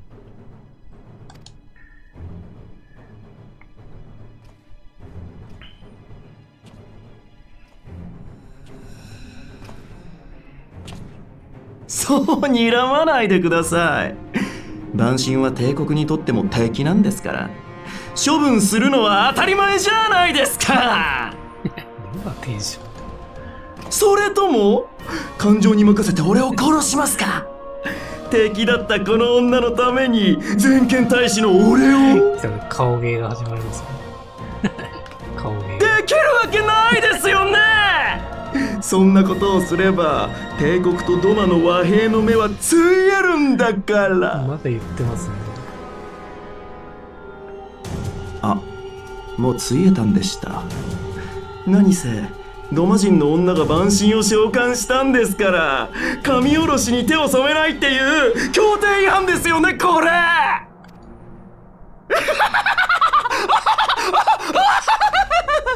いや、このね、怒ってるんですよ。相当怒ってますね、これ。本当は俺がなるはずだったんだ。俺がゼノス様の代理になってドマを統治するはずだったんだ。俺だったら失敗なんて奪還なんてされなかった。ゼノス様の期待を背負うにふさわしいのは俺だけなんだよ。それをこのバイタがバイタグズメ焼きたてずめやバズレメや。おっと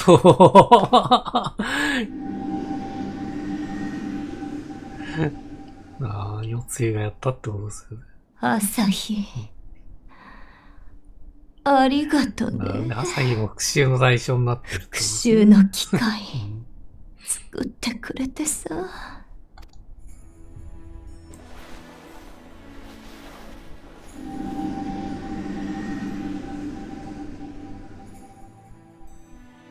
浮いてる浮いてる。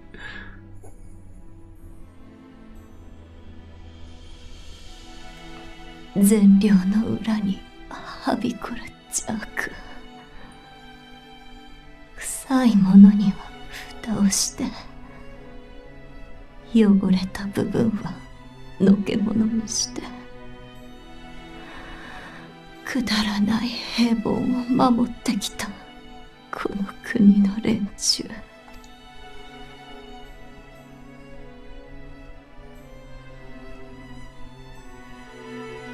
朝日、お前は私がどうなろうと見て見ぬふりを続けてくれたね。それでこそ私が最初に恨んだドマ人だ。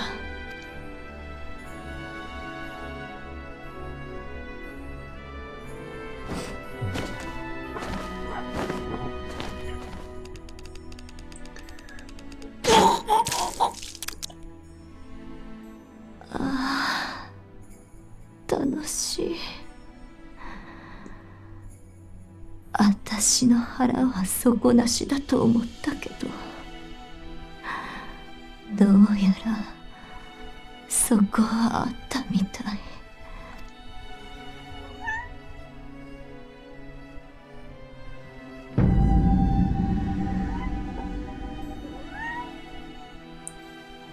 やり遂げた、成し遂げた復讐をあんたのために最後の力残しておいてよかったよ。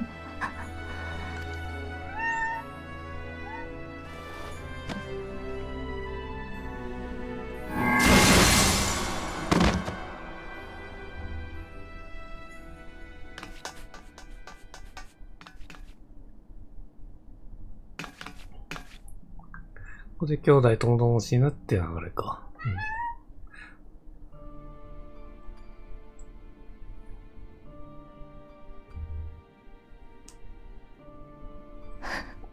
なんて顔してるのさ。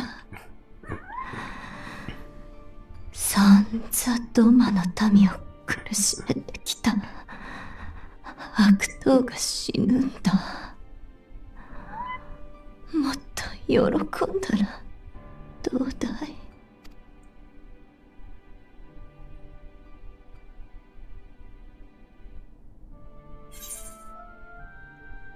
喜んでるか。いや、まあ、普通はこっちですけどね。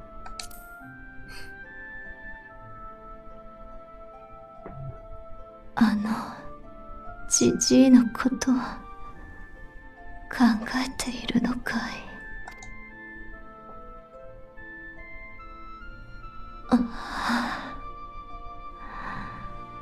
あの柿おいしかったかな。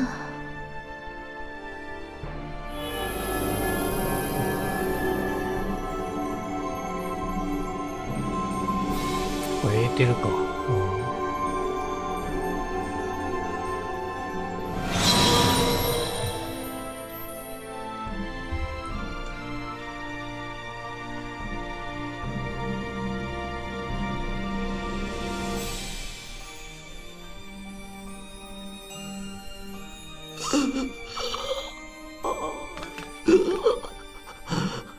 ゼノス様。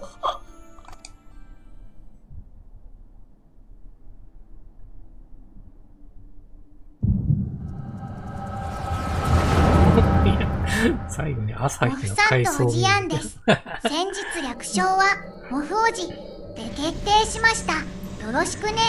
失礼いたします。ああ、これで生きてるって、ゼノスは生きてるって件を知ることになるのか。なるほどね。そうだね。お呼びでありますか、ゼノス殿下。朝日よ、貴様はドマ出身だったな。はい、私ごときの名を覚えていてくださったなんて、何なりとご命令ください。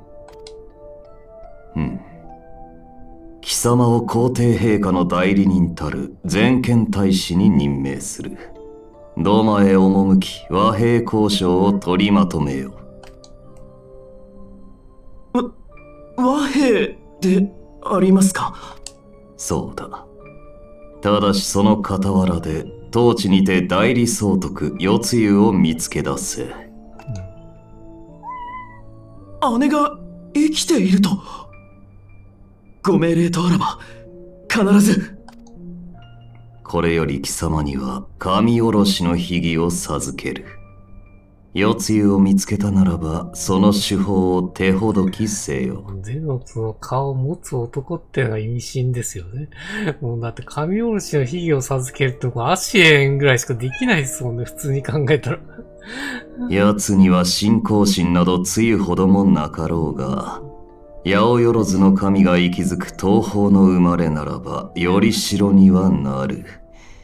紅甲羅の神器となすべき願いがあらば、神の一つも下ろせよ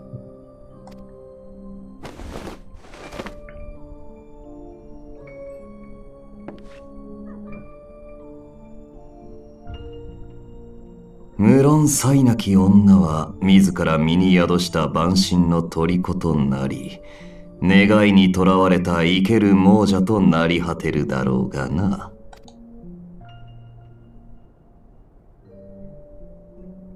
殿下にこの命救われた時より、ご恩返しすることを夢見てきました。ご命令を遂行することに、何ら迷いはありません。が、万神一つを召喚させたとて、ドマの反乱軍には、神殺しの英雄がついているとか、殿下の深遠なる策の真意を、お聞かせいただけませんか？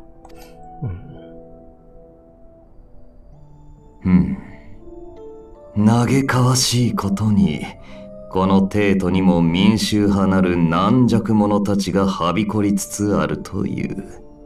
奴らに今一度万神の脅威を認識させねばならん。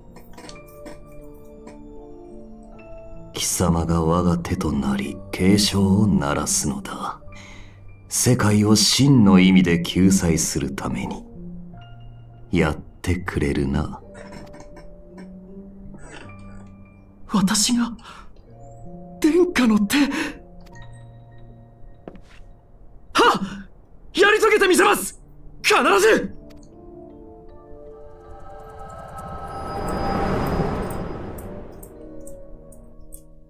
これをこのゼノスが生きてるって件を多分伝えるんでしょうね。ゼノス様、我が主。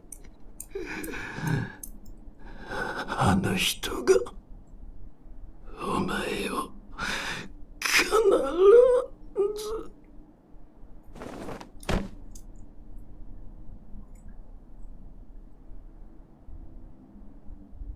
無事のようだな。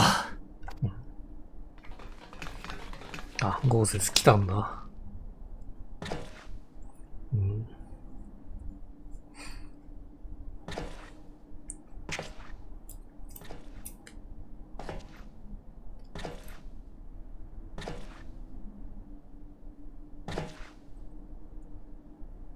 行ってしまったか。これが天命というなら、あまりにひどい。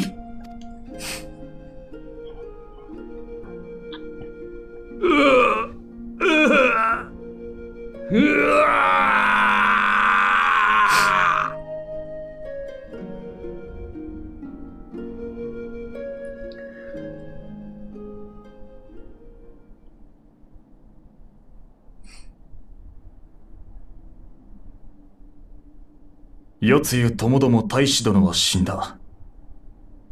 そなたが無事であったことは不幸中の幸いだが、これで帝国との和平も崩れたか。そのゼノスらしき顔のやつが生きてる時点で和平は無理ですからね。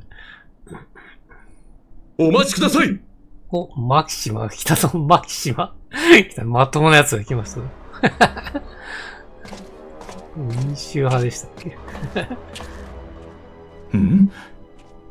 逃げたものとばかり思っていたが、見届けるのも我が役目と踏みとどまっておりました。朝日大使は先ほどの神おろしが協定違反に当たると申しておりましたが、私には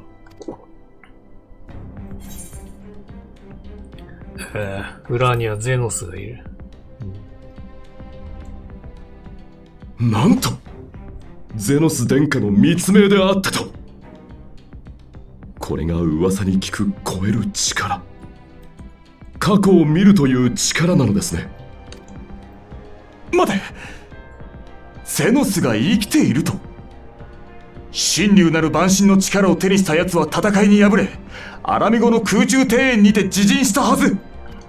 わしもこの目で奴の屍を確認したのだぞ。普通は生きてるわけがないんですよね。お言葉ですが、殿下が亡くなっているはずは。召喚は出立前にゼノス殿下にお目通りしております。負傷されつつもアラミゴより帰還し、現在は療養中で。療養中になってます。一体どういうことなんだ。確かにゼノスは死亡し、埋葬までされているというのに。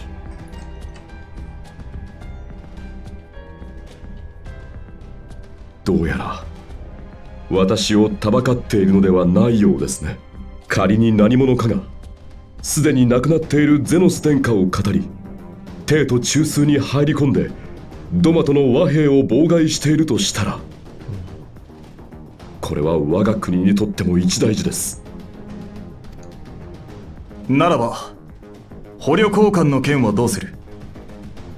徴用兵らは我らがすでに脱出させているが、こちらには未だ捕虜たちを返還する意思はある。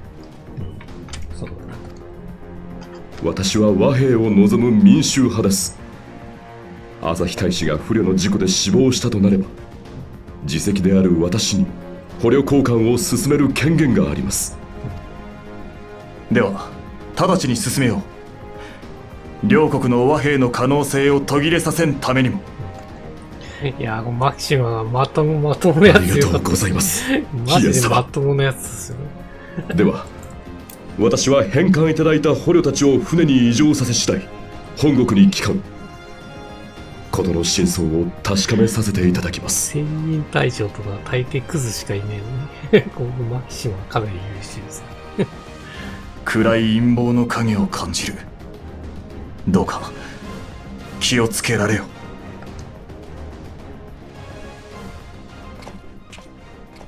その旅路、私も同行させていただけませんか？もっと同行するっつってますね、アルフィノ。ちょっと、アルフィロ帝国に行くって言ってますかね、これ。死んだはずのゼノスから朝日に対し、神おろしの手法が伝えられたとするならば、その裏にアシエンの存在が介在している可能性が高い。アシエンですね。アシエンとは、肉体を持たない魂だけの存在。私たちの経験と知識がなければ、対抗することは難しい。違うかい？そのアシエンなる者たちに関する知識を我々に教えてくださると。そうであればもちろん歓迎しますが。危険は覚悟の上での申し出と見た。命を懸けるに値する使命であると、そう感じているのだな。はい。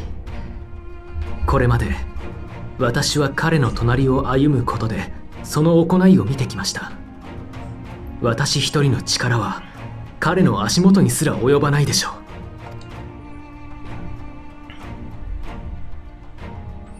う。ですが、人と人とを結びつけ絆を編むことならば、この私にもできるかもしれないと思うのです。たとえそれがかつての敵であったとしても。アルフィノならできる。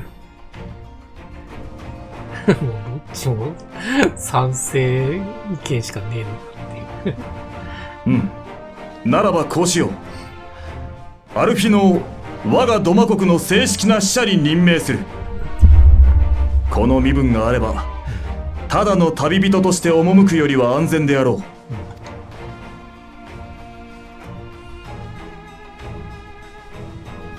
分かったわよ。止めても無駄なんだろうし、言ってくればいい。でもくれぐれも無茶はしないでよ。ありがとう。それじゃあ行ってくるよ。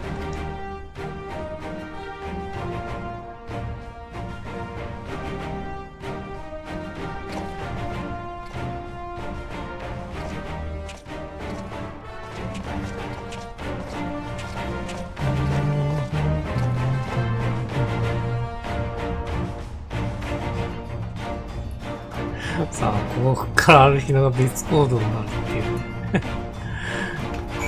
う。なかなかの展開ですよ。しかも帝国側に行くってい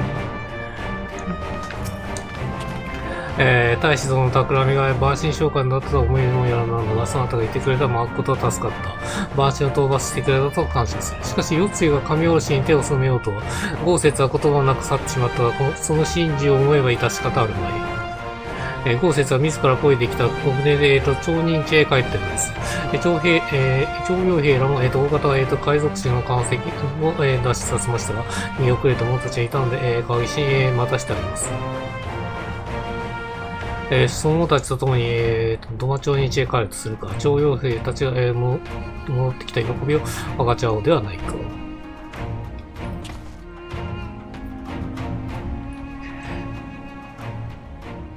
や、なんだかんだ4時間経ったな。いや、普通にやっぱ2時間かかるぐらいのボリュームあるね。あ、帰ってきてるね。帝国の人が来てる。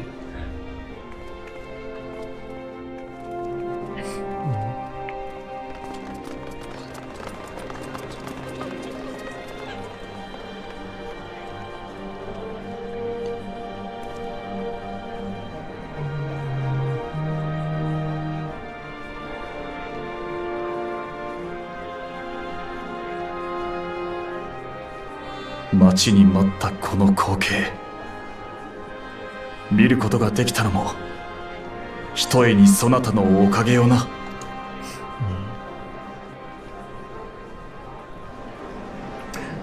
徴兵ってドマにしかいないんですかね。なんかアラミゴの方にもいそうな気がするけどね。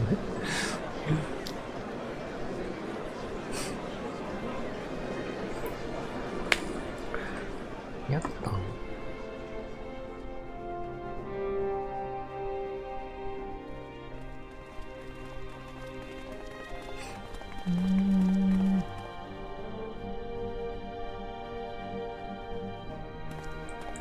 あ、でもミンシナ幼稚園になんかあれですよね。なんか徴用するって話になってたんですね、確か。そうするとやっぱドマだけなのか。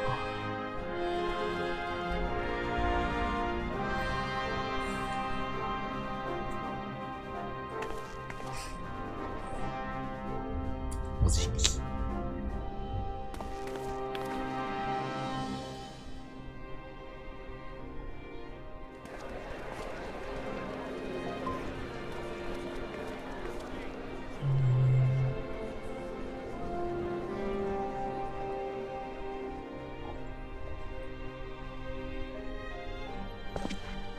うん、来たね、豪雪。ここにおられましたか。そう元に戻した感じ。う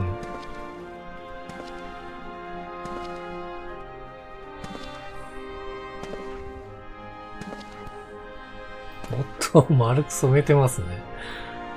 豪雪もう完全に坊さんになってます。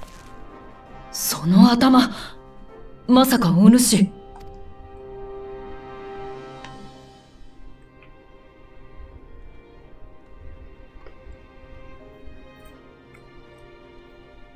刀も握れぬ老いぼれでは和歌のお役に立つことも難しいでしょうからな。頭を丸めて僧となり旅をしながら全ての犠牲者たちの魂を供養して回ろうかと思い立ったのでござる。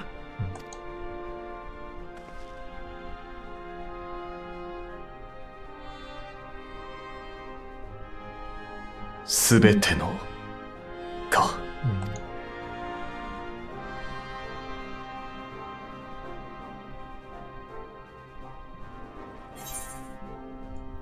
行ってこい、豪雪。行くな、豪雪。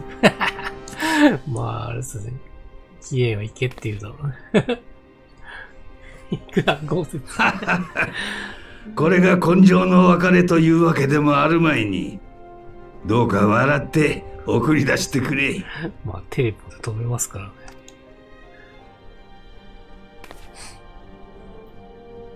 アルフィノを見送ったかと思ったら、今度は豪雪か。次から次へとよくもまあ、それぞれに己が道を見つけるものよ。これは、わしも負けておれんな。ああ、ここであれですよね、豪雪を離脱するってのはあれですよね。和歌ならば、良き国へ至る道も見つけられましょう。断りなく頭を丸めましたのは、この豪雪、最後のわがままとお受け入れくだされ。おう。豪雪、わしは民と共に歩み続け、幼子たちが笑って暮らせる国を築いてみせよう。それが恨みの果てに散ったかの者の手向けにもなりましょう。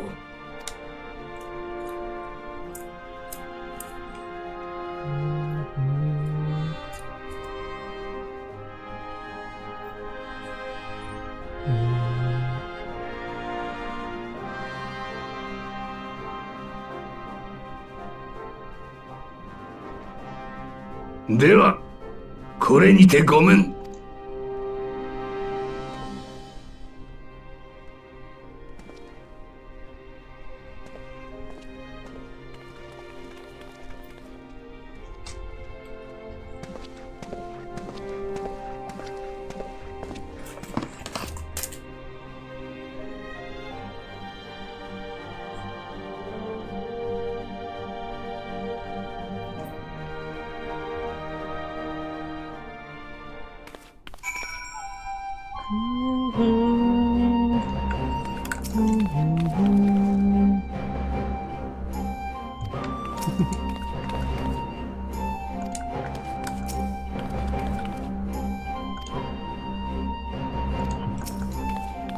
言ってしまったの豪雪。さあ、で、そのためにまっこと世話になったが、改めて用意した期限間まで来てくれ。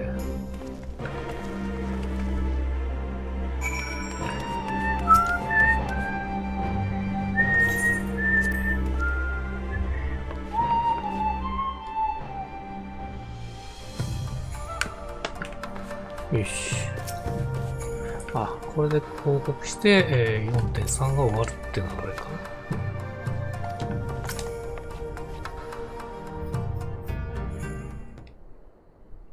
な。そなたの尽力のおかげで、徴用兵たちが無事に戻ってきた。これで復興にも追い風が吹くはずだ。誠感謝してる、ありがとう。あ、でも今回ここで終わるのかな。朝日の背後にいるゼノスを語る、存在の動きが気になるが、この件に関してアルフィの報告を待つよりない。しばらくは豪雪に誇れる国づくりに励むとしよう。去った今だからこそ言うが、豪雪が記憶を失った世継に対して、何も肩入りしたことで事情があってな。25年前、豪雪は帝国の侵略時に妻と娘を失っておるんだ。あやつは、わらべ返りした、世継に、亡き、娘の姿を少なず重ねてきたに違いない。妻子を失ったからの豪雪は、ドマという国に人生の全てを捧げてくれていた。知っての通り、成婚尽きる果てるまでの。失った娘の代わりというわけにはいかんが、あやつには、つゆとともに、穏やかな余生を送ってもらいたかった。世継の死が天命だったとしたら、なぜ天は彼女を一度生かし、記憶を失わせたのでしょう。さて、わからんな。天の定めを知る由もね。だがこれだけ言える。吉田という人間が全てを握っている。わずかな間がつゆという娘は確かに存在した。そして豪雪はつゆと共にささやかながら幸福な時を過ごしたのだ。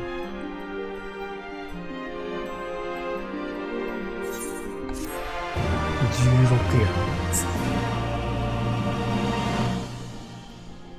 このタイトル、違うな、続くな。いや、そうですね。